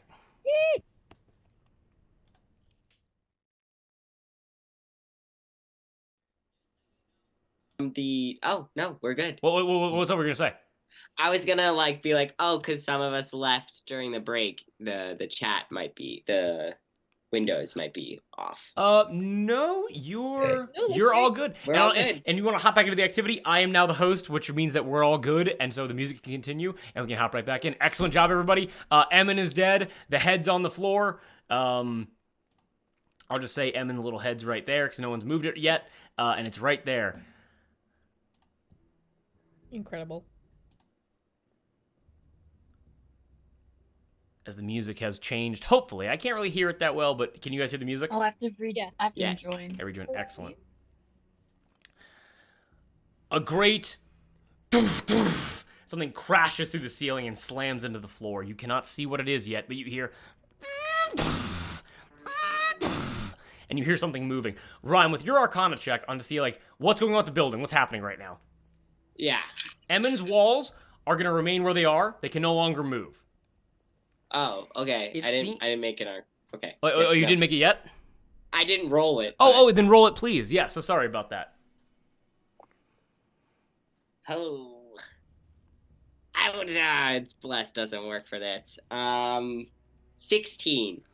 With a 16, Emmon's walls are gonna stay where they are if they're currently up. If he has not moved them, you do watch though, Arthur, as that fire you created. Not horrible, not horrible, because it isn't like fully. It isn't bad. It's spreading slowly. Time to make a wisdom saving throw. We have some water genasies around. I got a Flash a 9. little. As everything is spreading, so everyone is approaching the money, correct? Yeah. I mean, after I heard the thud, I'm probably like more paying attention to that than the money. Perfect, no problem. Then I'll just say everyone kind of just like moves up in a relative line towards the cashier. Make sense? Nope. Okay. And Olive and Rhyme stay near the head. Correct. No, yeah. I move towards the money. Okay, got it. Rhyme's gonna move himself so he's as far away from the spreading fire as possible. Anyone drag the head with them, or is that just staying? I'll do it. Don't we need I'll it? drag. You do Part need of the it. bounty? Yes. I'll be like, I'll get the head, guys, as I'm just. It's like a sled pull. You're just fully just dragging this bloodied head. It is just leaving a perfect streak of crimson against the floor as it's coming with you. You guys look upon this cache as you are able to see a hand punctures through the southernmost wall of that blacked out section right above you. The hand that you see is 3-fingered, 2 fingers with 1 thumb. And you see rivets in the fingers. You see bolts leading to copper knuckles on top of what look like iron fingers. As you watch this hand go up, it moves slowly and effortlessly as it, like a mobile wrecking ball, and destroys a top section of the wall, a bottom section of the wall, and then sweeps and just makes a ginormous hole for itself as you see this step through.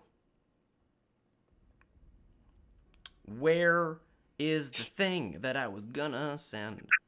Excellent. Oh. Oh. Oh.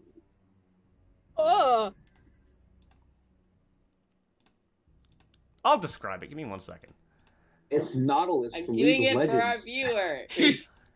Our one viewer. There is no introduction needed as you look upon a massive suit of relative armor, easily 20 feet. This thing is hunched over currently, and it would be scraping against the ceiling above it if it did not crash through. As you look past it towards the hole that it made, you see that it doesn't look like it was attacked. It didn't attack it. It looks like the sheer weight of this thing crashed through the ceiling and is now on the same floor as all of you. As it looks towards all of you,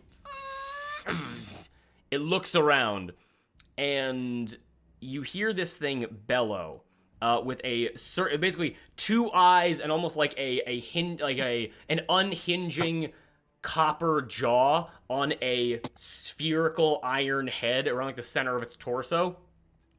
So it gives off the appearance of like 2 glowing eyes and a mouth, but the mouth doesn't move at all. You hear it go, analyzing. And it begins looking around at all of you. It stares past Olive, as if it's staring into your soul, and it looks directly at Rhyme, and sees Rhyme dragging the head around. Let's What's up? This is Netlocks. This is a construction suit of armor. This is the head roll of Livenlean, having just crashed into your little party.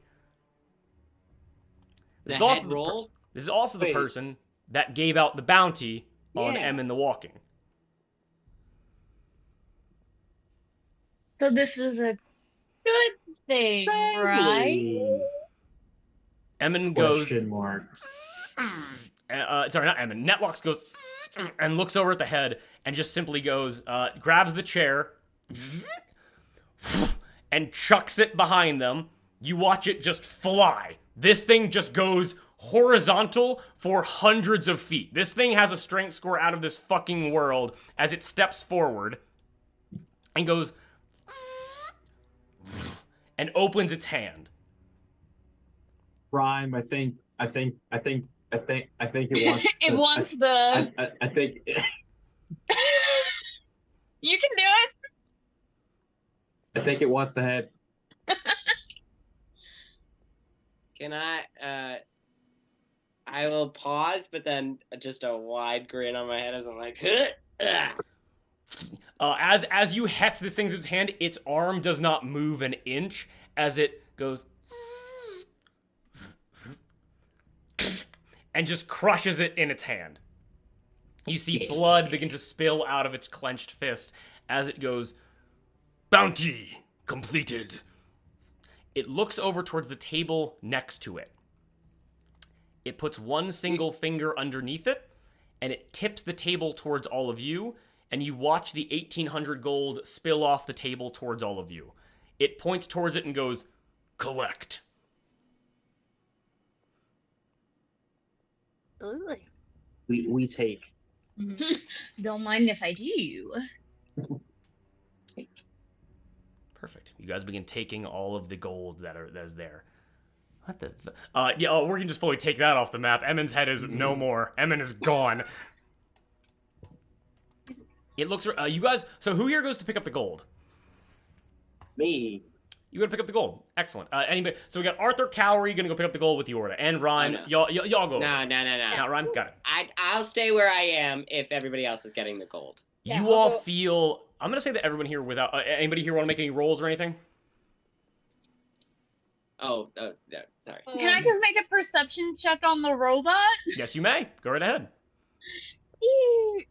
What are you trying to perceive? What's his deal? What'd you get? Vibe check. 17. 17.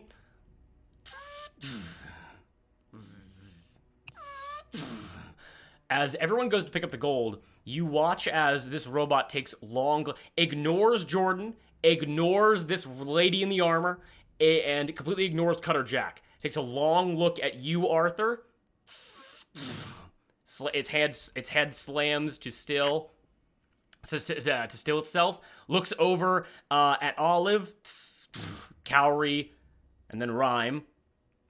And I'm fucking forgetting somebody. I don't know what. 1, 2, 3. Yorda! 4. I am. Yeah, sorry. I forgot how many people were here because I'm blacking out. Looks at everybody. Looks at Yorda. Scooping up the gold. I'm gonna say that everybody here. So I'm gonna say that fucking just to make it easy on you. What is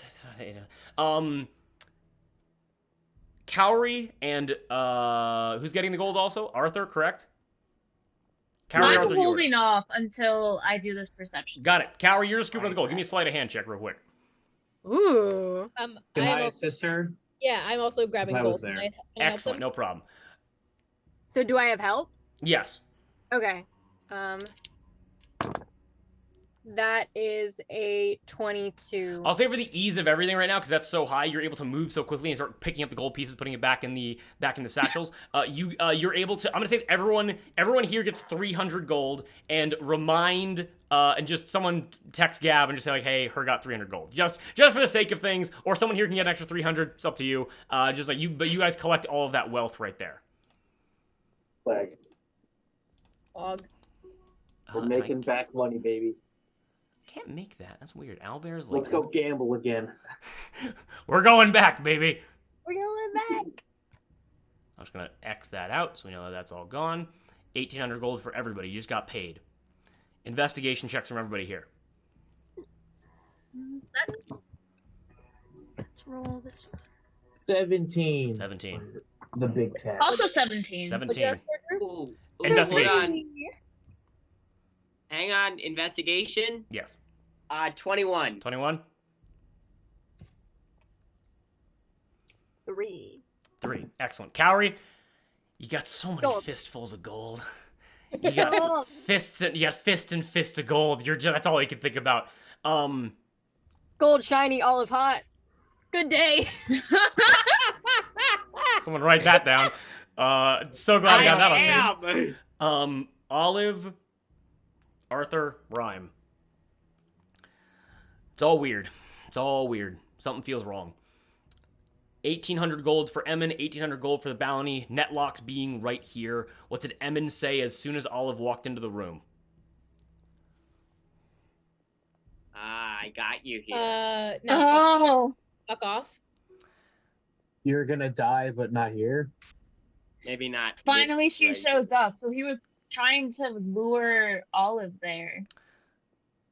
He said, finally she shows up, now fuck off. Who got a nat 20 on that? Did someone get a nat 20? Or no? On what, the I got it. investigation? No, sorry, no one got a nat 20. It was 17 for Yorda. I'm gonna get to that in 1 second. That's enough for something. But I got from 21. 21, Rhyme, Yeah. you look at the money that Netlocks just like handed over to everybody. You assume that Emin was paid in advance for something. Can I step up behind Olive, just like, not like imposing or anything like that, but just like sticking close, because I have the feeling that this thing is not as straightforward as it appears to be. As you step up behind Olive, Yorda, with that investigation, you're kind of so you also assume like paid in advance for something. Get Olive here, but why? You're not entirely sure. You realize that in this moment, after it looks upon everybody, as you're kind of getting down and kind of like taking your gold, as you look up at this thing, Yorda, it looked at the rest of your crew for maybe like 3-5 seconds. This thing has been staring at you for about 15-20 seconds and is completely unmoving. I don't like that. Can I do something? You can try. What's up? I am going to. Okay. I'm next to Olive. I am going to kind of suddenly sensing the vibes in the room change very drastically from ooh money to things staring at Olive, things are weird, don't make sense, we don't like it. I'm going to kind of like I want to like I want to like kind of spin around and like change places with Olive. I want to just try and like move us around and like and I want to use my new masquerade tattoo to disguise myself as Olive. And I want to try and mix us up so that it's unclear who is who. Give me an investigation check as you do that. Investigation. Can I help her? Can I give her the help action? Because I got a good investigation ahead of time. Absolutely, yeah. Yeah. Okay. So you have advantage. Advantage! Yay. Excellent. Okay, that's a 14. 14. What's up? Can I roll an insight check to try and ascertain why it's staring at me? You can certainly do that, yes. May I do the same? Yes, you may. Can I, since Cowrie's with Olive, I'll stand closer to Yorda. Okay, not a problem. I rolled doo-doo. Okay, I'm gonna be very straight with you. I'm looking for higher rolls here because you're looking at just an emotionless machine and trying to. I figured I had to roll well, and I didn't, so it doesn't matter. I would like to step up next to Yorda and Olive and to Netlock be like, the head of Live and Lean. Yes, I'm checking my map. Rhyme is not checking his map. Rhyme is confident.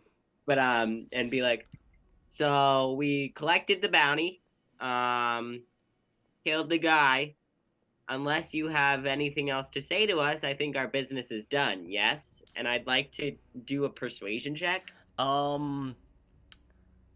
Sure, give me a persuasion check. It's only a 10. Netlock says out loud, Rogue variable detected. still staring at Yorda. And Yorda. Huh? What? Excuse me, sir. What?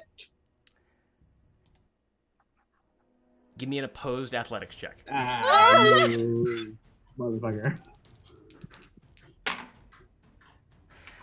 Yeah, yeah. Oh no. I rolled. Was that like a failure, like a skill challenge failure? Something of the sort. He's not a rogue, he's a paladin. Do I get blessed for this or no? Sure. No, I don't think so, right? I it's still an ability rolled check, so no. a 25. Okay. Hey! That's exceptional. I got an 18. Plus 13. Yeah. For 31. Oh. Faster than this thing has any right to move, you watch as Netlock's hand and slams around you and pins your arms to your sides, and as if you are currently being moved like you are a doll, like you weigh nothing and you are so often the largest person in the room. Not currently. Give me 1 second. You do not have an ability which gives you the power to interrupt the DM. No, I know, I did it. I know. As you are lifted off of your feet, you have a feeling that your mithril armor right now is preventing this thing from crushing you accidentally. That is how strong this thing is. As it looks at you and goes and begins looking you up and down. This is clearly a hostile action that probably won't end well, and we're going to jump into initiative after this. Sound good? Okay. This thing looks directly at you and goes, Information absent. Combat prowess must be tested. and throws you. Vortex just killed. As this thing Can I- throws you, Bye. as this thing throws you, it's going to throw you up and to the right. It is going to throw you in this direction towards, if I can actually just show it off real quick. Off the building? Nope, it is throwing you towards this Okay. right here. These buckets of water. As it tosses you backwards, you feel yourself rapidly flying through the air. And give me just 1 second. Give me a quick strength saving throw. That you can add bless to, if bless is still up. I need more dice. Hold on. More? Fucking, No! fucking ballsack, dude. You I said rolled- it. I rolled a 10. 10? Okay. 10. 10 is good. 10 is the minimum that you had to beat.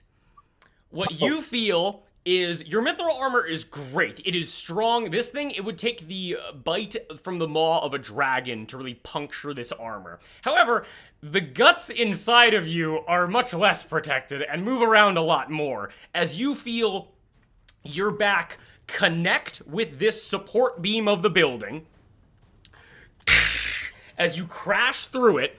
And you realize that you slowed down just enough where you're able to, and with just a little bit of adrenaline, dig your claws into the side of the building as your chest and your arms and your head are on the floor and your legs and your hips are dangling 15 stories above the ground as this support has been completely destroyed right there.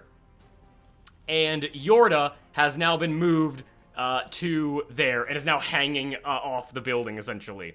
Netlocks then immediately turns its whole body, turns its legs, and then can only move 10 feet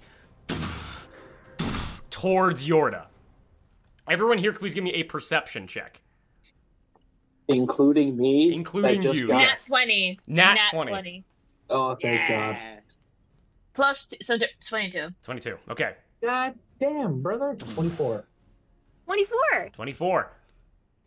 5. Okay. 5? Okay. I got a Don't 5. look at me. Ryman Olive, you are just surprised that that Yorda can move that fast involuntarily from another creature's actions. Because imagine you saw like Ronnie Hall, like professional bodybuilder, just get thrown like he weighs nothing. Like that'd be fucking insane. Arthur and Yorda, you see two very different things. Arthur, you look at this thing, you both immediately kind of clock this and go like, because you're both experienced on the sea in sudden combat where you have taken variables very quickly. Arthur and Cower, you come to the same conclusion here. One, this thing's AC is out of this fucking world. To hurt this thing would be trying to hurt the support of a building. It would be this thing is clearly built to withstand buildings falling on top of it.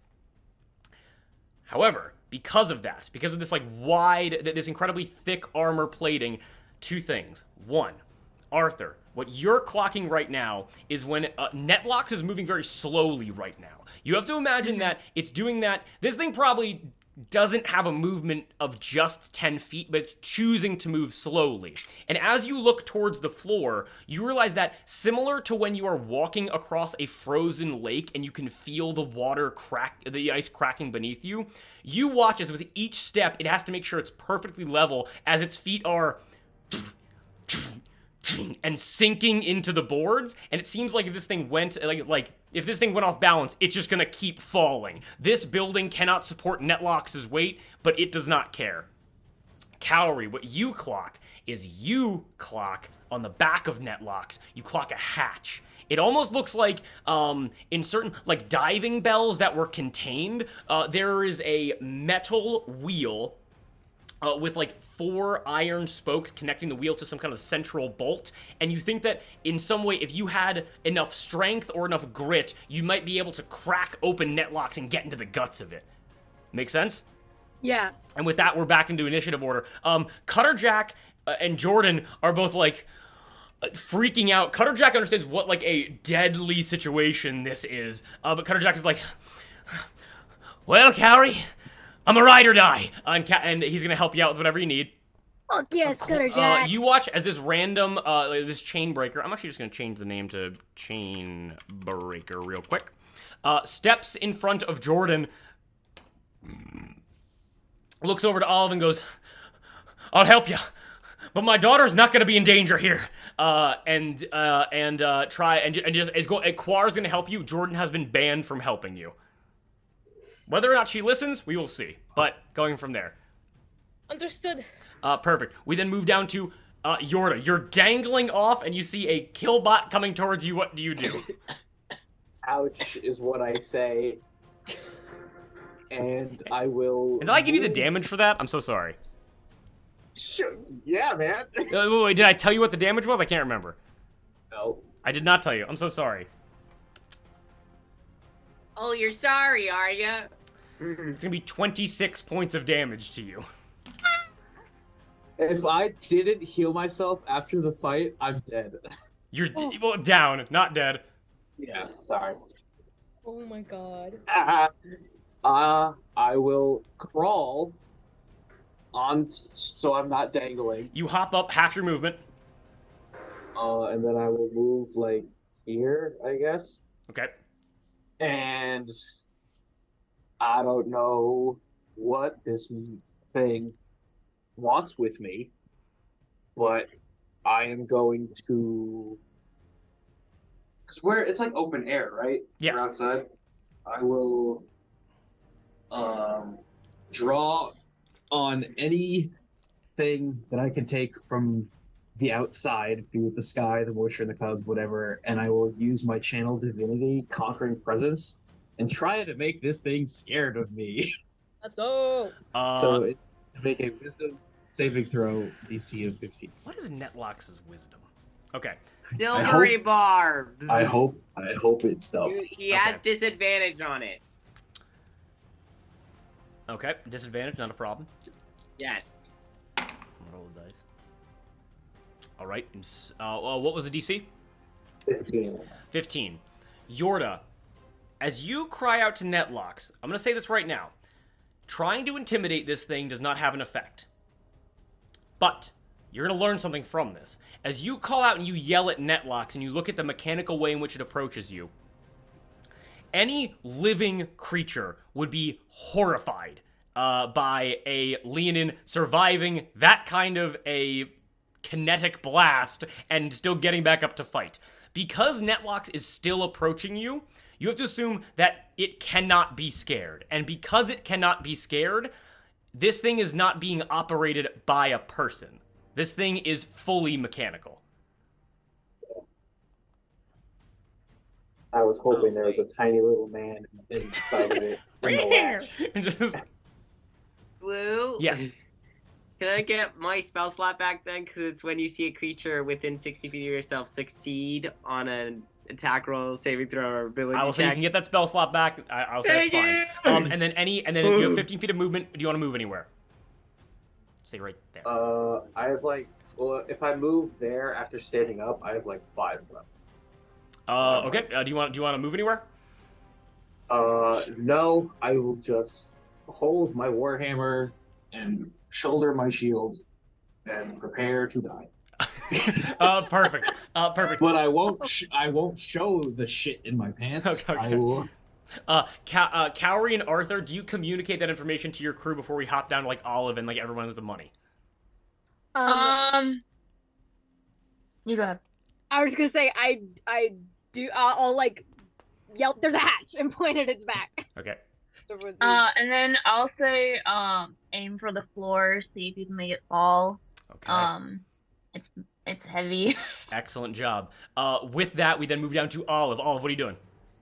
I will. I'll relay that information to the chain breaker. And say, I'm sorry you've gotten dragged into this. But if you can help us either get that thing open or cause it to fall through the floor, I'd be forever in your debt.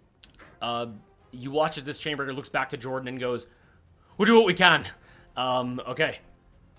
Thank you. And for my action, I still have Maximilian's Earthen Grasp up. As an action, I can move that. I would like to move it towards Netlox. Okay. And try and have it make the save. But I will stack on top of that with the Earthen Grasp. I will spend 3 sorcery points to impose disadvantage on the saving throw.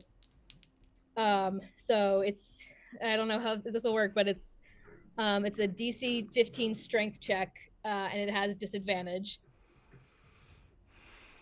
Okay. I'll be fully honest with you. Can I do that? Disadvantage, yes you can. That's awesome. This needs to be a disadvantage, a 2 or a 1. Okay? Okay. Mm-hmm. Okay. Mm-hmm. Knowing my luck, that is more likely than it is unlikely.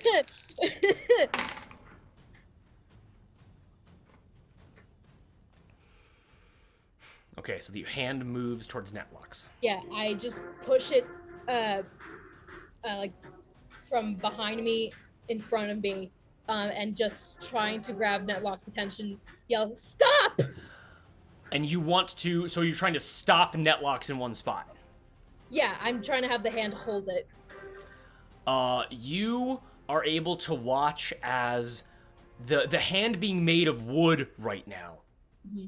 Is very important because you understand in this moment that going for Netlox in a test of strength will not work. It just will not. But you watch as the hand itself moves up, as the planks of wood lodge themselves in the knee and hip joints of Netlox and jam it up so it cannot move and cannot turn on its axis, as you watch as Netlox is immobilized, as its body goes and looks back at you, understanding that it was just stopped in its tracks, as that was a nat 1 and a nat 20. God! That is the most insane shit of all time. Wow, okay. Oh You my just God. jam up its servos, it just can't move. Yeah, Go! it is restrained. It can use its action to make the strength check again. This time it won't have disadvantage. Let me look at the condition. Technically it takes damage. Would you like me to roll damage? I'm gonna say no just to continue the pace of things because Yeah, I'm looking at this. Whatever damage you do isn't gonna matter that much. Yeah, so, no, I'm not trying to hurt it. I'm more focused on stopping it. Okay. So it's restrained. So its speed is 0. Attack rolls against the creature have advantage. its attack rolls have disadvantage, and it has disadvantage on dexterity saving throws. Awesome. And I will also say, attacks against the floorboards supporting netlocks will also have advantage. Sound Sweet. good? Sounds amazing. And then with that, do you want to grab any of the gold bars or the crown that's on that's on there?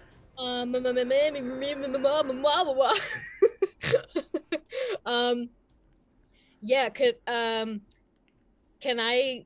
Would a mage hand be able to grab any of that? I'm gonna say, well, with 35 pounds, you can grab the crown. Yeah. Bonus action. I will cast mage hand, and I'll have it swipe the crown. It comes over to you. You grab it in your finger, twirl it around. Excellent. Crown now in hand. Yeah, and I will. And it looked at me. Yeah, it's looking at you right now. Yeah. Yeah. I have my mage hand hold the crown up, and as I look at it unblinking, and just say, we mean you no harm. Please let our friend go. Excellent. You scream that there. We're then gonna move on down to Cowrie. Cowrie, what are you doing? Okay. I'm still disguised as Olive. Yes. And I am going to he smashed like the throne, didn't he? Oh, it's gone. Oh, it's fully Okay. gone. That thing is currently on its way to exhibition point with how hard that thing was thrown to the north. Okay. I am going to cut through here. Specifically, like when I'm going in between Olive and Netlock, like being in front of her, I want to confuse it. I want it to not know who did what. Okay. And I am going to come up behind it. How high up is the hatch? This thing is easily, I would say this hatch is at the midsection, like the middle part of Netlock, so it's about 10 feet up. Okay. I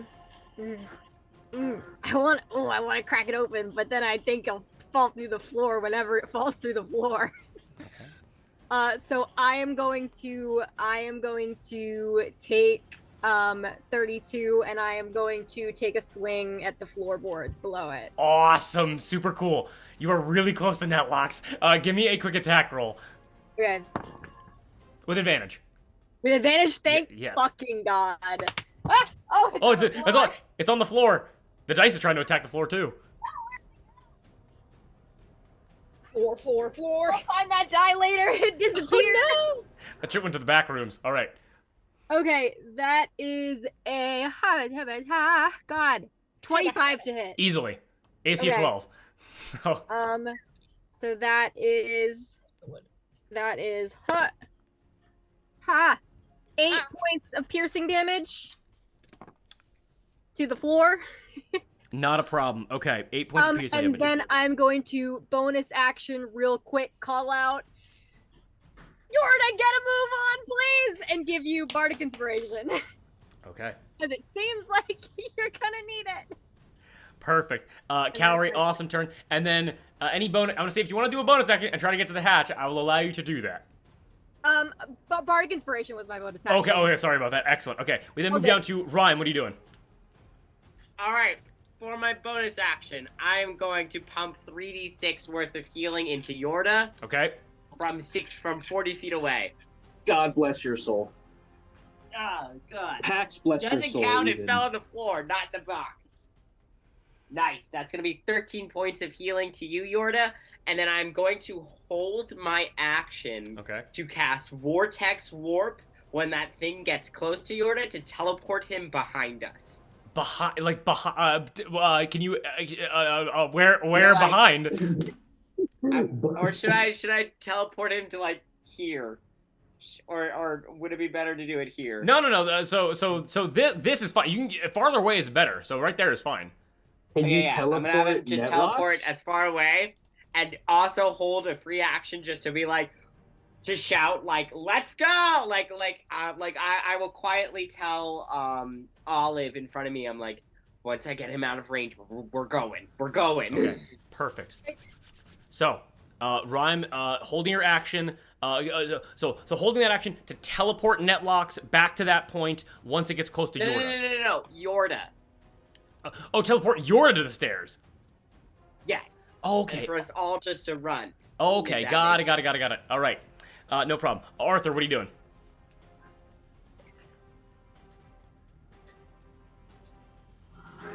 You're muted, bud. Not sure what's going on. Arthur is stunned by fear. Sorry, I didn't realize I was muted.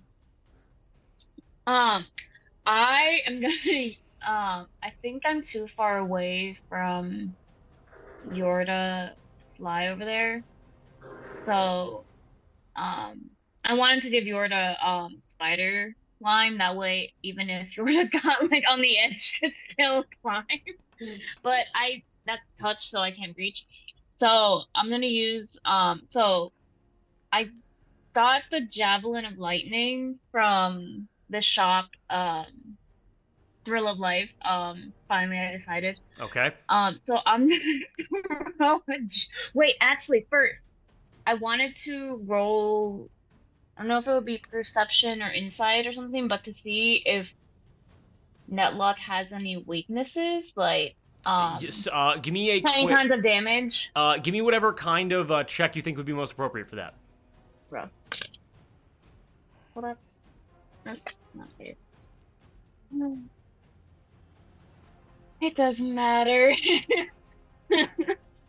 Uh, 8. Metal conducts lightning. Okay, cool. Then I'm gonna do what I was originally gonna do. Okay. So I'm gonna take my javelin of lightning, and hurl it at Netlock, and I guess I something to foul there. Ideally aim it so it would connect Netlock to either the ground or the wall. Maybe I'll like fly up to get like an angle. And then just throw the javelin at the center of Netlock. And it says there's a command word, so I don't know, trumpets and tea. By golly, governor! Yeah! You chuck it. Excellent. So you want to chuck it for that. So what exactly do I need to roll for that? As you, Okay. just you know, you do like a quick flip as you're flying, and your talon releases it and it chucks it over. Let's see. Have to make a DC 13 dexterity saving throw. What a smart thing! This thing is so slow. 13? Oh wait, it has disadvantage on dexterity saving throws. Adar, I'll see if it gets a nat 1. Did it? Uh-huh.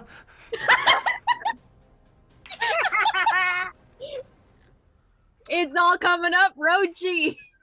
Everything's coming up, Rochi. We're in the walls. I need to roll a d4 right now. Oh. Oh? Hmm? You really don't want me to get another 1. You really don't want that to happen. Oh my god. 'Cause Does it one is fall? me. Oh my god. Arthur, you... Whew! As you whip the lightning spear towards Netlocks, you go right in between the restrained legs of this ginormous mechanical titan, and you watch as it begins crackling, and you watch as the loosened wood, already disturbed by Olivine's earthen grasp, is quickly incinerated by the electricity. There is no need to roll damage here. As you watch as the electricity begins arcing through, connecting into Netlocks, and then going to grounding itself on both of the wooden platforms that its feet are on, and it begins burning its way through the floor itself. Oh, but you watch shit. as Olive locked it into that position with its knees facing towards Yorda, and as it turned over to look over towards Olive, you watch as it and begins busting through, but it's not evenly weighted, and that's a problem because it starts falling directly south. And as it begins falling south, it begins falling as Cowrie, a shadow suddenly comes over you as this thing weighing several tons is about to crush you. I need you to make a dex save, and it's the mother of all dex saves. Oh my god. Which die do I fucking roll? Okay. Okay. A real good one. Yep. A real good I can't look.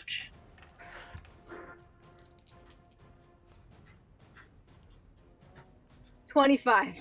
Holy Oh. sh!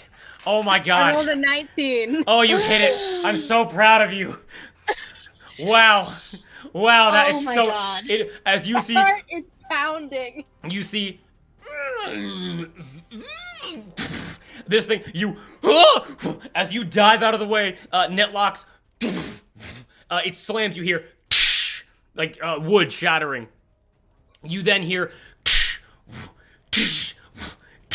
as this thing is currently falling down each floor of the tower, as its weight Oh my God. continuing to fall uncontrolled is smashing through each and every floor. Oh my god. Netlocks is gone, and a ginormous 20-foot hole lays where they once stood. We need to go. We gotta go. Now I'm now going to We make a gotta very go. important strength save with advantage. Oh, God. Oh Would god. you like to know what I'm rolling for? The building? I I'm think rolling I for the know. building right now. Yeah. Isn't Netlash going to be at the bottom waiting for us, though? That was my worry. No, he's dead. We're going to deal with that when the problems stop happening, because that was my He's third not nat dead. 1 of the evening. Oh my god. Oh my god. You rolled 2 of them, you had advantage. Wait, but you had advantage. You had I only advantage. rolled 1 dice. Oh my god, you're right. This has to Oh, be... God. Roll another one. Roll another nat 1. Let's just do it. Let's just fuck around. Do it. Yeah. For do shits and it. gigs, you know? Shits and gigs. That is a 2. Oh my god. Death. Oh, Well, I dice don't are you lie, using? so bye. Hey, Which dice are you remember using? Hey, I'm telling my story. Carrie, you jumped out of the way, thankfully. Oh, also, by the way, so I'm actually gonna draw one more thing after this. Actually, this is wrong. I need to undo this. Okay. I need to do this first of all.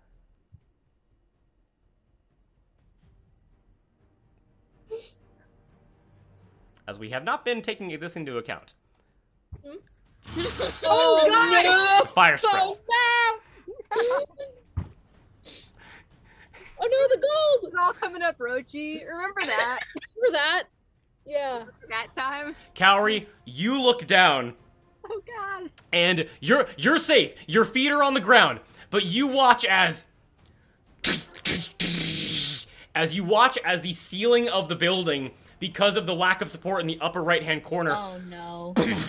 hits the upper right-hand corner, falling and crushing into the floor. Yorda, you have to duck and move out of the way as you watch as now the top section of this building is unweighted, is improperly weighted, and Netlocks crashing through the floor is creating the perfect point of failure for this improper architecture as you watch as you hear wood snapping, as you watch as the western and eastern sections of Emmons Tower begins to split, and the buildings, right now only about 2-3 inches wide, begins to split in half. You understand that you guys got to fucking move right now, and that's what we're gonna pick up next time on the Palm and the my Fist. god. Oh, Oh my Breaking the god. bottom of my heart. Sorry. Oh, my goodness. Yeah. Extended go. sessions do not fuck around, and are we all having a good time? Yeah. Maybe? Maybe?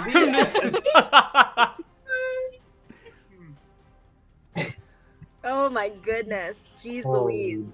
Oh. Drew, what would have happened if I failed that deck saving throw? You would have ridden Netlocks down in the biggest power bomb of all time, Stone Cold Steve Austin style. Oh my god. Holy Pancake. Is that a quantifiable amount of damage, or is that just dead calories? So what would have? Okay, well, first of all, I'll record the rest. Yeah, we'll talk about this. So, excellent. Yeah, couple good things point. would have happened here. So first of all, I'm so glad we're all having a good time. Extended sessions don't fuck around. If you ever tell me, if you're ever like, no, Drew, you're not gonna finish what you had planned, I'm gonna come back with the most insane possible shit of all time. Holy shit. Down pat. Understand it. So, what would have happened there, hypothetically, is you would have taken not as much damage as you think, because as heavy as Netlocks is, the floor is much weaker than Netlocks is. So it's not like you're being crushed between, like, concrete and this giant, like, building-sized creature. It's more like, when this thing hits you, you're gonna feel all of the weight until the floor breaks, which is gonna be a lot of damage, but then you would have been able to make checks to, like, do you want to push off and, like, get away? Do you want to scramble around and ride Netlocks down as it slams through the floors? A bunch of crazy shit like that. So... And Do I get my javelin back? I will say that you're able to recall that to you, yes. So Okay. I'm not gonna have you just waste that immediately. Drew, if I failed that strength save, would I have gone off the building? If you would have failed that strength save, I would have had to really quickly come up with some bullshit, because I truly, because yes, you probably would have began falling, which would have been bad, but I would have came up with something to make sure you don't immediately die. Ryan would have just run over and Vortex warped him back Yeah. up. But also, what are the odds of you failing a DC 10 strength save? I rolled a 10 exactly, so No, I know, but what's your strength save modifier? 4. Okay, so yeah, so 6 or lower. Oh, you guys can, with the way that you guys roll, you guys can roll 6 or lowers when you sleep. If I didn't have bless, I was dead. Yeah, I mean 6 or higher is when you sleep. My bad. So yeah, and now, Emmon's tower is falling apart, and you guys need to go like yesterday, and I'm very excited for that. You gotta go. Let me explain to you how this is gonna work real quick, and I'll tell you this now so you can kind of think and plan on it for later. There are a couple options here. I'm gonna lay out to you 3 of them that I have thought of, but if you have other ideas, you definitely can. So right now, as I'm going to highlight right here, you got gold bars. You got a lot of them. No one's taken any gold bars yet. Each of the gold bars are worth 250 gold pieces. They weigh a lot. That's a lot of money just sitting there on a table. That's number 1. Number 2, the building is going to collapse. That is unavoidable with how bad those rolls were. Because of that, 3 options are, 1, you take the stairs. If you rush to the stairs and run down, you will not make it to the bottom in time. You will basically be riding the wreckage down, but that will be a guarantee to reduce the damage by a certain number of d6s. So you will take damage guaranteed, but it will be lower depending on athletics, acrobatics checks, yada, yada, yada. Option number 2, jump for it. If you just jump off the building to flee it, you have the potential of taking no damage. Taking no damage. If you are creative enough and you roll high enough on the associated checks with what you want to do. Spells included. Arthur, that is easily the best option for you because, again, Yes. you can fly. This is a non-problem for you. Yes, I was like, whatever. Option number 3 is if you want to grab all of the gold and just look around and see what other shit you can find in this building, you can always just ride the wreckage down and ride the top floor as it falls over. Now, I believe that is the worst idea, but I have seen stupider things come out with better outcomes, so I'm not going to stop you. Here, we're just gonna aim for the bushes. Not a leaf in the general area. And we will make up crazy shit when we hop back to it. Also, because we also got to get Cutter Jack out of here, because he's just a mortal dude. He's just a Oh guy. my god. My good friend. Is Jordan, like, corporeal? She's real, right? Jordan and Quara are here. They're here. They're active. Everyone can see them, Yeah. which is a first for you. You Yeah. summoned 2 real sentient beings to you with those wild magic surges. Oh, jeez. And I will say, with a wild magic table, I'm using a variant wild magic table that has 3 separate, separate possibilities. So it's different than like the core one. and the run number that you rolled, I believe it was 60. I'm pretty sure. Yeah. 60 is summon a knight up to. It's the standard of like summon a knight up to level 5, and that was why I had you roll that d20 because it was like how severe is it, and 10 was like a either severely helpful or severely detrimental, and it was summon a level 5 fighter to come and help you, and I've had that clocked in since I found out what your subclass was because Jordan was always on that list for that. Now that 100, I just fully went off the book for that because I was like, if you roll a 100, I'm just gonna do crazy shit. I'm just gonna do something crazy for you. I love that. Yes.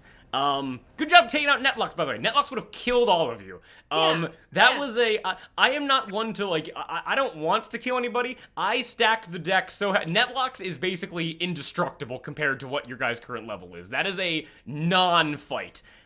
Yeah. I had a, by the way, that was 4d8 plus 10 for throwing Yorda into that thing right there. That was the damage I got from that. That would kill me. And Netlux also has a cannon arm, which is 4d10 plus 10. Oh, Jesus Christ. Instant death. 4d10, you say? 4d10 plus 10.